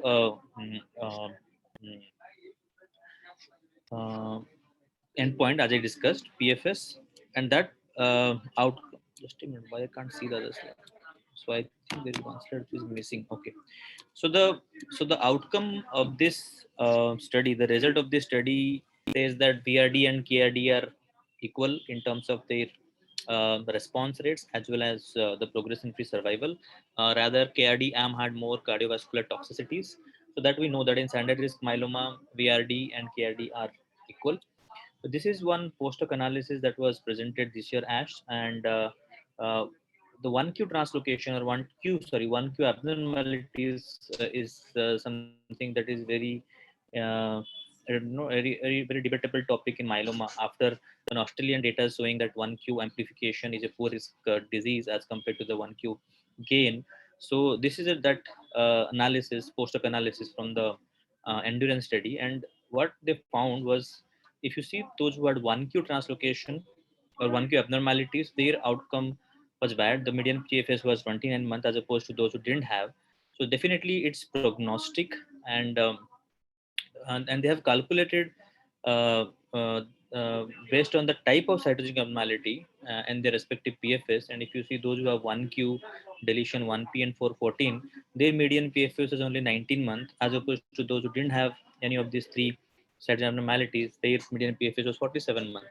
So that's how this endurance post-hoc data is all about. And interestingly, they found that those who had 1Q gain, they had an overall survival benefit.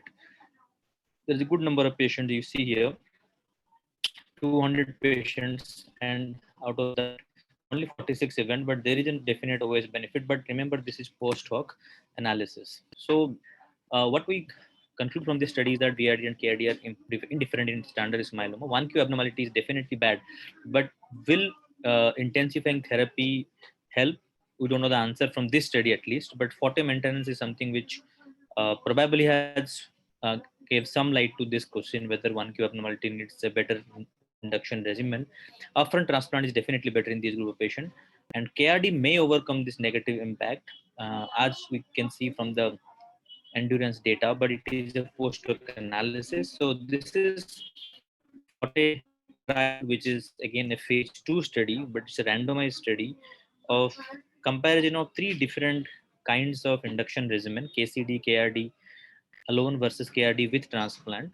And this is the trial design. There were 2 randomizations. One was what is the right induction, and the second randomization was what is the right maintenance, whether it's only len versus len plus carfilzomib maintenance was the second randomization. And if you see the results, there were definitely better response rates for patients who received KRD, and so the primary endpoint of the first randomization was response rate, important to understand.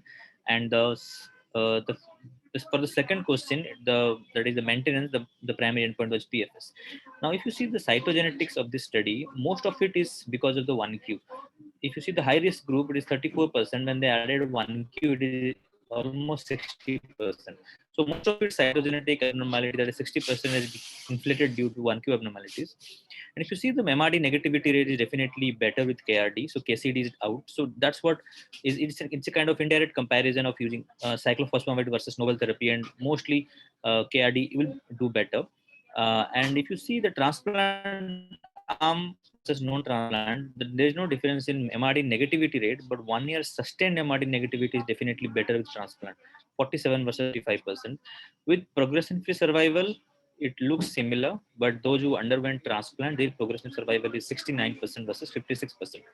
Now, important thing is KR maintenance versus R. So in high risk cytogenetics, KR maintenance was superior to R maintenance alone. So take home from this study is 3. There is definite role of transplant even if KRD kind of induction. Then there is a definite role of dual maintenance in high risk group. So whether you use Carfil or bortezomib, that is up to you, but you have to use a dual maintenance strategy in high risk.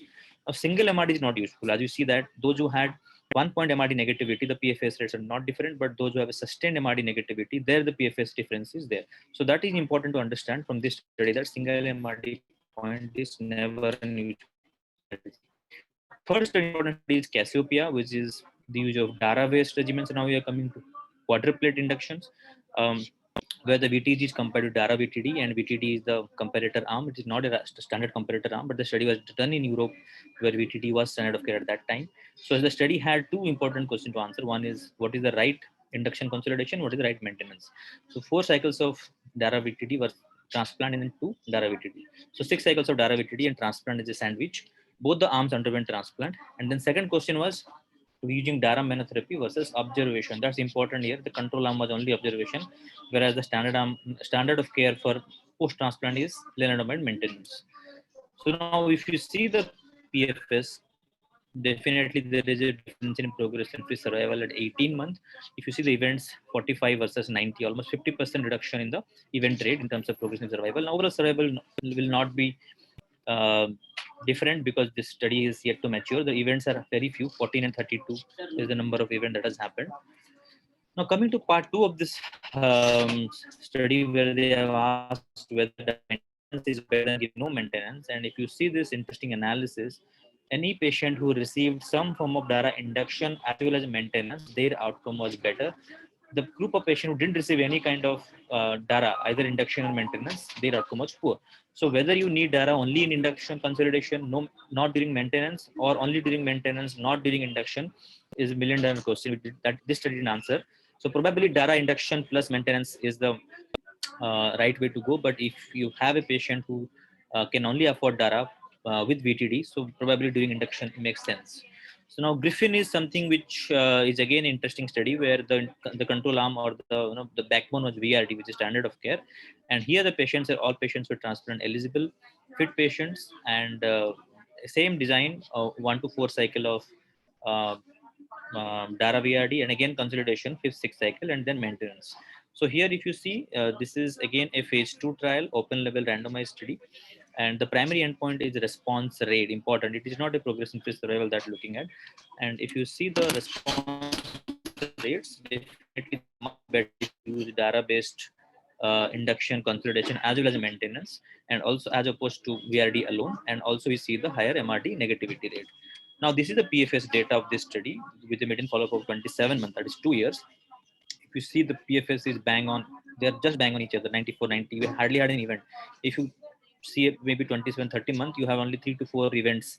So definitely you don't have good events to say that the PFS is better. However, what we know from this study is that response rates are better. We have to wait for the PFS data to mature. But in a given patient, where do I offer? Maybe in high risk group is something which is only during induction, 9 doses with VRD. Now let's switch gear to transplant ineligible group. The only study that got published recently and very important is Maya study, where they have used Dara Lendex versus Lendex in a newly diagnosed multiple myeloma who were transplant ineligible. So if you see there, this is the trial design. It's an open label randomized phase 3 study with a response to the primary endpoint of progression free survival. And this is again till progression. This is still progression. Dara RD versus Dara Lendexa till progression in both the arms. Now this is the progression-free survival at 5 years, 52 versus 28. You can see the difference in PFS, huge difference in terms of progression survival. And interestingly, this study has shown an overall survival benefit. If you see in upfront setting, showing overall survival benefit, you have very few study which has shown a OS benefit in upfront myeloma, and this is one of that study. Now, the only study that come into comparison of this Maya study is the SWOG study, where RD was compared with BRD. But there are certain things that you should understand when you compare these two studies. The median age in SWOG was 63, here it is 73 years, and 99% patients are above 65 years of age. All patients were transplant ineligible in Maya, but as opposed to SWOG study, where only 33% patients not intended for transplant. And 46% patient Dara received Dara in control arms. There is good crossover of use of Dara at progression, but only 21% received first relapse. So if you see, this is in Maya study, this is definitely a very elderly population, and still you got the benefit. And when you compare the Kaplan-Meier curves, both the study PFS curve, both study, look at the Dara VRD look better if you cross-trial comparison. But if you see the Lendexa arm of this study and the Lendexa arm of the SWOG study, that also are different. The Lendexa, the median PFS of Lendexa in Maya was 34, whereas if you see the SWOG study, it is 28. So that says that probably they are a better group of patients with who's got a better PFS in the control arm. But having said that, if you see the difference in terms of PFS in when you add Dara, the hazard ratio is 0.5, whereas if you see the hazard ratio here is 0.7. So looks like it's a good strategy if the patient is not tolerating bortezomib, replacing bortezomib with Dara makes sense in upfront myeloma. Now let's switch. This is the treatment paradigm of upfront myeloma. Now, when the patients relapse, we have relapse 1, 2, 3, 4, 5. So we have patients who will relapse multiple times in myeloma. But most of the relapse study will take this group of patients, 1 to 3. This is the standard inclusion criteria for all relapse studies. So whatever data or that I will show you will be applicable to this group of patients. Now, after third relapse, probably you have something like CAR-T, novel therapy, BiTEs. So that I'm not going to discuss today. So what are the landmark trials? The landmark trials are this 6 trials. Optimism is for VPD, Candor study for DKD, Apollo is DPD, Aspire is KRD, Castor is DVD, and Pollux is DRD. So these are all in the relapse refractory setting.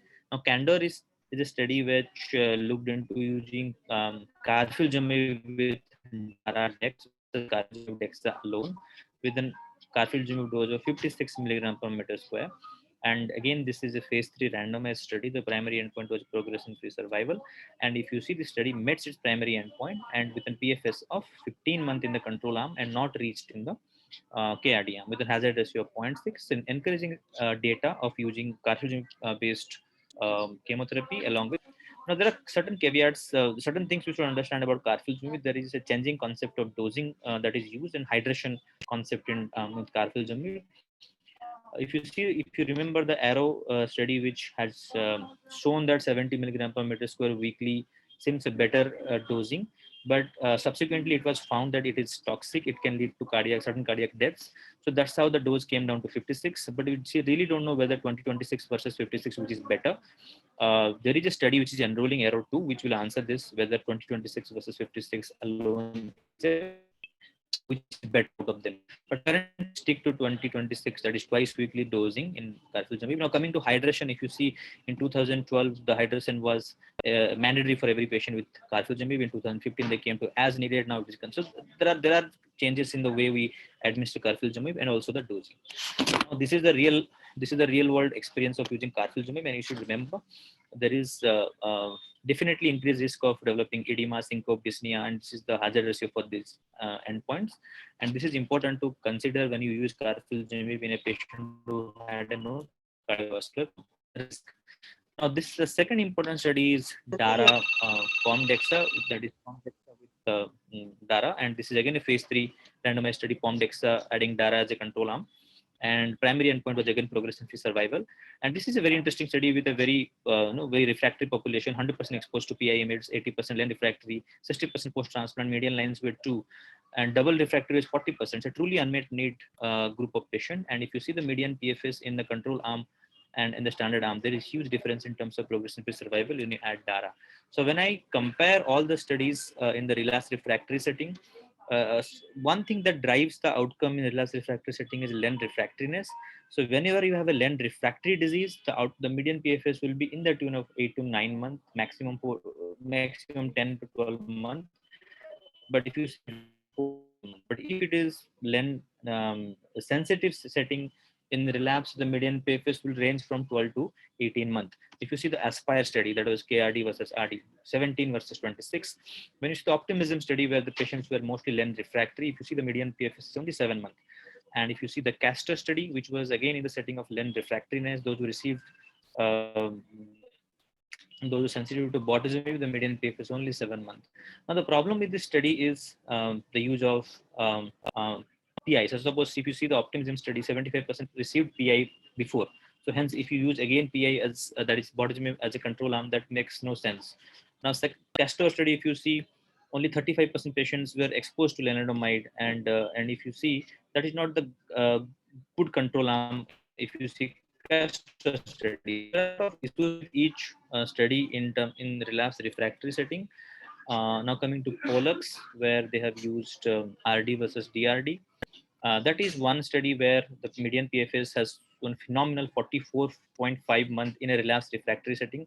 So there is some kind of synergism when you add an IMiD with DARA, and you see that improved PFS, whether it is Pollux or it is Apollo, that particular phenomenon is definitely now evident that when you add DARA with an IMiD, the PFS improves significantly. There is some kind of synergism between as opposed to DARA with PIs. Now, same as I said about Apollo study, a truly refractory group, 80% len refractory, and you still see a median PFS of 12 months. Now, Candor I discussed. So if I have to summarize what is the rational approach to first relapse and later, whether your patient is len refractory or not. If the patient is len refractory at first relapse, you have the options of using DVD, DPD, PVD. So these are the standard the options. That is any bortezomib or pomalidomide based regimen. And when they relapse, in the second relapse, you can use carfilzomib, cyclophosphamide based regimen. If the patient is not refractory to len at first relapse, then important to use len based regimen, whether it is KRD or DRD. DRD will be my go-to regimen based on the Pollux data. Within 44-month PFS, it looks very promising. Now then you can switch to KPD when the patient progresses. So that's how is the treatment paradigm. And thank you very much, and happy to take any questions. Thank you, Tarachan, again.